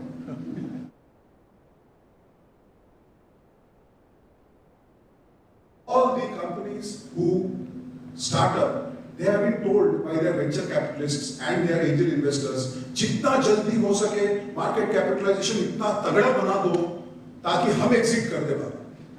The venture capitalist is not interested in your business; he is interested in at a good price. Right? He wants to make 30, 40, 50. So instead of concentrating on profit, what he says, increase your customer base, increase your visibility, your brand, And then these guys go on burning cash because they're cash. Somebody's giving you $500 million, you're spending it, spend that. And then you come out with an IPO. Buy that IPO thinking that things will go up, and those guys exit, then the shares start falling down. Quote unquote ATM. Right? So, if you burn corn, you get popcorn, you burn cash, you get unicorn. This looks like a joke, but it seems to be a fact. So therefore, my dear friends, if you're wanting to seriously think about starting a startup which is scalable, which is borderless, boundaryless, you have to understand that all the bloodline of all businesses is money, finance. Okay? And therefore, you have to understand that you should generate money from business, operating cash flow. 10 रुपए की चीज 20 रुपए में बेचोगे, में बेच के business नहीं होता है, राइट? उसमें ब्रांड वैल्यूएशन होगा, बट बिजनेस नहीं होगा. I am very happy about the gentleman like MF. 800 रुपए की पेंटिंग 2 करोड़ में बेचता था वो, राइट? वो भी पोलियो वाला घोड़ा बनाता था. You know, the horse liver was very good, but he sold it at 2 crores. But a mobile service we are selling at 1 paisa per minute. Second, financing cash flows will create debt. Whichever way you look at it, it will create debt. Yeah. And investing cash flows, like my one of the management gurus, Guy Kawasaki says, you know, that start a startup for dog food. The dog should eat that food. Right? So unless you focus on your customer and make him loyal to you, your startup is not going to succeed. So don't invest in fixed expenditure. Don't build, don't start fancy, plug and play, leased premises, fancy staff, fancy designations, etc. All those won't work. If you have to sweep the floor, start it yourself, because when you are enough busy, then you appoint a sweeper. That's how real startups work. I just want you to look at this for 30 seconds without blinking, and I end my presentation in 20 minutes. Yeah. And if something happens, raise your hand.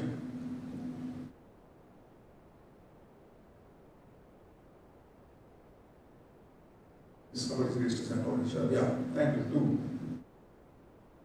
3, 4, 5. Yeah. 6. Thank you. See it, go home, draw a queue, and keep looking at it for some more time. And if it still doesn't work, go to your nearest optician. Yes. What happened? The tube jumped, right? The tube jumped. Did it jump or you saw it jumping? It flipped, yeah. Thank you. If you keep objectively pausing and seeing at the world around you, tube will flip and you will see an opportunity. Thank you so much.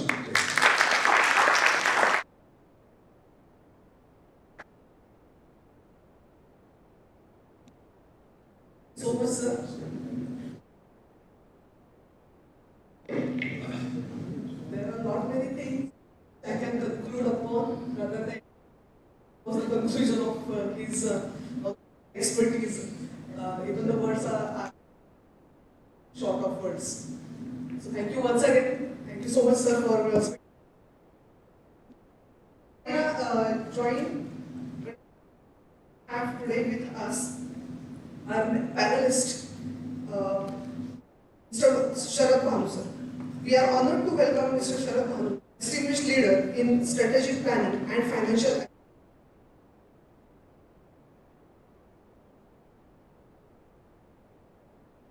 He has a proven track record of delivering substantial savings and fostering operational efficiency. Our speaker has been a trusted partner to chief operating officers and a driving force in work. From leading MI transformation and HSBC technology to spearheading global sourcing analysts at Barclays Group, they have demonstrated strategic financing and significantly reducing manual efforts to Bank Group. A pivotal role in key SAP BO implementation and HRMI rationalization, contributing to the substantial operational cost reductions. I request Dr. P.P. Mane Madam, HOD, Department of Electronics and Telecommunication, to felicitate Mr. Sharad Mahmood sir by offering a memento as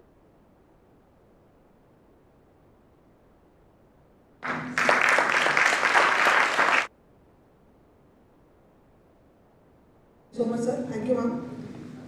Now I invite Mr. Sharad sir to share his views.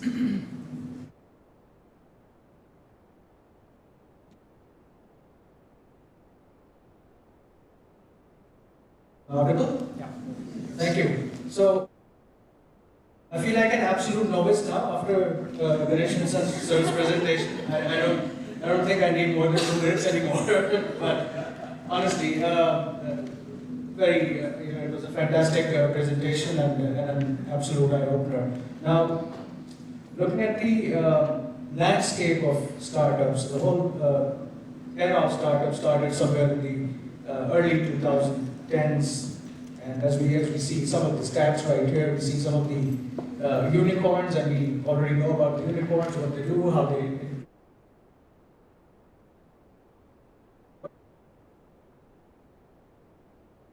often rely upon venture capitalists and would look for funding sources. Looking at the screen, you would see 111 unicorns. That's how many unicorns we had.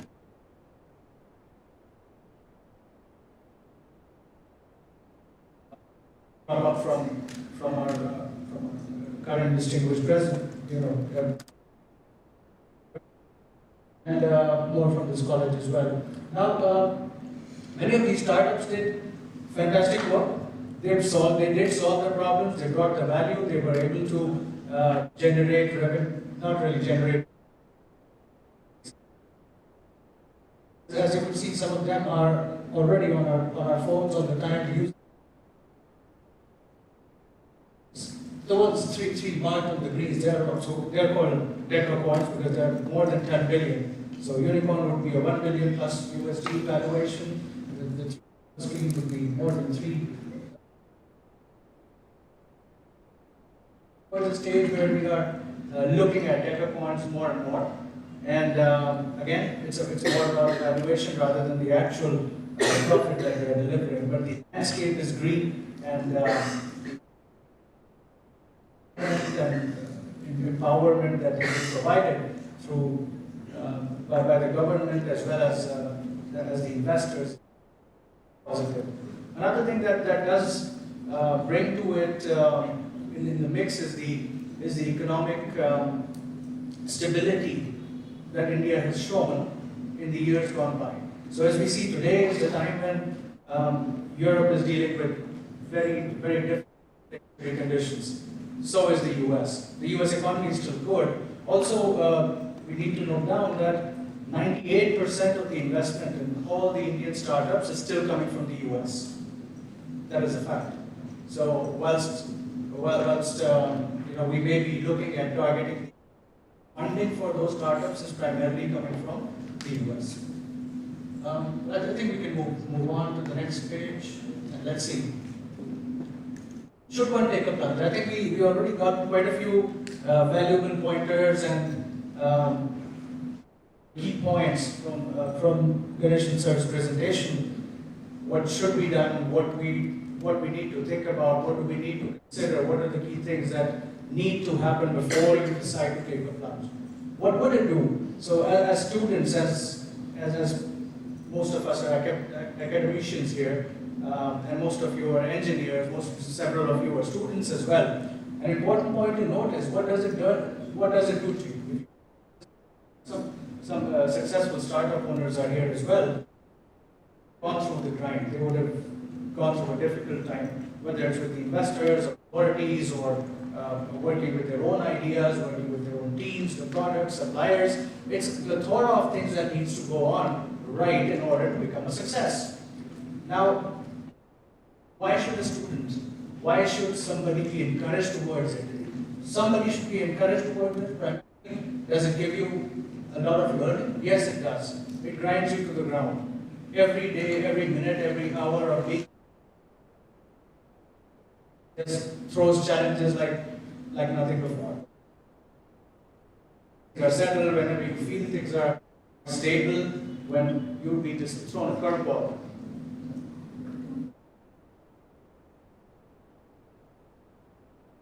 Why should the academicians be interested in it? In current setup, as we already see, there's a lot of criticism in India about generation of jobs, employment, and we also heard during the day as to how we find it difficult to find industry experience. How to combine the industry experience as well as the academics, and how do we scale forward that partnership? Startups are important because they do provide the setup, they do provide niche ground, which would provide as interns or as employees to experiment and give them the leeway. Yes, they do have the funding and the investor. How soon do we start making profits out of that money? However, they thrive through making sure that they are disrupting. Disruption is at the core of it. When you want to disrupt, you want to different things. So the encouragement towards trying a different solution, approaching a different vendor, approaching a different manpower solution to things, technological advancements, looking at others, looking at ways of doing things quicker, faster, more efficiently is what it's about. Access to resources, yes. Flexibility and personal growth. Does it give insights? Does it provide anybody who jumps into it and who takes the plunge? Does it give them the? Yes, it does. It also does. What it also does is throws challenges which you navigate and make sure that you are that solutions to. Most of the startups start up with funding coming from families and friends. So that's where the struggle starts. You have to convince the people who are really near and dear to you. It is practical, it is marketable, it could possibly generate a revenue. So that's where the struggle starts. That's where you would get honest challenge. Because those are the people who are not after money. And if they're the ones who would give you good advice and make sure that you follow a track which is sane or makes sense. As a traditional society, I think there are still reservations that we heard earlier. Faced and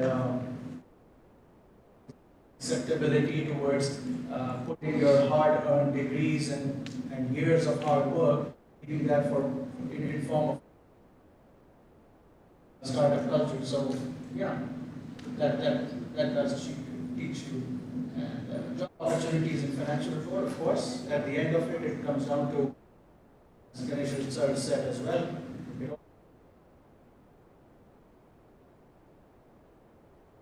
generate revenue. Are we able to get repeatable customers? Or do we have a source of income that would make sure that we are able to take our journey?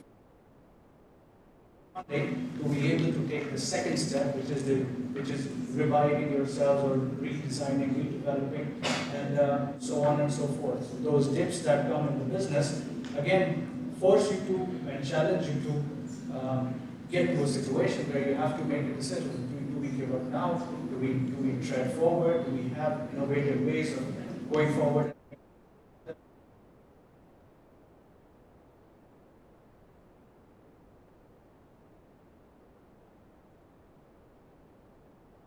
The last slide, this is a little more comprehensive. You would see where do the ideas fail, and a few that we would be looking at to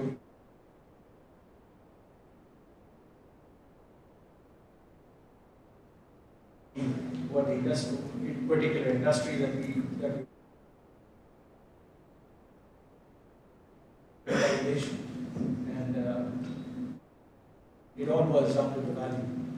The key point that we delivering value, disruption, are able to bring down down the costs of something? Are we able to generate something new? Are we able to create a market for not be in the market at all at the moment?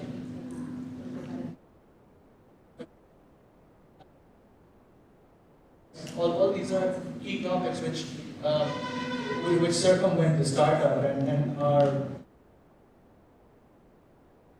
organization. But the most important, I feel, is the inability to pivot. Most of the startups, most of the organizations, not only startups, when they start, they're very focused towards an idea. They start with an idea, the germination happens, a product is created or a service is created, and that becomes the center of attention, the central focus. And most of the times, as we often hear people say, this is my baby, this is my child. So yes, it is your child. However, you cannot just treat it as your child, because then you become too attached and it becomes very difficult to write of the central idea or be innovative about it or accept changes. The moment you stop accepting changes and believe your idea is the best and nothing better can be done, and I do not want to separate from it or deviate from the idea, that's when majority of your problems start happening, because then you're not working to the market, you're not working for the customer, you're working at your own manifestation, and that's when you decide that, no, what I know is the best, and this is the best that is available for the market, for the customer, and everybody. So, I'm not sure, many of you may have read the Japanese guide. It's available at all the airports across all of our cities. That is one book which is precisely kept right in front of the blue colored book. So it presents a very, very important dynamic. Understand dynamic as well. What do I love to do? If you ask me personally, I love to play tennis. Then it asks, what are you good at? Am I any good at tennis? I may be okay, but not professionally. Would the world pay me to see me play tennis? Absolutely not. What does the world need me to do? When I say the world, it means people around me, it means my family or the people who matter the most. So being able to find that central place, the combination of those four, make a Venn diagram of those four circles. Every startup is looking at attaining that central vision. What are we good at? What can we be paid for? What does the world need? And what do I love to do? There would never be that utopian stage where all four of them would meet the scenario where it would not be. So remain focused, but again, it's a slightly contradictory statement. Remain focused on your topic, on your product, on your service. However, be accepting new ideas, accepting that there will be situations when things would not work exactly how we want them to. I had the opportunity in January to be at IIM Ahmedabad, and we met quite a few startups and worked with. The ideas are brilliant. Some of them are doing exceptionally well as well. And so some of the startups, let me give you an example. There's a lady in Kolhapur who runs powder on wheels. So you would have a beauty parlor when you need it, the day you need it, you call them up and they will be there. It is very similar to a concept of urban lab, second masseuse or a beauty specialist, but this is the power comes to you. You are not limited to the ability of just one person carrying their stuff and being limited services, but it is a whole set because the car is able to carry everything. So it is apparently a big hit in a few cities, and they're expecting to scale it up quite a bit. Technology, integrating it into an app and making it easy. So I mean, there could be different ideas, but again, being stuck and not listening to the market would be a challenge. And as the center of the slide says, fail fast, learn faster, then survive, prevail, and thrive. So if you fail very quick, move on from there, develop and redevelop the idea, make it useful, bring it back to the market again. I briefly started up in Delhi. Now this is a microfinance firm. They were rejected 42 times by the investors. It was on the 43rd attempt that they were able to secure solid funding. However, at every occasion, on all those, sure that they were able to slightly enhance their offerings, slightly kept enhancing their offerings while keeping the central idea constant. So they were able to finally secure the funding. Today, their valuation is more than 500 crores. Don't ask me their margins, but their valuation is more than 500 crores, which is pretty decent in a span of 6 years. So that's most of what I had. Happy to share the presentation if you want to. Questions? Happy to.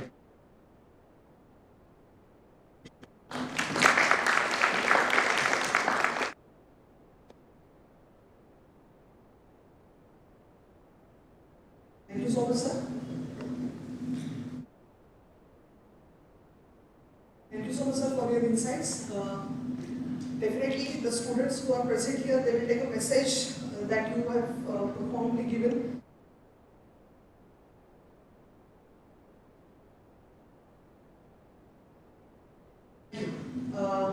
I take opportunity to welcome our management trustee, Dr. Ashok Chandak, sir, Modern Education Society.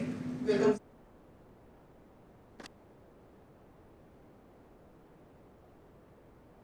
I request Ganeshan sir and Sharad sir to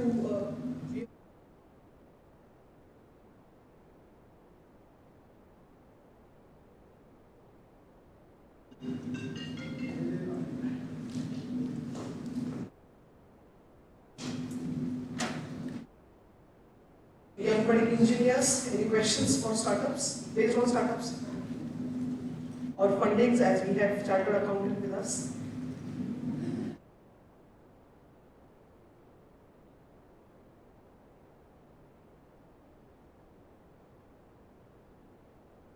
Yeah, sure, sir.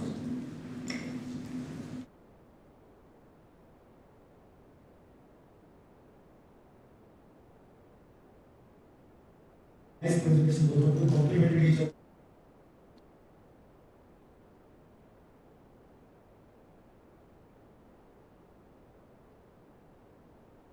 And students that they should work and get into some business. That's why if not one.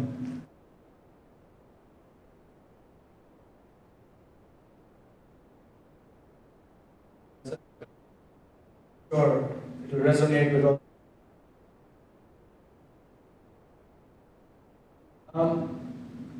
I think there's no definite formula to it. Depends on the veracity of your idea, depends on the practicality of your idea. Fund it, can you bootstrap it for some time? Is the idea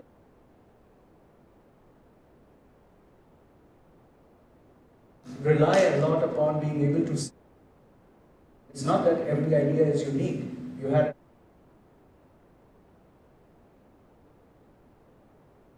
a similar idea.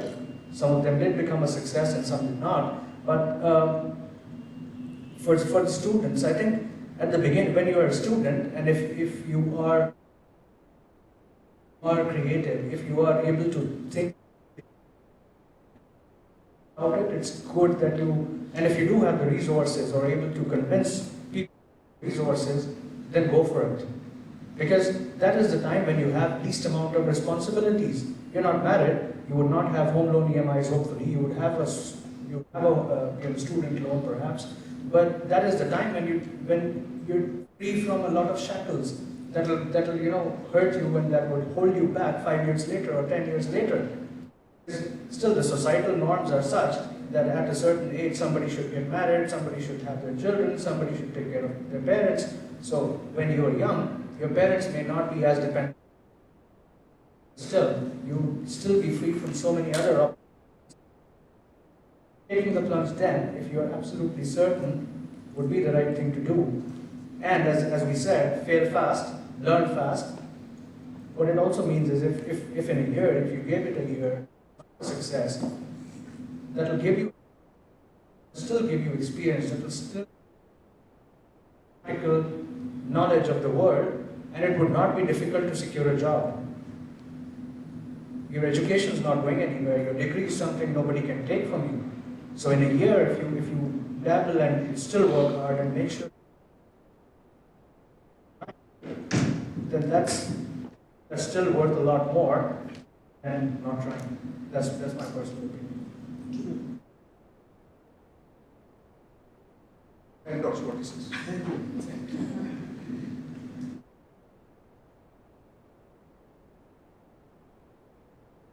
Another question. Good afternoon, sir. So my question is to Sharad sir. So actually, whenever we see that we as a startup we ask for in our business, they always look at their past growth and everything, and then only invest on certain criteria. So my first question is, what are the parameters they look upon for investing in a startup? Secondly, if the startup is not going on good, like it's not happening properly for a person to invest into the startup or go for another business or something, that's the duration I'm asking for. So these are couple of questions I have. Thank you. So I would say there's no fixed formula on you should fail for 1 year and only then you should give up or try something new. Product is not working, always listen to the market. The customer would always ask for the feedback which is sincere, which is open, which is clear, and make sure you take feedback and don't say, "Arey nahi, usko nahi pata. Maybe this is not the right audience." Take it objectively. That objectivity needs to always be very clear. You attribute customer feedback to one bad experience, or you can't say it may have been one-off incident. No, you have to take those one-off incidents or one-off rejections very seriously in order to be able to focus forward. Because until and unless you remove those deficiencies, those problems from your process or your product, then moving forward would become increasingly difficult. Because then you start carrying, and traveling with carrying a baggage is never. Now to your first question on what do the venture capitalists look at, or what do the investors look at, they would want to know your business. A coffee shop may be a great idea for a friend. In fact, last week, this gentleman came up and said, "I'm starting to get into a coffee shop business. It's a franchise outlet from Delhi NCR. They have 50 outlets." I know that's not a startup as such, but I'm just talking about the business concept. My question was, have you done a thorough study of your financials? What is it that you would put as a fixed cost? What is it that you would put in as operational? What is it that you would pay to your employees?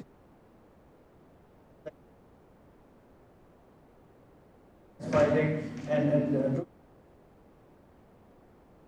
etc. There are quite a few things. We noted it down. This is a friend of mine, so we noted those things down.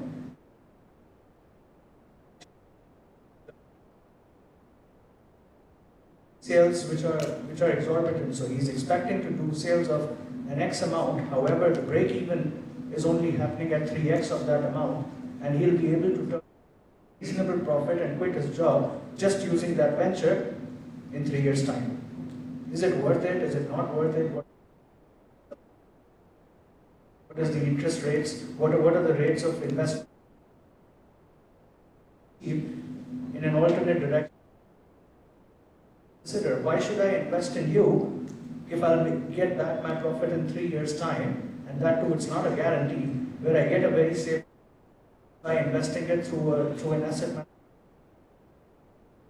track record of giving me 15% a year. Second, if they buy a stake in your company, how much of work is it for them? If you're making a partner who's a 30% partner, why should that person work for you? They will have to bring in their connection. everybody. So those are the kind of things. Even in your daily life, you have to decide that I need to earn a month. Should I start a pawn shop for it or a chai shop for it? Or should I invest my savings smartly in a good mutual fund with a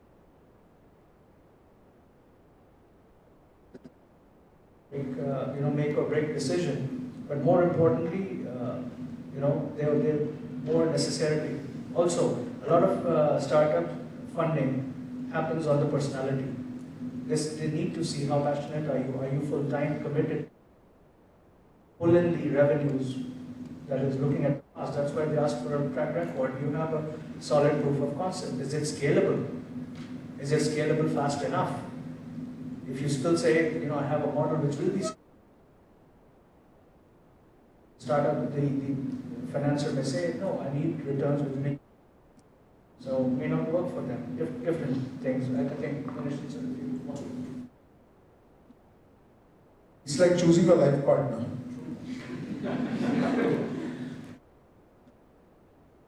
Answer to that, and I just want to tail it with 2 sentences. See, collaboration is the name of the game. The core strength of your idea is what decides whether people will support you. And in investments, there are early stage investors, there are value investors, there are angel investors. Government of India, Startup India, if you go to the site, they give you a grant of 20 lakhs, which is not refundable. They give it to you and they forget it. They say, take it. Yeah? And then about 20 lakhs, they talk in terms of giving you debentures, that's a loan. But for those of you who don't want to get into startups, who want to get into employment also, like what my friend asked a couple of minutes ago. And in the morning we discussed about facing interviews and a successful job. I just want to tell you, work on 4 areas. If you really work on your basic competencies. Yeah, if you are an engineer, you are expected to know basic extended competencies. So within engineering, I also know management, I also know soft skills, I know. So people will say there's a wow effect to that. General knowledge, there is no substitute to general knowledge. When I say focus and pause, every day morning, if you pick up the newspaper, example, I'll just give you a hilarious example. You stand in front of the mirror, ask yourself, can I help people to make their teeth whiter? Now that's a $1 trillion business opportunity. Right? Everybody wants to have good, nice, white teeth. What can I do? Can I collaborate with a dentist? Something where you can technology and order treatment for teeth whitening every day morning. I don't know. Now there's a thought I'm leaving you with. Can you just talk in terms of dozenidli.com? I sell only idlis in dozens. Right? So I make a niche market for myself. So in a family there are 4 people, each person eat 2 or 3 idlis. So instead of ordering from the local, I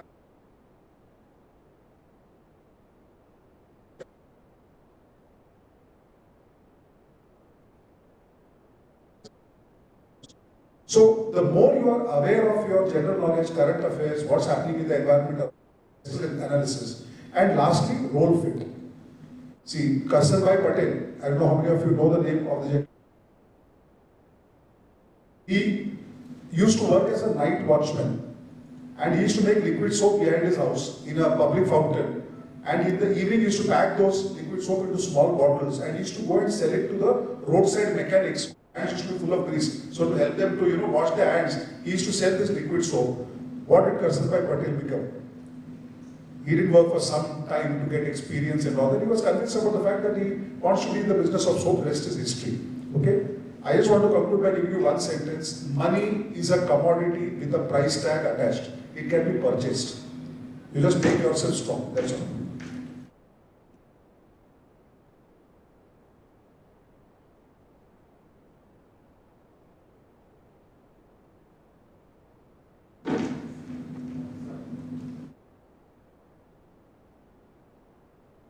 So my question is, as a startup, if you are selling a product or a service, how do you come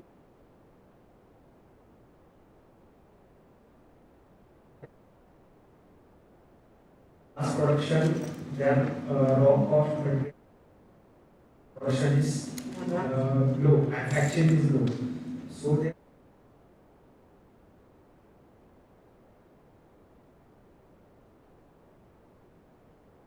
get the raw material at the same price because we are purchasing less.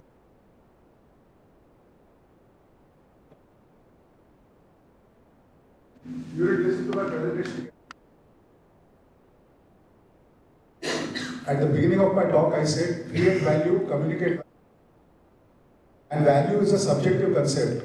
I used the example of M.F. Hussain, who makes a painting for 800 rupees. There are three strategies which are generic. One is a cost strategy, one is a market strategy, and one is a niche market strategy, differentiator strategy. Nobody told you to sell it cheaper. I told you competition is correct.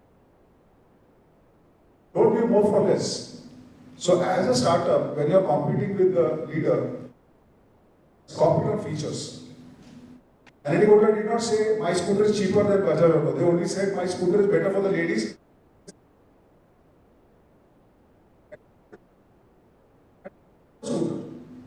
I can give you hundreds of examples about what that product was missing and just added something more onto it, and that inflection point, one man's value is another man's waste. They say, a feature which I add should be seen in such a way that the customer should say, wow, I mean, this is something which I'm willing to pay twice the price for this product. And I'll take 2 minutes, right? Ma'am, permission. Grandmother used to use rock salt, yes? घर में खाना बनाने के लिए rock salt. That lady just got it almost free. Then one person came and he said to his daughter or daughter-in-law, I powder it and give it to you. So he just powdered it and he charged a 10% premium. Right? And the lady said, wow, convenience, I can use powdered salt. The other person looked at him and said, क्या आपके नमक में iodine है? And the lady scratched her head. So he charged 10% more premium. Salt with iodine, he said. Another person looked at him and he said, all that is good enough, but क्या आपने देश का नमक खाया है? Tata namak. So he told 10% premium. Then somebody looked at it and said, take the spoon, take the salt, I will give it to you in a dispenser. Dana dana khanke, Captain Cook namak. Right? He reduced. Old lady used to buy 1 kilo for 10 paisa. This guy started selling 250 grams for 10 rupees. Then somebody said, ये खाने से आपको blood pressure होगा. Low sodium salt. Sodium light, salt light. You see this Tata salt light. I don't know, उसको salt खाते क्यों फिर आप लोग? Charge 10% more premium on that. And now when all this is happening, one fine man came said, sea salt. That was what your grandmother was using. And he's selling the same thing at twice the price. And now you have Pura salt with 56 minerals. Salt is mineral. You don't have to address that the 56 minerals. So value can be added at any level. That's what I'm trying to tell you. Okay? Thank you. आपके toothpaste में नमक है. या toothpaste पे नमक है. हमें नींबू भी है, वोडका भी है उसमें.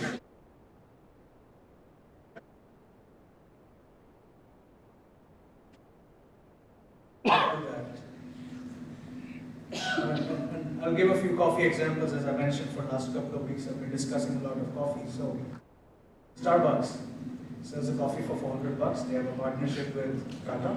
So Tata is the one who's running it. They do differently. It's almost the same coffee. And not that you can't get that great a coffee. It's all in the beans and how those beans are roasted, etc. So it's no rocket science as such. They don't have a secret formula like Coca-Cola claims they do. But what they do is, as soon as you enter a Starbucks, there would be somebody who would greet you. Good morning, how's your day? They know your name. They ask your name, put your name in the cup and tell you, here's your coffee. That's instant recognition. Everybody in today's day, what do they want? That's why there's so much of social media. The moment somebody addresses you by your name, providing a service, you get attracted to it, you probably go there. If it is more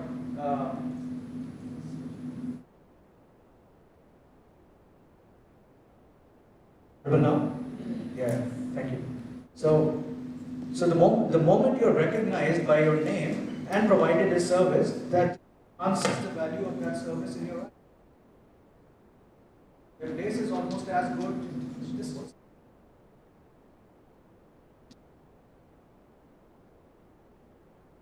So it may not be as great a coffee. It is definitely good coffee.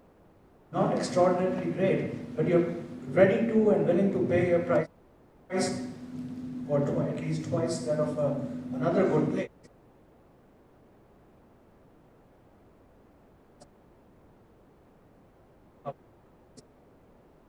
Works for them. Would it work if I do the same thing at a McDonald's? It probably would not. The customer base is different. The people who walk in there don't care for pleasantries. They don't care for having a nice time there. They don't come there for experience. They come there for quick value for their money. That's it. So, yeah, seeing the mega man point. Sir, very basic question I want to ask. Like after graduation, students are facing the problem like how to choose startup over the employment, over the. This is the dilemma I think most of the students have at the graduation level. And as Sharad sir mentioned about three important things like what you love, like your passion or the interest, then need and the opportunity. The student, like most importantly, what will you be paid for? Yeah, that's my question. How we prioritize, like how students will prioritize on these grounds. This is, I think, the dilemma in students' mind. Startup or job.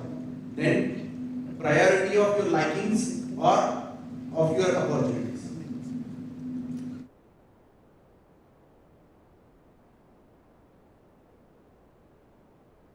Yeah, as I said, no definite formula to it. But are you passionate enough? Do you have the backing of the people who matter to you? Who are you doing it for? You'll be doing it for yourself, yes. You'll be doing it for your family. You'll be doing it to make sure.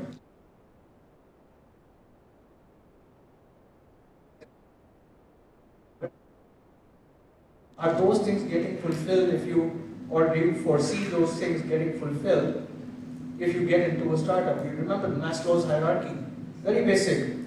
Roti kapda aur makan se leke self-actualization tak. That hierarchy, to what degree does a student see that hierarchy getting fulfilled if they get into a job,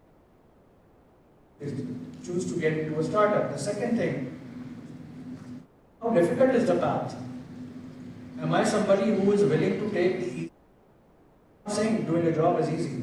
I started when I was 20, I've been working ever since. But getting to a job and keeping the job and making sure that you are able to grow with your, choosing a bed of roses, choosing a throne of thorns, and taking the path which is less trodden. And right from the day one, you would challenges, right, since you start selecting the name for your venture, up to the minute you make your first rupee. So how resilient are you? Have you been groomed? Have you been coached? Have you brought up in a fashion where such hardship is encouraged? Social media doesn't help.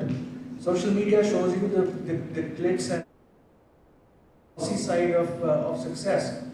90% of those people are not even successful, by the way. Are you really willing to take the hard path and go through the difficulties and challenges, knowing that they would be difficult? It will put a strain on your personal relationships, on your friends, on yourself.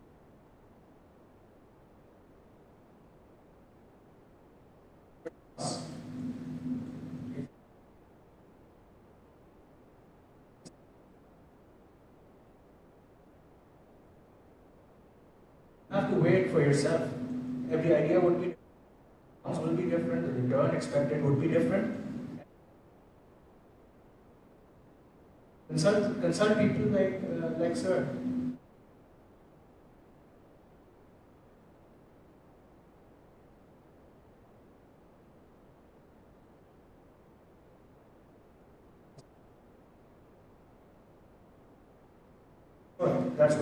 That's where all the academicians here would come in really the generation to face those hardships. It is no better. The senior education.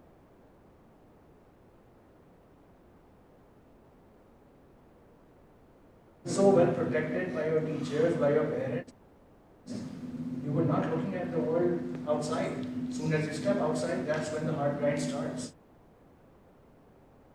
All of you are doing, I'm sure, a fantastic job.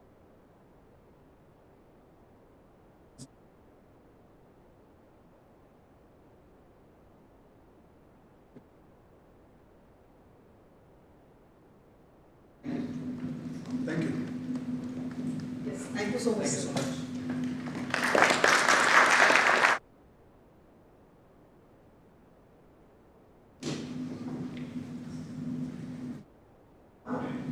Allow me to introduce our esteemed speaker, Sherin Matthew. He'll be joining us on the online platform. So he is a recognized AI ethicist and founder and CEO of AI, wider AI awareness, impact, ethics, and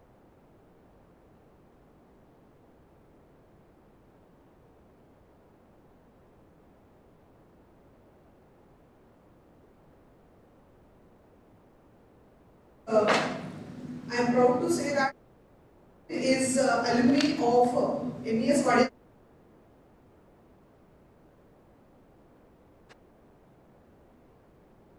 Mr. Sherin has been at the helm of AI Tech UK since 2000.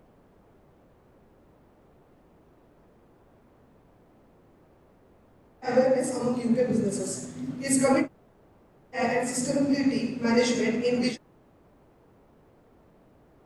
Sherin founded Smart Ethics and with global partners and institutes. He is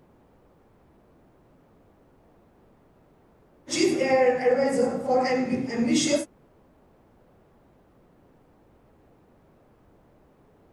He has published impactful papers and is listed as a leader in 60 leaders in AI, top 5 Asians in tech and tech leaders. Mr. Sherin pioneered the concept of intellectual property. His documentary on this topic sheds light on its importance.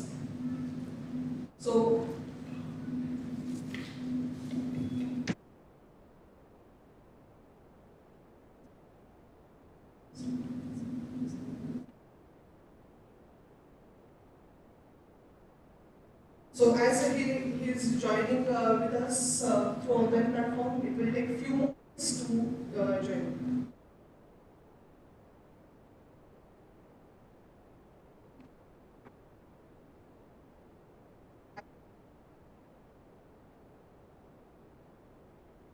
To ask our participants or who are present today the feedback for today's event.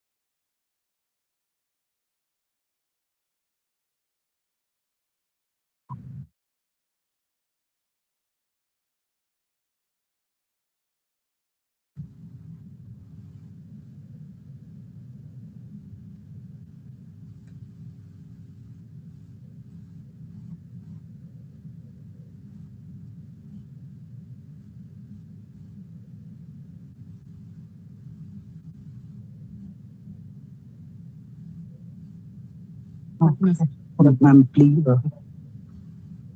sir, please on your camera.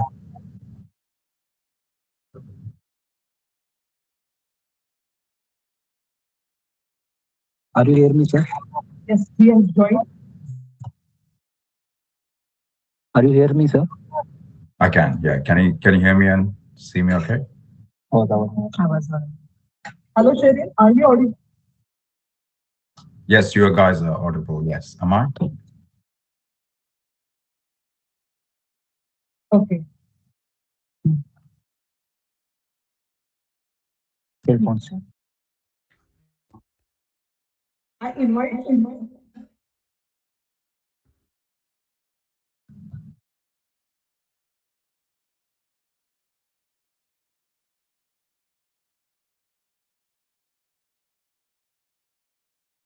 Thank you for having me. I'll start with sharing my screen, if that's okay.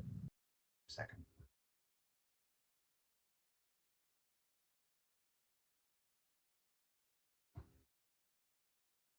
Please confirm if you can see my screen.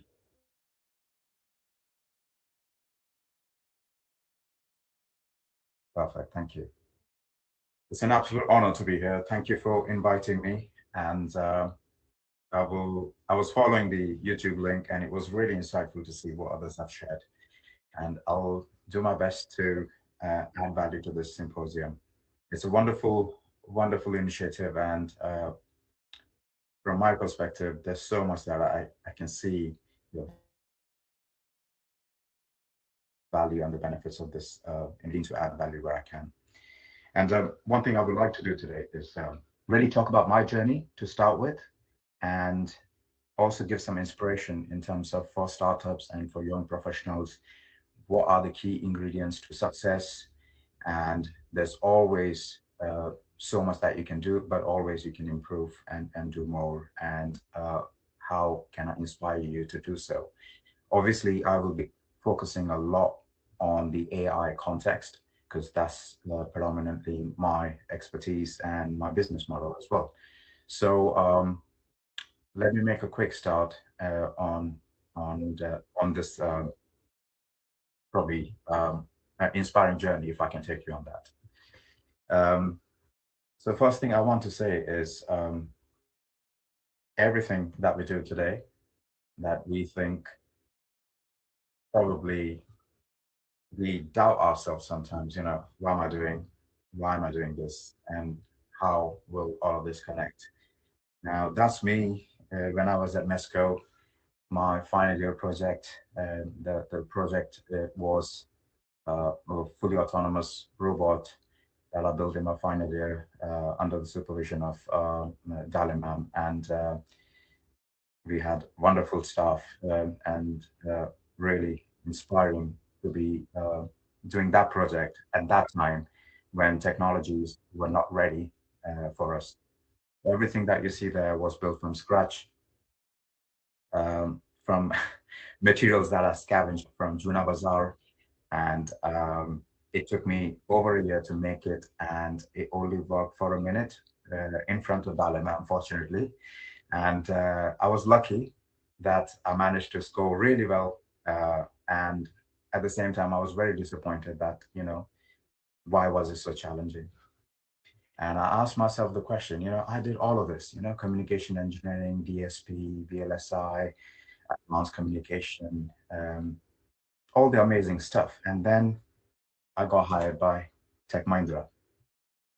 And I just couldn't figure out why did I end up here. And I wanted to do my master's in US. And I kind of felt like, I was sidetracked myself, and it never connected. Dots never connected. And fast forward 20 years, here I am today, really building something that I never imagined I would do, which is pioneering in the space of AI in the UK with leading brands that you can see on the screen. And I have to say, if you're going through pain right now, trust me, it will convert into some potential. If you're struggling right now to see the value of everything that you're doing, the hard work that you're doing right now, the struggle will convert into your strength tomorrow. If you're doing something with passion today, it will become your purpose tomorrow. And if you think you're in the right mess with everything, your mess will become a message tomorrow. So I just want to inspire you to start with that, when I look back, I'm like, why did I build that robot on VC++, image processing, and it didn't work? Software was crashing, computers have virus attack, the program would get corrupted. The technology back in the days were very painful to work with. And today I look at that and I say, wow, because I did that, I am who I am today.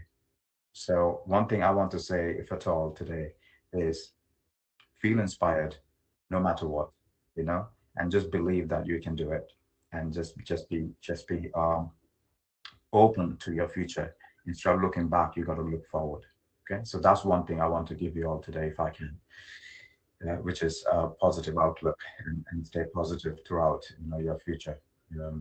Now let's talk a little technical, if we can now, which is there's a lot of opportunities right now, which may sound a bit of cliche, and obviously in the space of AI there is, but you got to look at the whole landscape and see, look, there's data everywhere, data that we have not even imagined. We are generating this imaginary data in 3D space, in augmented analytics, and various other sort of dimensions. Okay, metaverse is coming into play, augmented reality, so on and so forth. So we are generating data that doesn't even exist. Technology is changing at the speed of thought. Really, we are pioneering at the pace that we have not even imagined. Intelligence is the new fashion. Everything is smart, right? Right from your device to your technology to any app out there, AI is kind of playing a default, layer in every technology, every industry, every process. Which goes without saying that automation is the new common sense, communication is high speed, which means advanced innovation such as AI is pretty much like the next industry, or in fact the next software. So this is the landscape of opportunity right now, and all these resources are out there in every business, in every process, in every industry. As long as we are generating data, as long as there's process, there's potential for improvement. And we just got to open our eyes to these opportunities. Now, one thing that I did, which I would like to share, is because being in the AI space, I found the problem that we face in the AI space. And in AI space, 85% of the businesses do not adopt frontier technology, or just in business domain, they don't adopt frontier technology. And I found out the reason was because of lack of awareness, which is knowledge. And at the same time, I've noticed many, and this is all through the studies that and the research that we've done, the market validation that we've done in the UK and Europe, 80% of the startups fail, and Gartner's quote is 85% of the startups fail. So let's go with 80. 80% of the businesses who fail, they fail because of lack of strategy, i.e., they don't know how to manage the frontier technology. Again, it boils down to knowledge or lack of knowledge. Then the last one, which I find quite fascinating, is most of the businesses fear tech adoption, or they got this fear of AI, or fear of adoption, or fear of change. And this is because it boils down to lack of governance. They don't know how to manage, govern, and handle this powerful new digital transformation. So governance knowledge, or lack of governance knowledge, becomes a huge barrier. So if I was to summarize all of this, the biggest problem with frontier technologies such as AI adoption is knowledge, which means knowledge-led empowerment should have been and is the solution. If we empower everyone with awareness of how to and what to do with AI, how does it help their business? How does it solve a problem? And how do you manage and govern it? That's the answer. And this is probably why I'm here, because it took me 6 years Not to get to this stage, but what I mean is it took me a while to do that market research, build my business, build my product, and build my solution, specifically targeting this as a solution. So that's my journey. And I want to share that, this probably is in principle applicable across every other startups and businesses. So if you're a startup out there looking to do something unique, start with a problem and master it and try to research it. I'm sure the speaker earlier mentioned the same thing. So really understand your market, really understand your pain point, and then build the business around it. Over the last 6 years, I did about 3 to 4 pivots. And again, at the same time, you have to, because you have to be agile, keep up with the market, and continue doing so. So what I want to do is just summarize quickly some potential steps that you can take practically to, overcome some of the challenges, and how do you embrace success as well.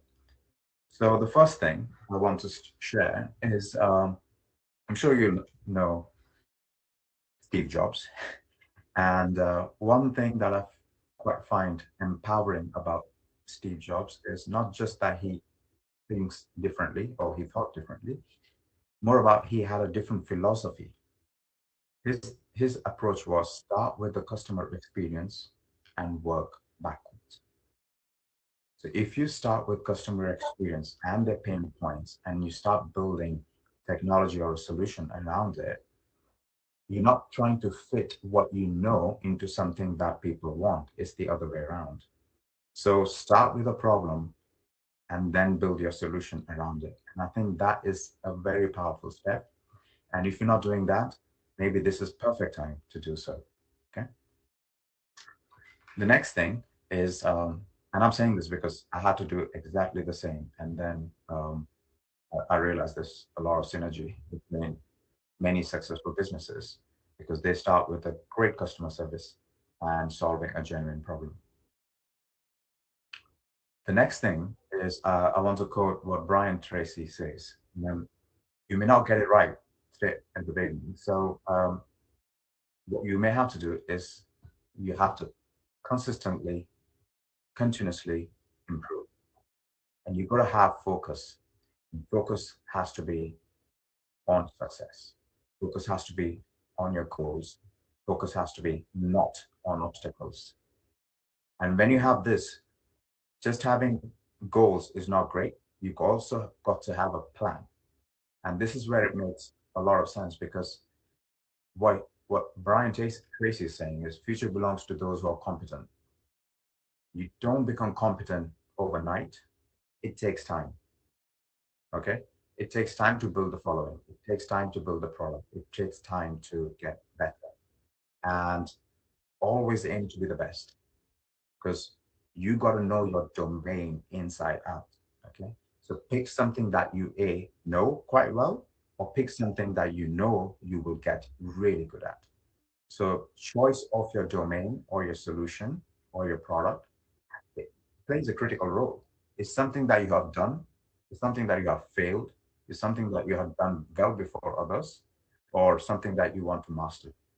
So approach with the mindset that you have to be the best or become the best, because no one remembers who comes second.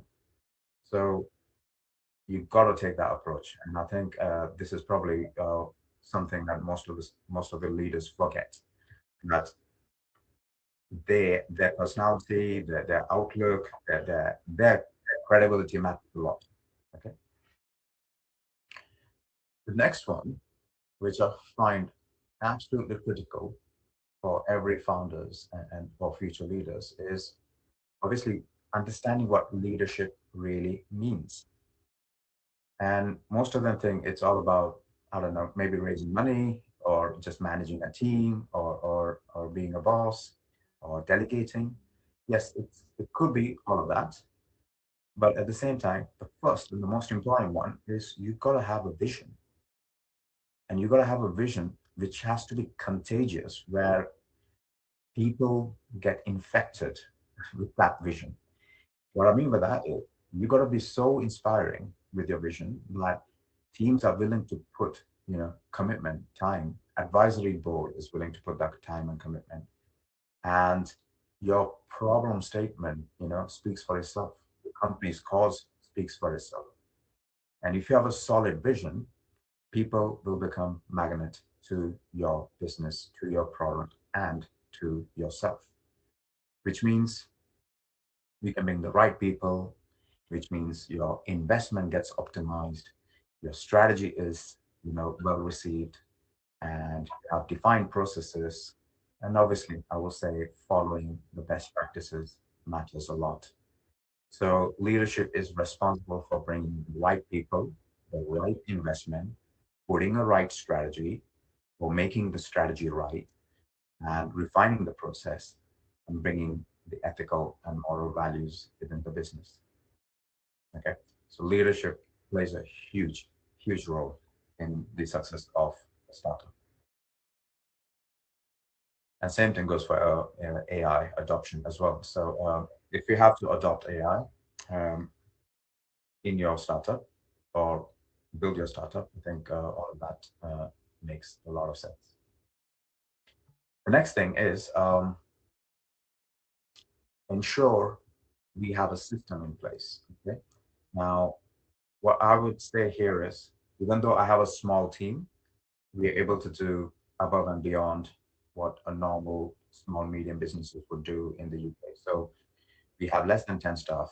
Okay, half of them are part time. Okay, so really like a small business or small tech startup. But we are doing above and beyond any other SMEs of same size or maybe 50 people.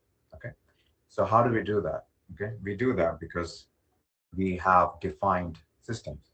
Okay, there's processes, there's templates, and if you put your own center of excellence in place, which is to do with how you manage your leadership, how do you put governance measures in place, how do you manage your data, okay, in your AI startup or for others, in fact, how do you manage your data to build your AI business? How do you manage your technology, change management through stakeholders, and how do you manage your strategy? So imagine if you have perfectly designed systems or process in place.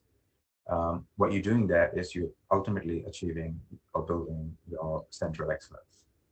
And this is how you've got to be. Like if you're a founder or a business owner, you've got to have this because this is the sweet spot. Okay. And it takes time to build this, but aim to build this because this is progressive, this is continuous. And when you have this, you are not a business operator, you become a business owner. Okay. And that's what founders and CEOs need to do. You need to become a business owner and an operator. And trust me, it takes time, but if you aim for this and building your own center of excellence, that's the way forward. Basically, it's a system, a cog that runs your business without yourself being at the center of it all the time. Okay. And same applies for any AI business, not just this is not just for startups, it applies for AI as well. Okay. The next thing, a request I would like to touch base on ethics. I'm a big believer and done a lot of research in this space. And in my opinion, I believe that if you're building AI, machine learning with no ethics, you might end up building an animal. And it's because if you're building AI with no conscious, no moral codes, not understanding the impact on people, the society, yeah, you could potentially build an animal. So we got to think proactively before we build or use AI. Okay. Now, you must be wondering why am I making this bold statement? And I will use this simple example. And this simple example is to do with slavery. Okay. I'm sure this is a very sensitive topic to us because we have seen what happens when colonization happened in the past. So you can see on the screen there are two types of sides of people. Okay, two views of there's two narratives here. On the left side, you got people happy on an island who have no innovation, no awareness of trade, awareness of their own wealth and value of what their potential of doing. On the other hand, people know things like trade. They know how to navigate. They have compass. They have gunpowder. They have guns. They have ships, and they know the value of spices, diamonds, and manpower. Okay. Now, on one side, they are powered by innovation, which is compass, ships, and guns. On the other side, they have nothing. So this is an example of what happens when one party is given innovation in an absolutely unregulated environment, and there is absolutely no one to guard anyone. And same thing happened during petroleum industry's boom. Petroleum industry took off, and do you know what was the byproduct of petroleum industry? It was not the smoke; it was plastic. Okay, plastic was the byproduct of petroleum industry. Plastic was a waste produced by the industry, which was then used at scale, and then the regulation said, we need to regulate plastic. So plastic management, the waste management, climate crisis, all of this was a side effect of not regulating one specific industry. Okay, it's too late; it's done already. Okay, cybersecurity in a similar way, or cybersecurity issues in a similar way, is a side effect of information revolution. Okay, and we can see every technology that comes in brings its own side effects. Okay, and same is true with AI. So what we need to think today and really rationalize is what will happen in the scope of AI if we continue to do what we're doing right now in AI without thinking proactively. Could this result into digital slavery, or could it result into intellectual colonization? Intellectual colonization means, could this mean that large tech companies could have curated amount of data and intelligence, such as, I don't want to name the companies, but there are companies who have curated public data, and they're using that, and then you're subscribing to it, and then you realize, wait a minute, I'm the one who gave this data to them. So what will happen in the next 5-10 years down the line when everything that we do today will be subscribed? So where does that leave us? So this is just a food for thought. Just have a probably we don't have time to answer this today, but I'll leave you with that thought. And the reason I'm saying this is, right now we are facing all these challenges. Large companies are getting banned and fined. Okay, so what are we going to do when we don't even trust large companies? How are we going to trust small startups? There's so much regulations and standards out there that it's really difficult to keep up, which means we are facing compliance chaos right now. The next thing is, you might be thinking, oh, I might build something that is disruptive, but what's disruptive in San Francisco may be a protest in some other countries where it may not be accepted. So ethics of one country or a city may not be right for others. So how do we build something that really meets or addresses long-term risk? So what I often suggest is, let's use our natural intelligence. And I'm going to use an example of ChatGPT. Okay. Now, you all know, and I'm sure you all have used ChatGPT, but that you might be using this for your uni work or for your business. Now, question I often ask is, do you have the authority to use ChatGPT? And the reason I ask that question is, if you do not have the intellectual authority to use that, there's a potential risk. There's two risks. One is you could be misleading your audience, and you could be misleading yourself. Now, if you're writing your final year thesis and using ChatGPT to write this quickly, you know, first thing is, look, if you look at this matrix, you building something that you don't know, so you don't have the authority to do so. Next thing, what you're doing there is you're building something that is talking about future, i.e., you're designing something that you think is the right way forward. But the thing is, ChatGPT, as it stands, is a generative, pre-trained transformer. The key is it's pre-trained. It's pre-trained on old information. It's not there to predict the future. It is not creative beyond a certain point. It does hallucinate. Okay. It has 33% of hallucination or inaccuracy, if you want to call it explicitly. So, how you work with this limitation and give something credible out of it? It's impossible if you're not an expert to challenge this 33% of inaccuracy. So, that's first challenge or first problem. The next thing is the whole process of learning really fortifies or becomes solid. Then you learn and make mistake and repeat and repeat. Repetition and your experience of failure is what makes you better individual, a better student, or a better leader. If you're not putting your own creativity and relying on other people's creativity, you're not learning anything. You might as well just give that tuition fee that you're paying to charity and just skip the engineering degree in that scenario. So what I'm trying to say here is there is a time and place and context where you need to use AI and when you shouldn't. Okay. And this really is applicable, especially in education, HR, high risk, transport, all these sectors. And the reason I'm saying this is if you fix your AI at early stage, at conceptual stage, at research stage, or early stage, the cost of fixing that is quite low. Okay. So if you're proactive,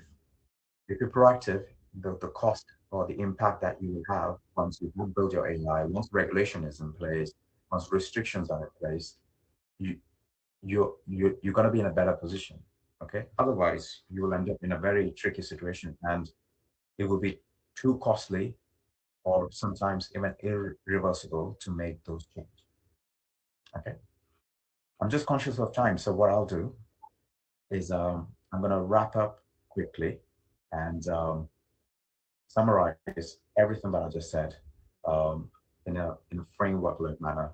So what I have done is I often advise startups and help leaders with AI adoption. So one thing I often say is, be clear with the business objective. Identify the areas where you think you can innovate, okay, where AI could be mostly applicable. And to do that, the first thing I would say is, as part of this simple AI framework, the first thing you should do is start with the problem. Yeah, and start with the problem strategically. When I say strategically, Steve Jobs is a good example, right? He's saying, do something that has real value and start with, user experience, customer experience, and genuine problem. And if it needs AI, then yes, think about the next step, which is where you think about what is the right innovation here right now. Okay. When I say innovation, it could be an AI app, it could be a simple digital app, or it could be simple, logic app. Okay. How simple do you want this to be? Okay. And your choice of innovation matters a lot over here. Okay. Next thing is empathy. So going back to the example of Steve Jobs and Apple, empathy plays a key role. And empathy also means, thinking about ethics, the moral codes. When I say moral codes, why would your app do something that you would not do it on the street? What I mean by that is on the street, we don't steal people's, wallet. Okay. We don't take their photo without asking their permission. We don't harm people, okay, on the street. So why does your app have to do that in digital domain? Okay. What I mean by that is Why should you capture data without consent? Why should you do facial recognition, scoring, emotional scanning? It's like judging someone on the street. If you don't do that on the street, your app should not do it. Okay? Empathy should be the foundational element of part of your process, part of your design, and part of your business. Again, going back to Brian Tracy's statement, a goal without a plan is just a dream.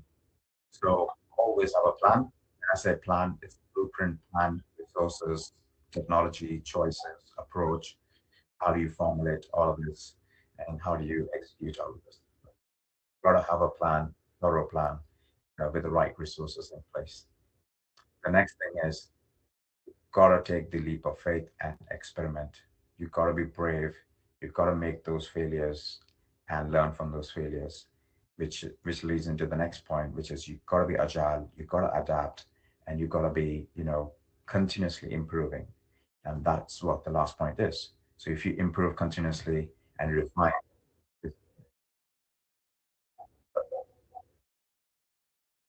Okay. So I know I was walking through this quite quickly, but hopefully it has given you some inspiration to feel positive about what you can do. I'm here for the next half an hour to answer any questions if you have. Hope that was helpful. Thank you, guys. Thank you for your patience.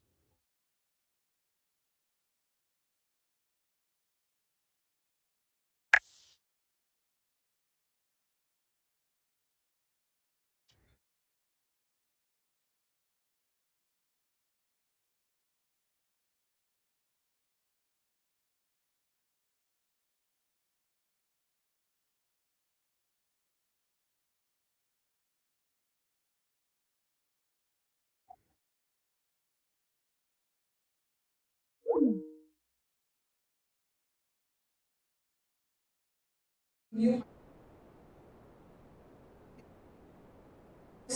breakthroughs in generative AI, natural language processing, and computer vision technologies. Moreover, his innovative data science programs has set a new standard in the industry. I request Professor Nabega Yusufzai, Program Advisor, Mr. Saurabh Shahane sir, by offering a memento as a token.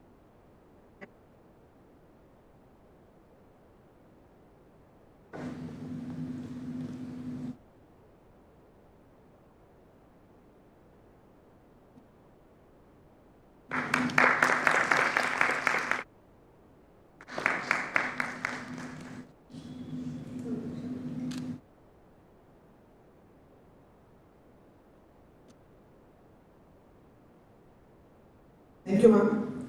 Thank you, sir. Now I invite Mr. Saurabh to share his views.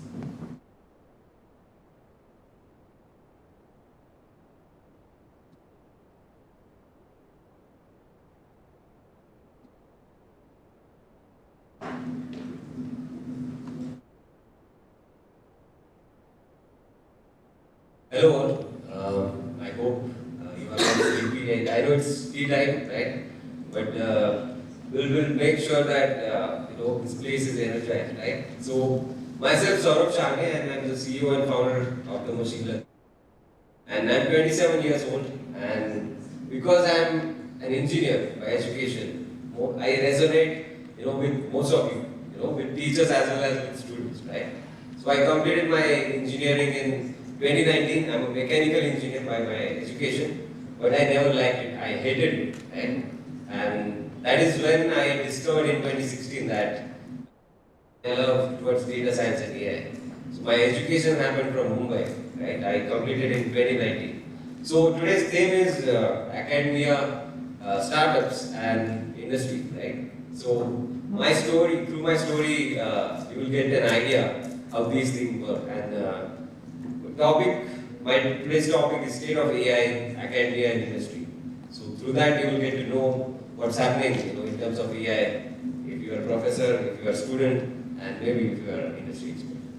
So as I told you, I completed my education in 2019. For a straight 2 years I worked as a data scientist in startups. So I don't have a typical corporate background. I always worked in startups. So while I was in Mumbai, I participated in a lot of communities. I used to teach about data science. I used to mentor students about data science on weekends, right? And because I was a competitive data scientist, what I felt was, college students always need an atmosphere, right, to work on something. So typically, as an engineering student, we have assignments, we have all those things to complete, right? But we don't get to work on something like. And what I feel is education is more of a transaction, a live transaction between teacher and student, and it needs a live atmosphere. So through the teaching and training activities, I was able to create that. So while working as a data scientist in various companies, I figured it out that I can build things, I can build complex AI softwares. And that's where in April 2021, I had this thought of starting my own startup. That is when I started the machine learning company. And can you please?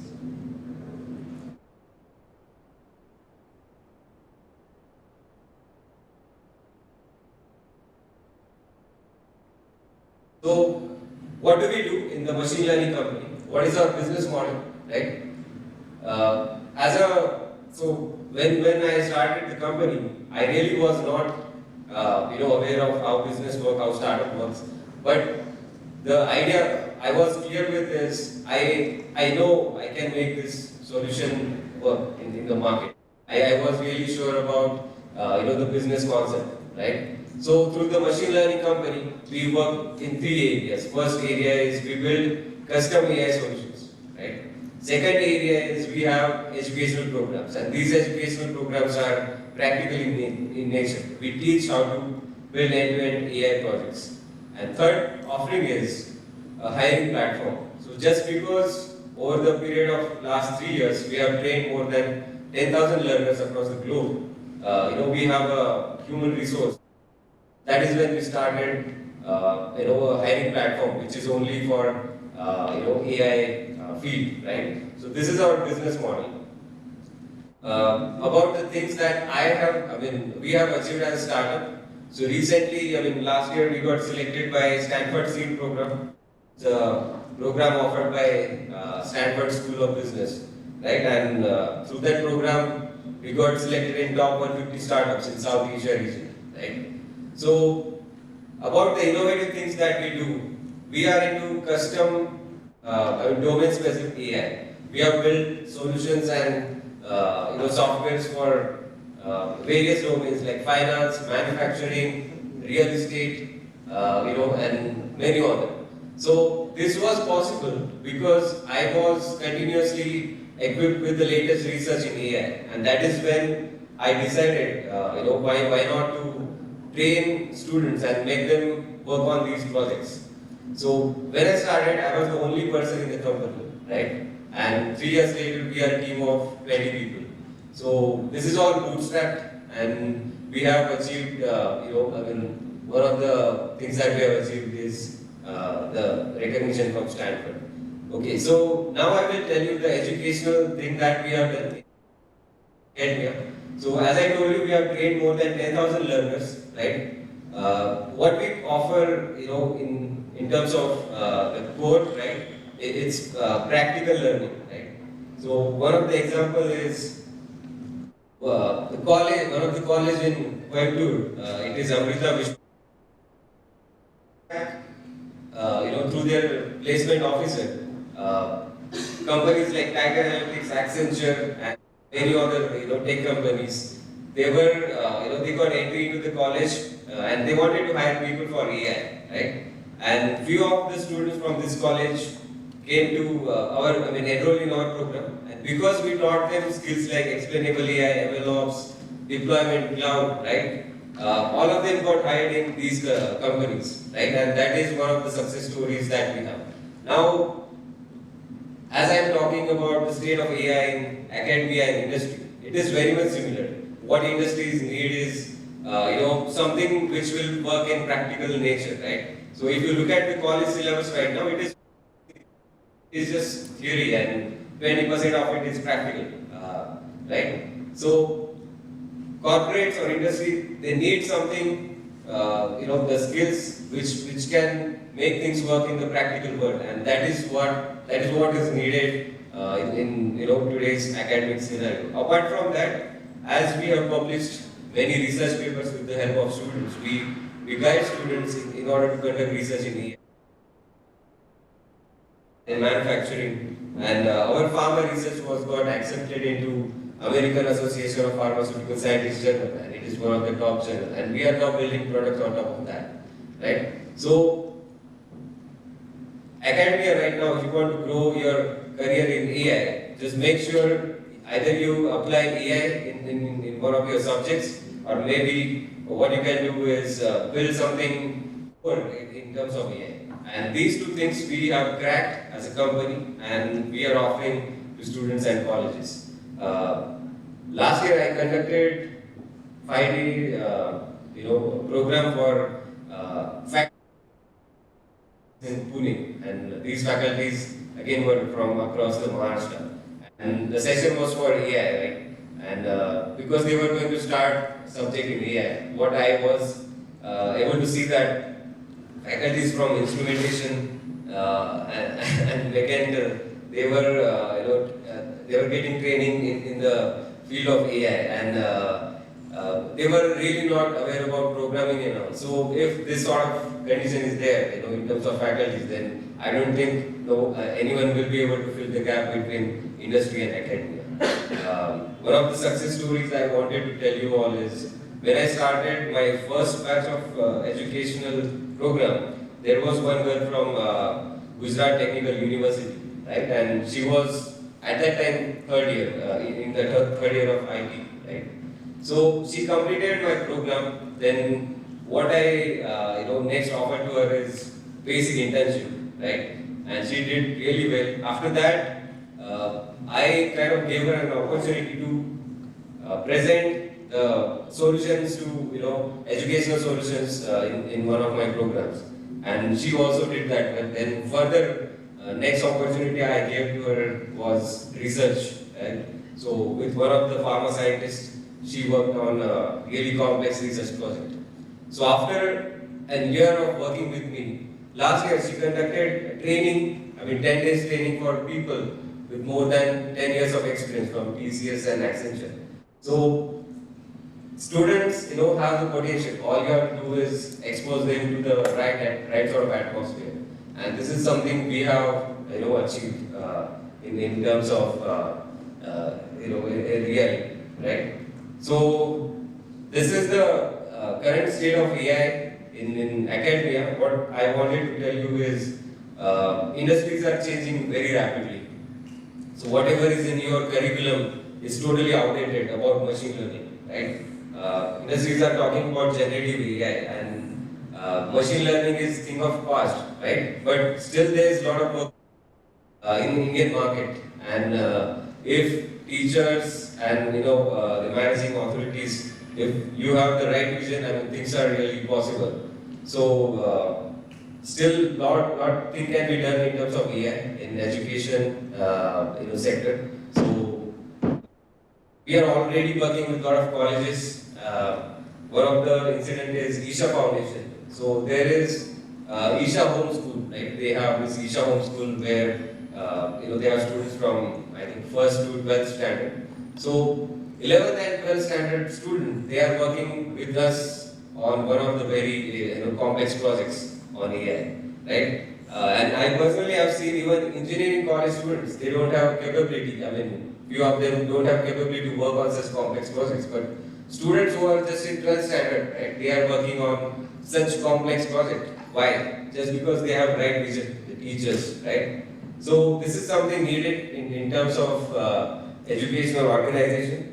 And as we have a hiring platform, what we see is companies are freshers with just a degree. They need some extra skills, right? Even if someone has completed his AI and BTech, it will not work. They again need an experience and something in terms of research. If you want to achieve, a good position in the company. So such scenarios are happening, and as a educational organization, you all have to change. So, yeah. And just about my startup story, when I started, when I got my first project in terms of AI consulting, it was 3 years ago, that the ticket value or the pricing of that project was 1.5 lakhs rupees. That was one of my first project that I have backed, right? But 3 years later, today we have a project worth rupees 30 crore on our table, and in this year we want to, our aim is to become 100 crore company, right? So this was possible because I was able to see what is actually needed in the market. I never started the company just because I wanted to, build startup, because there is a, maybe peer pressure of startups, or atmosphere of startups. I started the startup because I was sure that I can do this in the market, right? So something like this is happening, and same thing as a college student, you can just find out what is needed in the market and work on it. So that's it. Thank you.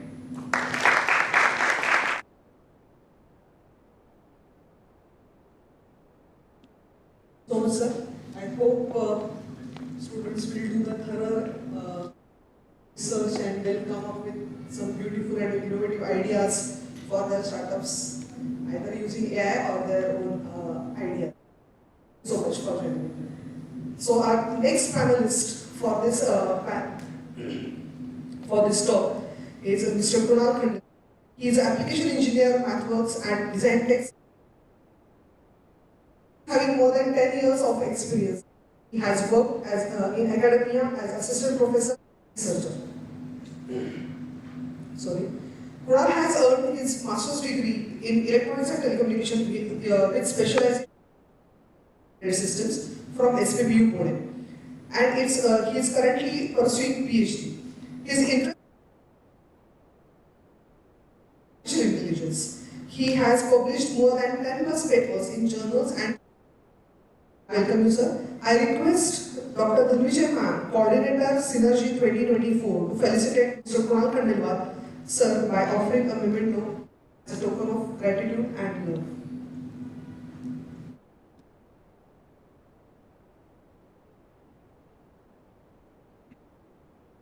Sir.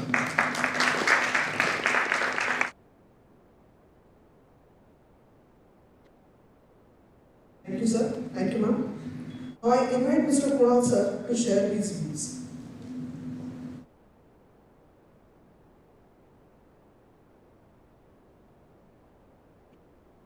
It's a difficult time to talk with you, but anyways I will try to keep it small. I reached late, but I was able to listen to Sanket's some few.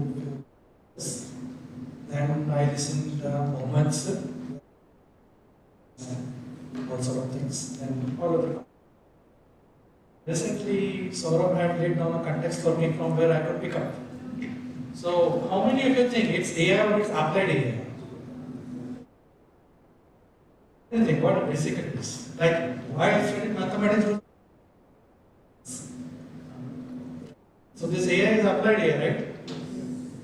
So, I tell you what may notice. So, I look at the 3 states. Goa, Gujarat, Maharashtra, education is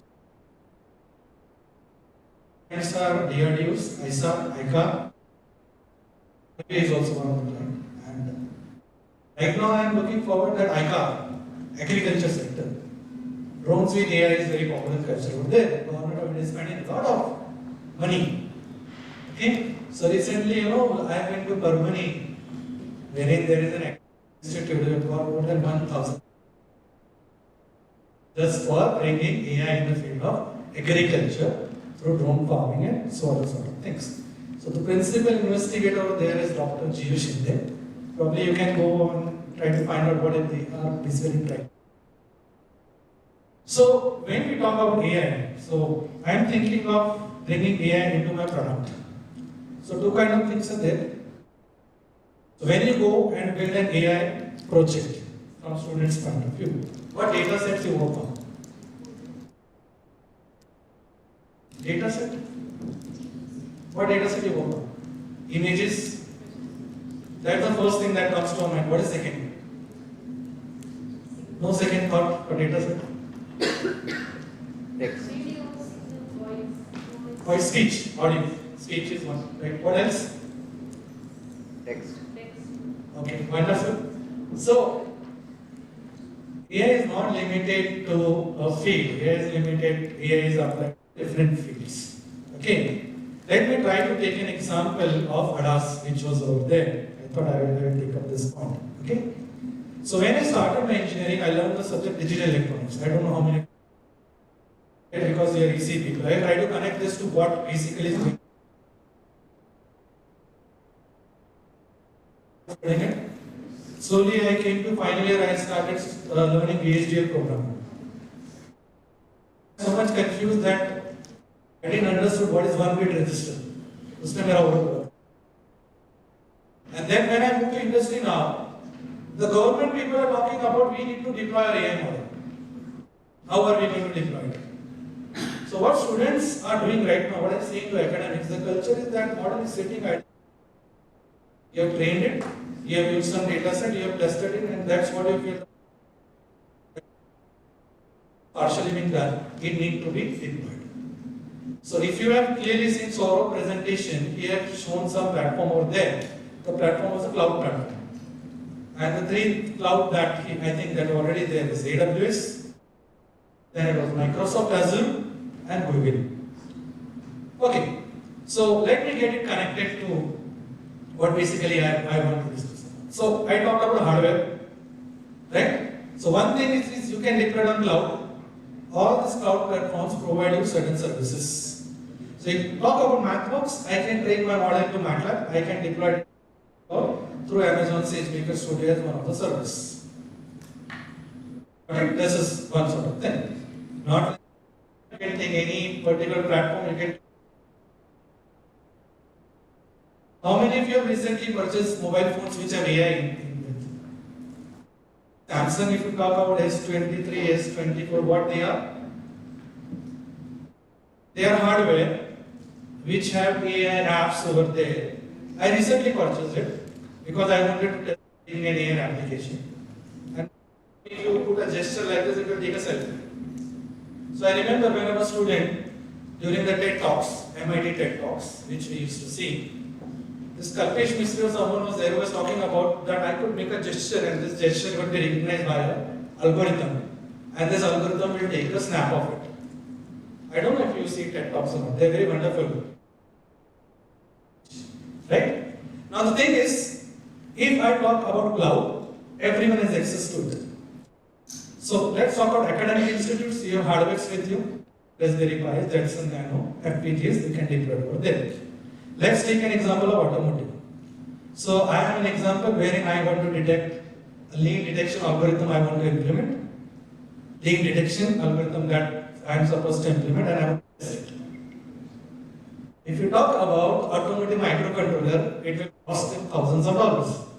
I cannot test it. But using MATLAB platform, Simulink platform, or any other platform, I am able to build a that application. I can go on a highway, I can take a live video, I can capture that video, I can train my model that video. Okay? I can have a dashboard kind of thing, and then it will be able to detect this. I probably show this kind of case study most of the time. Question is, how to verify whether it is going to really work when it is deployed? Don't you think this is challenging? The Mahindra SUV 700, have anyone of you tried to put it into autonomous mode and thought of testing this feature? So it's like risking your life. But as technology is moving ahead and technology is providing you this kind of solution, you can read your newspaper and you can just reach your office, you can provide some GPS coordinates and accordingly the things would happen. Nowadays, this AMD has provided an entire microcontroller or a cloud platform where you can actually deploy this model over there, test the functionality, and pay in some dollars in some sessions. And if you are really convinced, you can go and buy them. Don't you think this is something which is appealing to you? As a student, what we can do? As a student, we cannot do this. So as a student, what we can do? So from last year, I have started demonstrating this product. So let's do one thing. I have a small example that I have taken a flower data set, Kaggle flower data set, 5 flower data set. Okay, I have trained my model. Okay, and I have given new images. The model is working perfectly fine. And deploy this model. What should be the hardware? What do you think? What is the choice of hardware? It's right in your hand, your Android mobile phone. So if the AI mobile phones are already there in market and you have a mobile phone, which is an Android mobile phone, doesn't have an AI capability, can I think of turning my simple Android mobile phone into a mobile phone which has AI capability? So I'll give you an idea about that. Okay. So you are aware about Android Studio? What Android Studio is being used for? Android apps. Okay, wonderful. Thank you.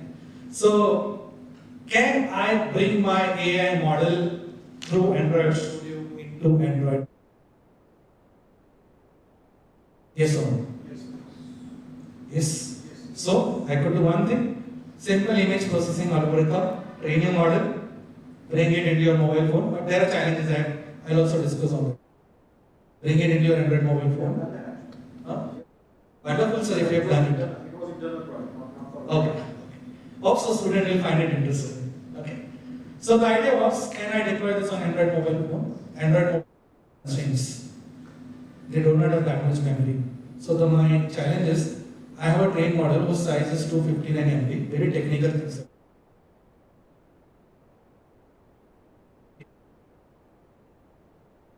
I will be able to deploy it. I want to deploy it. Absolutely, I have no solution. What are the challenges? What could be the proper solution? So cloud I don't want to use because I want that model to then you are just using APIs. Yeah, so what if I can reduce the size of that model? But on what parameters? If I reduce the size, is it going to give me the same accuracy? These are debatable questions. Right? So nowadays you'll find out people are taking them. So if you think of AI-based products, probably that has to be fitted into a small microcontroller, which are specifically being used for AI-based products. Got my point? So you see speed cameras, right? So what do you think? What they might be? What that kind of hardware would be? Is he able to detect the vehicle? Able to detect the number plate right from far distance? Yes. What about the data acquisition challenges? Yes, it is able to handle that challenges. Correct? But these are high-end applications. So just to end the thing, like I will request all the students to think of that the model should not be sitting up idle in our laptops. If you want to extend this to be as a product, so if you go out in market and you tell people in this way, so we have brought an AI product, wherein we have deployed an AI model on a hardware or on a cloud. I'm not stuck up to hardware or something, on a cloud. And then I am able to use it in this particular fashion. Go to Google Play Store, you find out that app is over there. Because nowadays you try to put your GitHub profiles and LinkedIn profiles in your resume, right? So just to tell you one thing, if you talk about robots, just to end with the thought, the farming is to be done into hectares and hectares. Who is going to monitor that a plant has a disease or not? Or the leaves are turning to be yellowish, seems to be no water is present or some.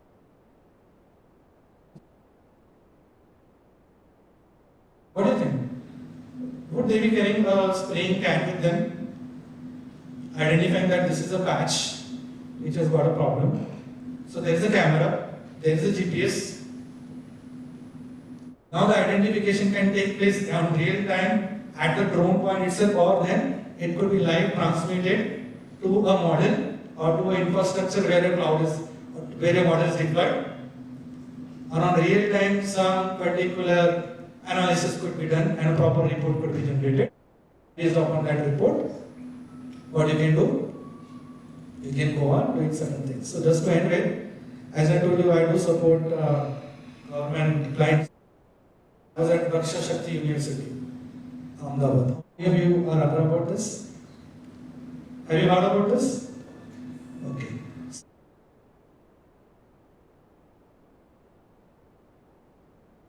IAS officers are being trained, and I was able to attend one kind of such training where how to hack a drone. Really sorry, I'm pointing this out, but they do not, like what Saurabh mentioned, they all do not come from engineering background. They have a zest to learn, okay? They are ready to understand all this technical concept, and government is spending a lot of amount of money and time for their training.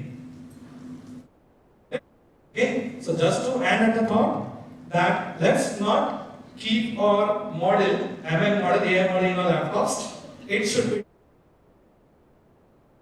I am regularly visiting your institute. If you want, I can show you that probably in some sessions. But don't limit it to only Raspberry Pi. Don't limit it only to Justin Nano. Try to replace this products. So when I want to do a POC, I will use this low-end hardware. My company will invest in buying 3,000 or 10,000. ZC102 की बात करोगे वो $10,000 का board government ही purchase कर सकता है. It's difficult for us to purchase, right? But what we can do is we can build up our POC. We can show it to our customer, and when customer is ready to give the hardware, so don't limit yourself only to your laptops. Try to take a step ahead. So to build the AI product, you are just a step behind. Mobile phone is one example I told you. Android mobile phones is one. Okay, hardware is already lying idle in your laboratories. Try to use them. Okay, and you know that's what thoughts I have. Okay, thank you.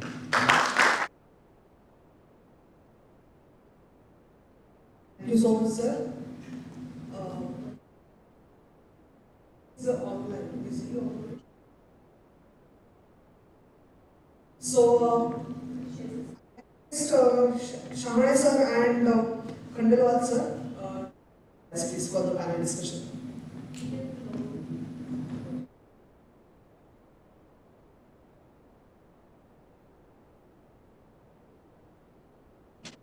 So, any questions based on AI?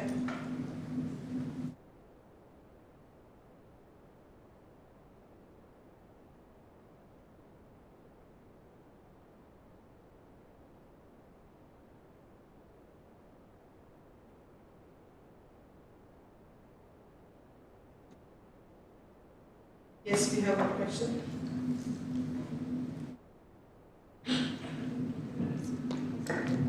Hello. So, I want to ask that how we can decide that which hardware we should use for which model. This machine learning model, which hardware should be there. Deep learning model, which hardware we can use. It's difference between according to the algorithm.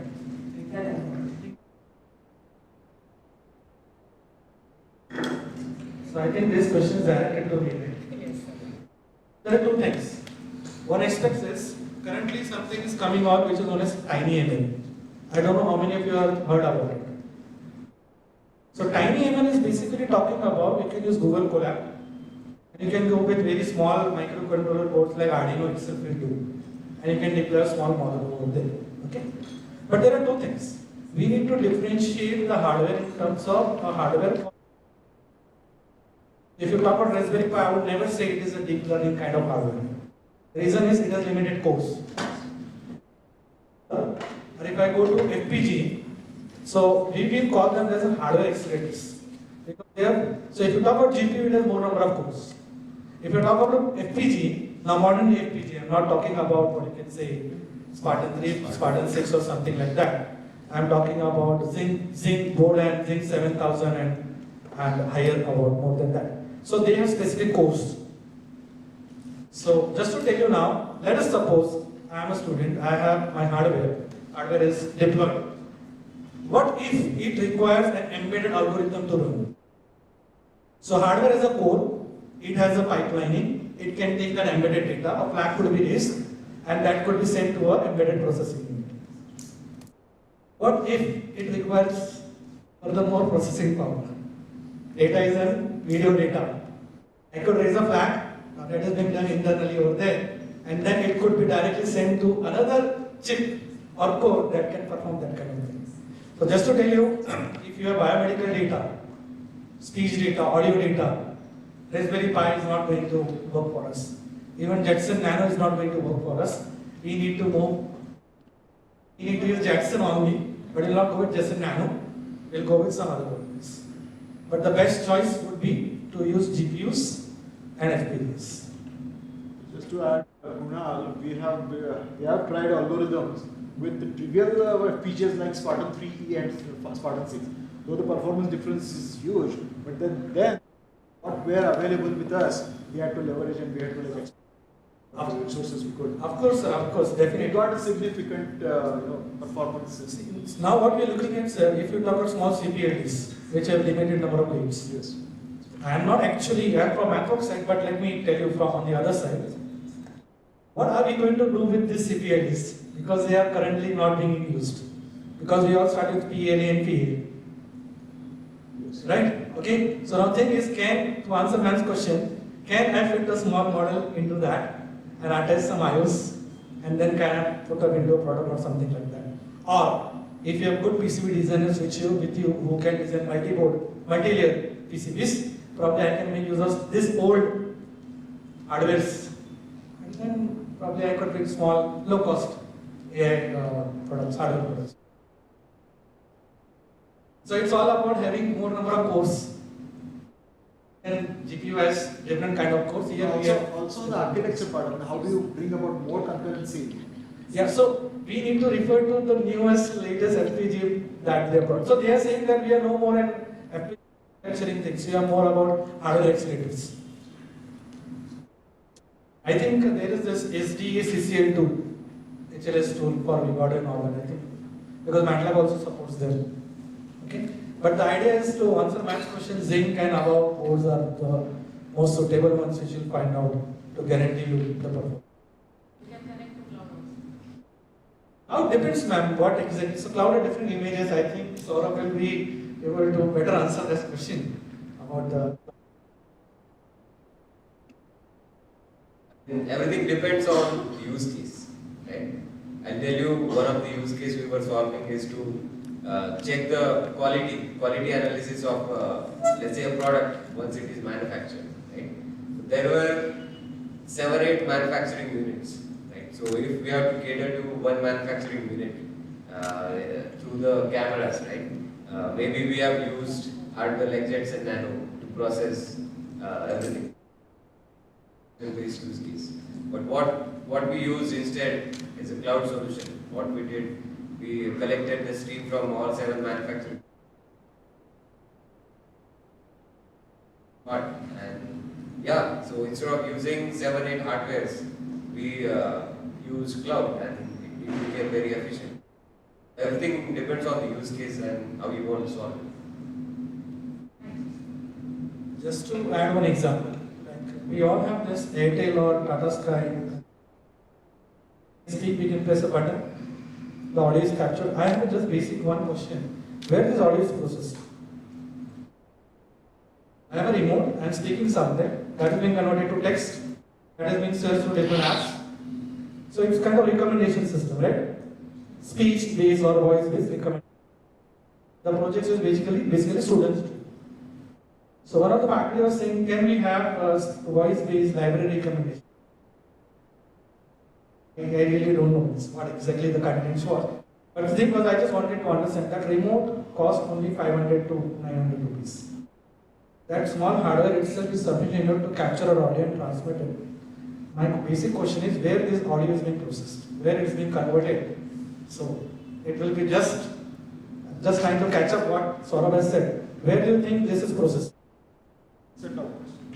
Set-top box, it's going to cloud. Where do you think? So it depends if I am using OTT platforms.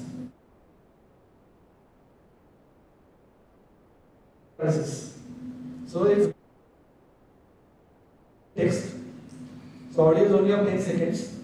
So there are already some services which can convert speech to text, taking that text, submitting to a global database. There that will go to the global databases. Series of movies and all that. So we need to understand that the hardware is very cheap nowadays.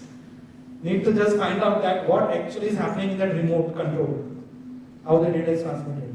So what sir is saying, if it is locally, if it's available, we need to actually open it up, try to understand. Even if it goes into cloud, it's fine. So why can't student bring up this kind of project wherein they are recording some voice, that voice goes to cloud, over there you deploy your own model, it converts to text, automatic query is being done, and some movies or some tourist attractions, some tourist places could be highlighted. Nowadays, whenever it comes for programming assignments, students ChatGPT, so they are getting ready-made codes. So my 5 years on,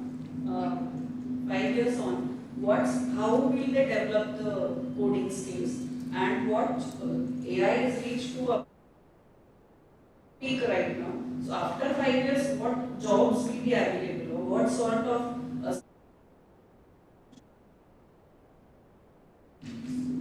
To add question, I would like to say, recently you might have heard about Devin.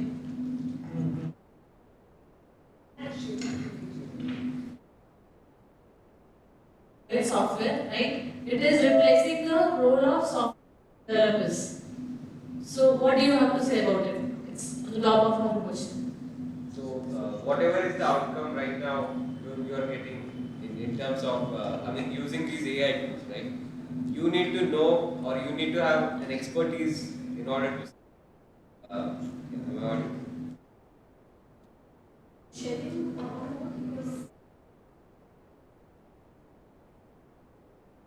So maybe after this, yes, I want to ask Sharon to share experience. Yeah. So basically, AI tools are giving some output, right? And it's not 100% correct. In order to know whether the output is correct or not, you need to have expertise, right? So AI tools will, it is going to be a tool. It is not going to. It can replace jobs which are recurrent in nature, but job like coding, right? It will not be able to replace because there are complexities. There are so many things. It is not. So something which has a lot of recurrency in nature, that can be totally replaced by AI. ChatGPT is generating new content. Can you compare it with a creative person? Let's say I'm a content writer and I want to write something for my LinkedIn feed, right? So I can add as much as creativity as I want, but ChatGPT has its own limitation. It cannot, after a point, right? So it's all about how unique you are and how expert you are by using that tool. Even this tool called.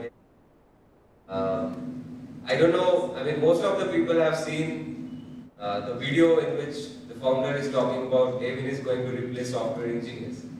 But few days ago, someone released a video saying that Devin is fake, right? Fake because it is not going to replace software engineers because it is not fully functional.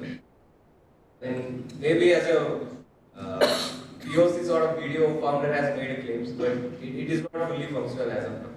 So you need to have expertise and use these AI tools as a helper.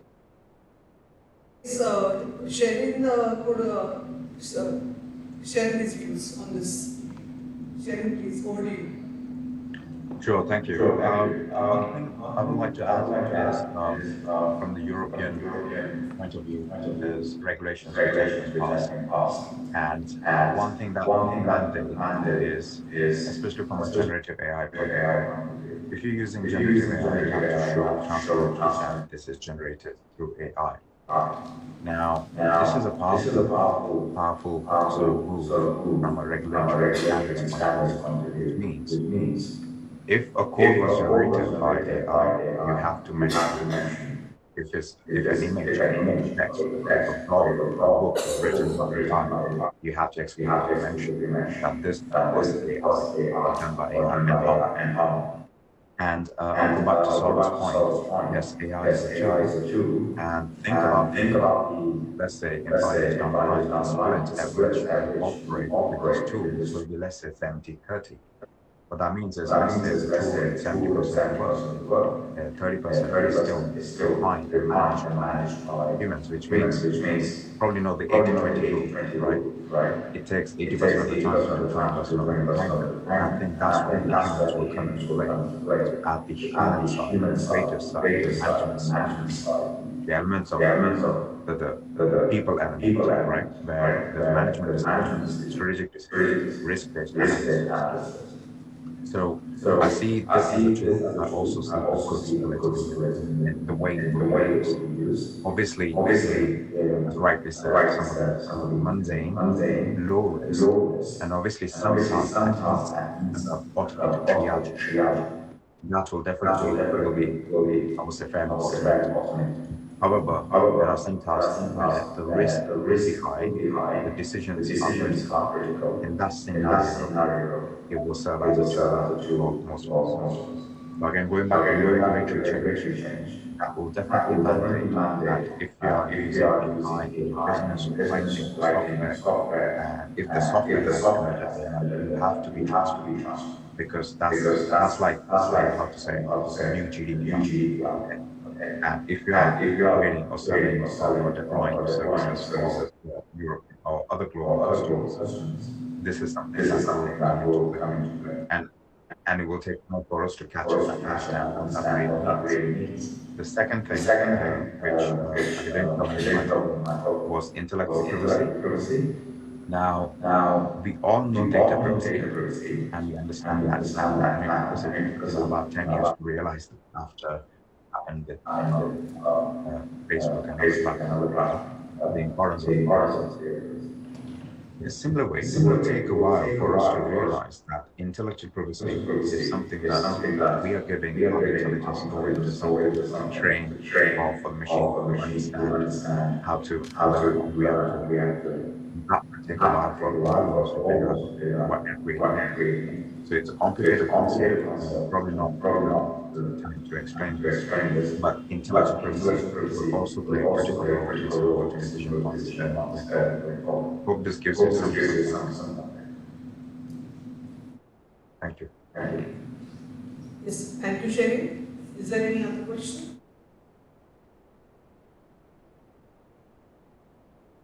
Yes, we have another question. My question is to Mr. Sherry Matthew and Saurabh. It is related with the prompt engineering.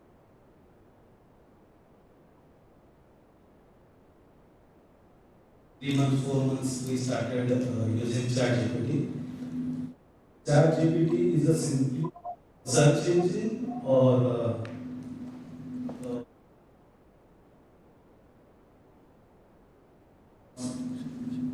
it's simply search engine. And my question is towards the prompt engineering. And second question, what is the student perspective?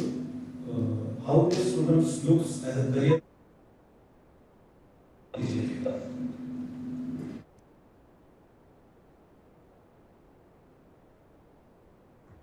Can you please repeat the first question?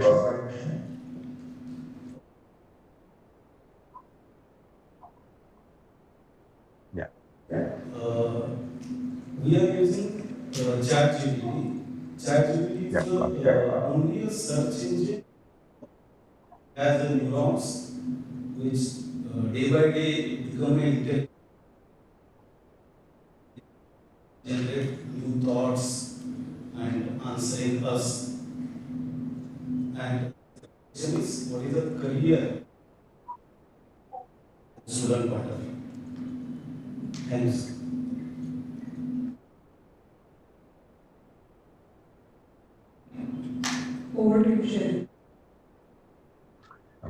Thank you. So, first question. There's a setting in ChatGPT which says use the historic data to retrain the model. So the first thing about ChatGPT is this pre-trained, okay? Retrained on historic data, public data, online information. So it's trained to understand what the world is right now, the context and the knowledge of the world right now. It's almost like, as you rightly said, it's a search engine connected to probably likes of encyclopedia, giving you that, quick insights in a bit more organized manner. Okay, so that's the current context. Now the limitations with ChatGPT as a creating website it is pre-trained on a certain amount of data. It has limitations in terms of creativity. It's not creative. It's trained. It is telling. And the other thing is the inaccuracies. Because these models are trained on 2 billion parameters and new versions on a couple of trillion. Now, there is still limitation. I will say fraction compared to the compute that is in our brain. So it's very narrow to start with. It's very focused on retrained information. On his very limited share that matrix where I said if you research something in the past, it might give you fairly great results just from the research point. Nothing wrong with this. But if you're going to focus on something futuristic going forward, probably will lack limitations with the creativity and the data. It's like if you have not trained a driverless car, okay, if the data of the driverless car is not trained to detect a cow on the street, it wouldn't know what to do, okay? So if the data hasn't got the scenarios that you're asking, it probably will hallucinate, okay? It will think cow is a bubble, right? A bubble, or big bag. And the decision would be the same decision as you would have, okay? So be careful when you use ChatGPT, especially in autopilot, okay, or in this autonomous mode. And that's where the risk lies. So the question goes back to in what scenario you will use ChatGPT? Okay, you can use ChatGPT as an API for healthcare decisions. Absolutely no. You can't use it. The risk is extremely high. If you're using ChatGPT as a copywriter to help you write something, it's a tool in that. Okay, so there's a time and place where you use ChatGPT. The next question is prompt engineering. Again, I'm going to use the example of information technology, right, or the internet. Cybersecurity is not a job. Software, SEO, content design, content management, marketing, all of that. Became a opportunity thanks to internet and what it did for all of us. So in a similar way, prompt engineering, yes, it will play a critical role. But at the same time, prompt engineering does require knowledge. Okay. What that means is if you're wanting to write a certain type of code, you need to know how to write a certain type of code. Okay, you still need to understand what is giving you. Again, I'm going to use the word generate. It is generating. Okay, it's making it up in a simple way. When someone or something is making things up, which looks quite nice, it looks fluid, it looks fluent, it looks nice. But how do you know there's no risk involved? How do you know that's going to work? And how do you know to challenge that? So prompt engineering, it's okay as a profession, but it's for the right people, those who know how to validate the outcomes of the ChatGPT. Okay, if you're writing code and you're going to prompt engineer to write a code with ChatGPT, you will understand the code. Okay, if you're a copywriter, you're going to prompt to write something. You've got to have the authority to validate the facts and the outcomes. Okay, so prompt engineering, I would say we don't know where how this is going to develop as a profession, but it definitely domain expertise. Prompt engineering alone is not going to go if you don't know what outcomes. Hope that answers the question. Thank you. I'll answer this question very briefly. So GPT is nothing but an AI model which understands language. Right? Now, something which understands language, either you can use it as a search engine, you can use it as a translation model, or you can use it to generate new content. Right? So, search engine is an application of that particular model.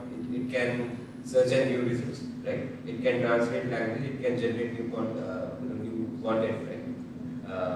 And good way to get accurate results.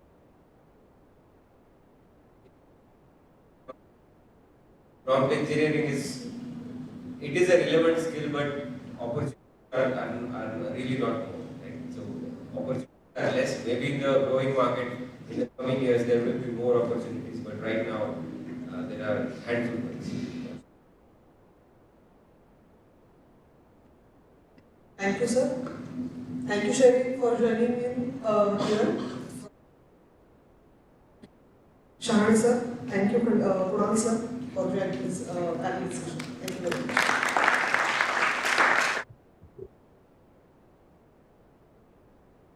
Today we have with us Mrs. Krupa Sanket Modak, a certified chartered to witness this international symposium and conference Synergy 2024. I request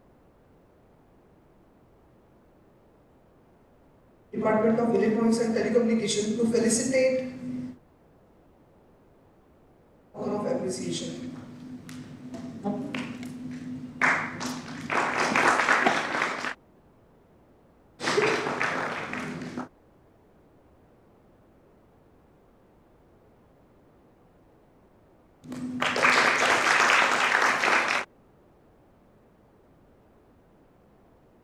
Thank you, sir. Thank you, ma'am. As we are heading towards our last technical director, ESI Compute India Private Limited. He is having more than 20 plus years of experience. His company works on innovations and integrates society and industry through VLSI Semiconductor, imparting training along with the development of IoT products. The only company which is Startup India recognized in semiconductor from Sir has expertise into digital software. I request Dr. P.B. Sobre, sir, Faculty of Department of Electronics and Communication, to felicitate Mr. Amol Rendile, sir, for and love.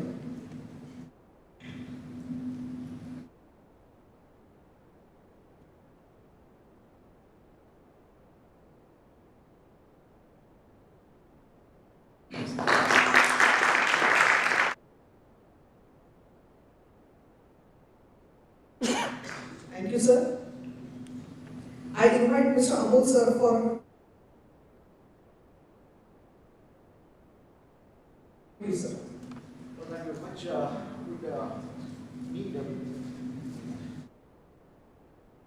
If I'm audible, I will not take a mic. What do you suggest? Take a mic. Sorry? Take a mic. All right. It's audible, right? Okay. So thanks for the introduction. Essentially, I'm not going to spend all the time to tell you what our company is into.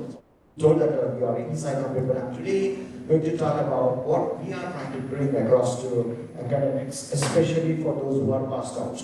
Actually, we are solving our problem that we don't get enough engineers in chip design, semiconductor design these days, and despite of basic qualification of E.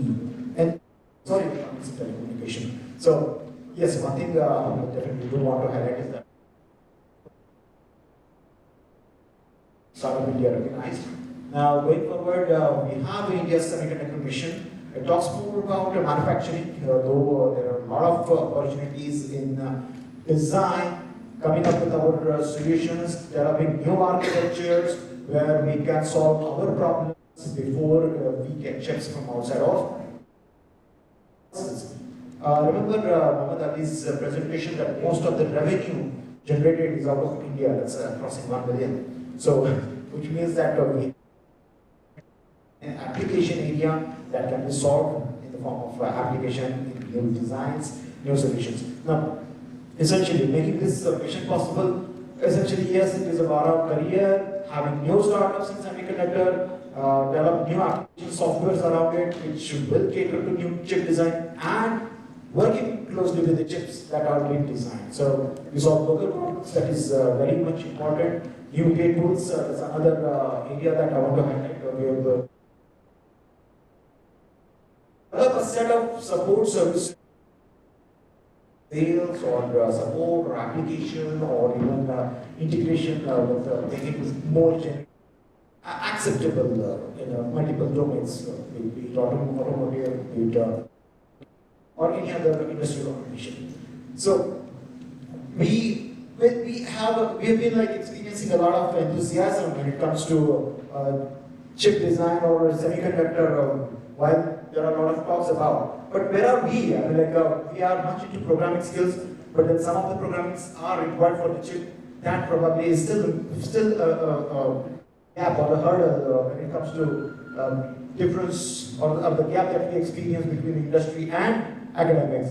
So technical employability, when a person passes out from an engineering college for a semiconductor, how much it is? Oh, at this point, I would like to ask a couple of things. That how many people here have thought of coming up with semiconductors? Anyone to raise hands? Okay. So how many placements happen in your college where engineers were appointed from electronics background in core technology or at least if not any of the semiconductor companies? Are there any? No. Very few, right? So that's because there are certain hurdles. That is the skills.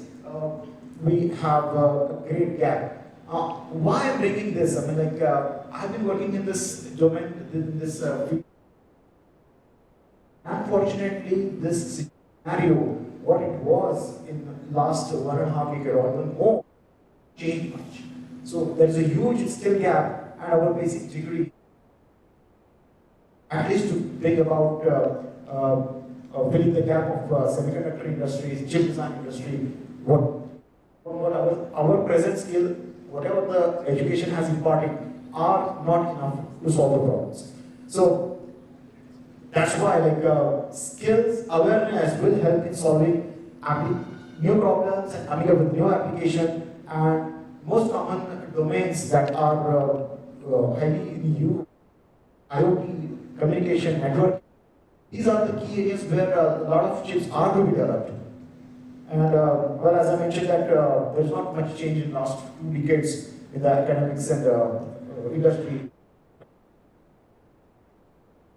So, what can be a possibility? Throughout the day, we have witnessed different talks, and each of the questions of the comments that I have been sharing, those were pointing towards what are the possibilities that we can come up with as a community. Let's say a small group who can design a dedicated, a very processor, be it as small as 8-bit or 16-bit. By the way, we have developed our own processor which drives a small car, and we demonstrated that when we showed. The idea is that it has become our strength, but it is not something that we want to distinguish ourselves from others, but we want to give a possibility that everyone with the right kind of skills, with the right kind of awareness and inclination could build their own set of chips that can cater to a larger crowd of industry, larger solutions of the industry. So, some of them are like signal processing. We can have multiple accelerators that can for the signal processing. Cryptography is another area where a lot of work has to be done that can contribute to the cyber security or data. So communication protocols, there is new need for the act that cannot be. So we have to have a different set of protocols to be developed.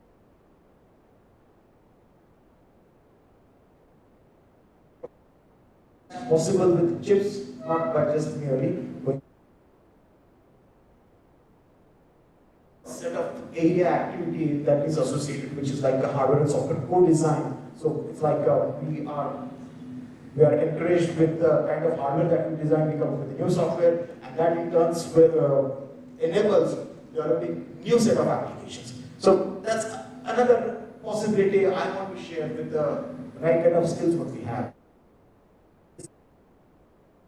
Trying to impart as a skill for newly passed out engineers.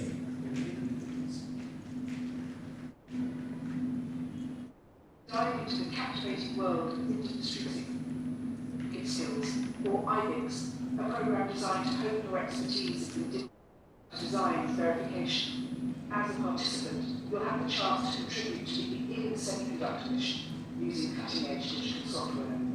Our program offers skill building through online instructor-led training, coupled with hands-on practical exercises and assignments. This crash course training requires minimal investment for high skills and hands-on project activity.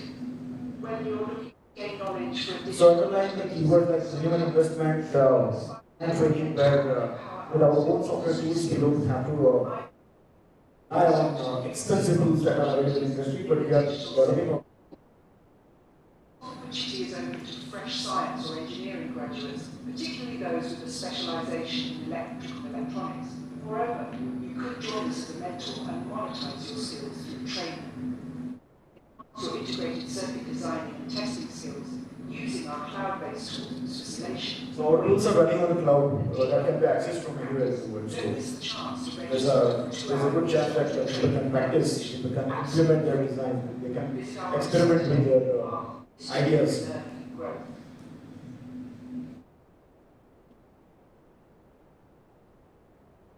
So the idea here is that we want to bring more and more skills across to end engineers right after when they are in college. Encourage people with different kind of career options. It's not always about the placement, but also possibility to be a consultant, be a freelancer. Those are a possibility that anyone can look for. A couple of slides back, when I mentioned that a small group of 2 to 3 guys or even a few more can come together and work on a certain chip as an end solution, as a startup. That's another area that we want to encourage. And finally, we have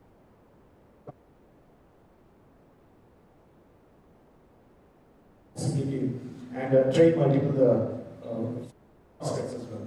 So essentially, once we have a skill, these are the few set of areas that we can look into, break down a problem, and where we need chips. We identify those. I will not highlight much about test and debugging. These are also areas where final chips are to be exercised so that ultimately they go into the end application. So this is one such processor here, and has its own instruction set. It's a small 4-bit processor, has its own instruction set, its own assembler, and it's governed by it's controlled by GUI. So once you give a map, it gets translated to its hex code, and the processor simply interprets it, takes the steps. So just with does this demo. So there's a processor.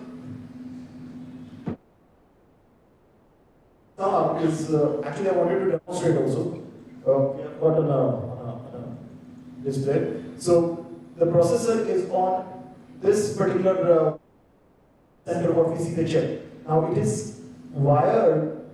The idea is that we are not promising any kind of autonomous vehicle or large vehicle, but to a small application where it's not possible to take a human, where it may be a chemical environment, where we could leverage, of course, in those areas we could simply use such kind of application. Now, this, if we could do it with the right skills, anyone can do it, either this or with some other innovative ideas they can think of.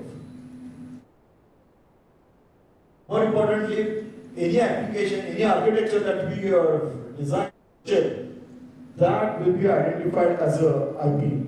IP as in not image processing, but it's intellectual property.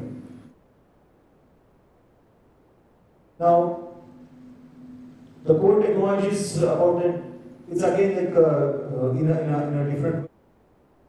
These are we put what we can do once we have what technologies we have to develop for a chip. And so I'll skip this slide.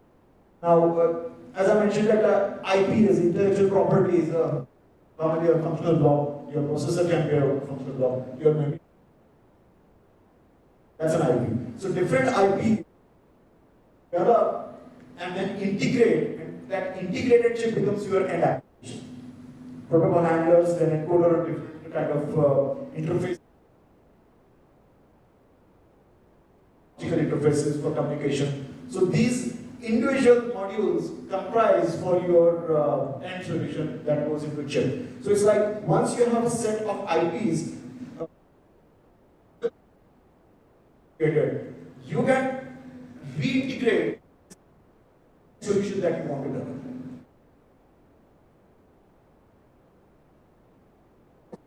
Is that you have a strict regular employment job is one of the possibility in the semiconductor. Slide on what the current requirement is and over the next decade at least, what huge demand is going to be. That is out of the present gap, what industry needs. We as in India, if you want to go ahead with semiconductor mission, I think we have to be ready with the skilled engineers before we start manufacturing, we start developing our chips. But for that, we'll have to get skilled engineers from outside. So that is something that we need to be aware about. And trainer is one of the options. If someone wants to like work from home and also contribute their technical.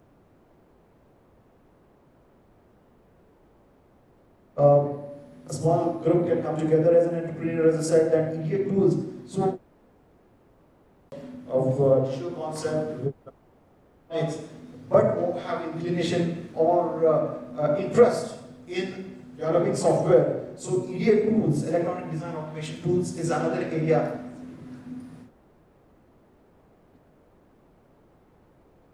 It's another area where they can. So we have been experimenting with several tools to design process better. Some of these tools we developed out of our need, out of our pain, because of certain flow were established, and in order to overcome the limitation that we have not enough manpower available. So we have to. So it's like EDA tools for us. Those led to like the need was led us to projects that form our own tools. So that's another area where there's a good possibility even to integrate AI in certain cases. Though a lot of things has to be implemented intelligence rather than offloading a lot of things across to AI. At least comes to a design of a chip. So next, well, this is just simply a set of videos. Beginning, where we start implementation for a chip, whatever kind of a design that we want to implement. Typically, Verilog is much used in industry today. We have ways of testing and estimating what are the timings that are being met, how the chip is functioning with respect to time, and then which is either for silicon or a programmable logic. So we have a small program that runs in a crash course mode for 7 weeks of a project. So this program, passed out engineer with this stand for an interview. Apart from that, we have which is an additional 3 months where they will be working with us on an actual project. So that helps to gain the right kind of experience, expertise, develop their interest, and also they can really think of development and design. Coming up with the faculty development and awareness program just to get skills sharpened for faculties. One thing I have not mentioned here, we are also working on MOUs across to part in these training with hands-on across to a few other colleges that are from different, not from Pune University yet. So what's the road ahead? The road ahead is that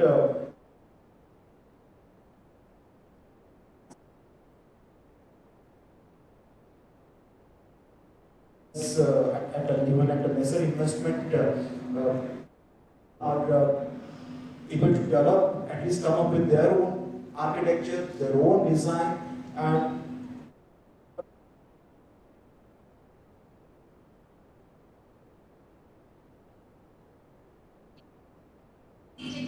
the demand for sophisticated electronic devices is skyrocketing. This surge has exposed the need for skilled semiconductor engineers. Picture yourself a science or engineering graduate working with technology, making a significant impact on the world. Sounds intriguing, doesn't it? The path to becoming a semiconductor engineer is right before you. Industry Basics of Integrated Circuit Skills, or IBIS, is a program designed to help you. It equips you to so we have named the program itself as a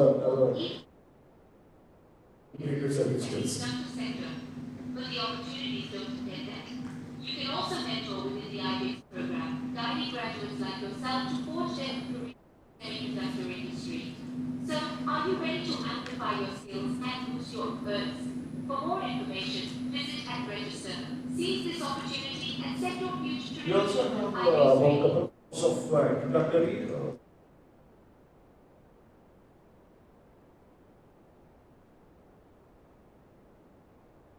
this is with even understanding you could get a hands-on how this works, so that you could decide.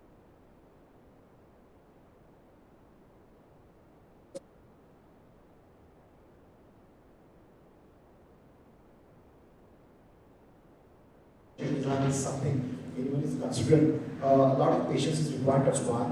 If some startup is on mind, if anyone is thinking, that would have another level of a lot of patience with the perseverance of coming across different kind of challenges, and some of the challenges are very uncomfortable, at least with respect to today's time. Just possible. Major challenges are in the areas of availability of tools, that are required for at least coming up with working or like those are thinking to leverage our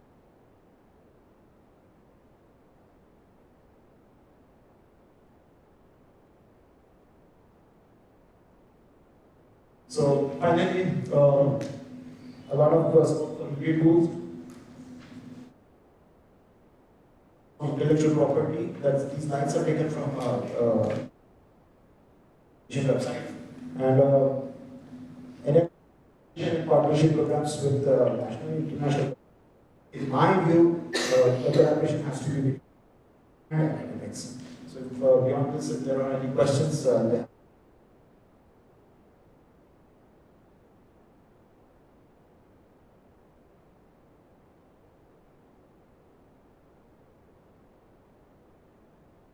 Yes, the forum is open for the questions. Which tools can be used for design? we have our own tools. SOC. Can you suggest any tools? There are plenty of tools, and like your target is GA, and if it is designing, then what is the tool?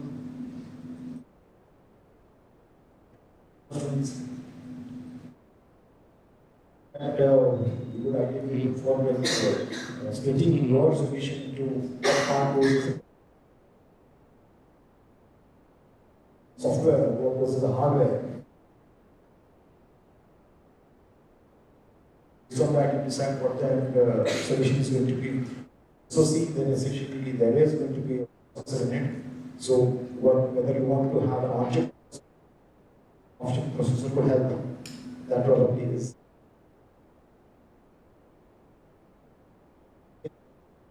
See, and you also want to program it, then certain set of compilers supported by OS, if it is required to run on that SoC. That is something that we have to evaluate before we make for SoC design. Or around which processor core do you want to design? Whether it's a standard ARM processor or these is one of them. Or develop your processor with your own instruction set. I mean, that is also possible. We are probably overlooking this possibility where even a smaller processor like a 4-bit or a 8-bit, and we demonstrated a car which was driven with a processor. There is a high possibility that you can make even an 8-bit processor serve your purpose, whether it's a or some of the automobiles. Serving.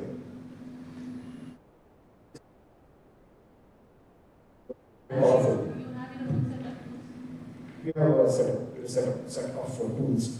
Unless it is like an targeted device, if it is FPGA, then of course we also make use of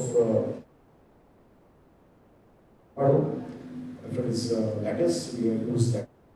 So these are the devices that we have used, and primarily we go for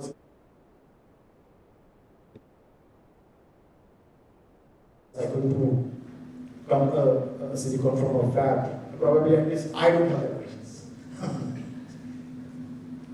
Yeah, any more questions, please? Yes. I have two questions. One question to you and one question to your madam. First question, sir. ELSR we heard in 2000 it boomed.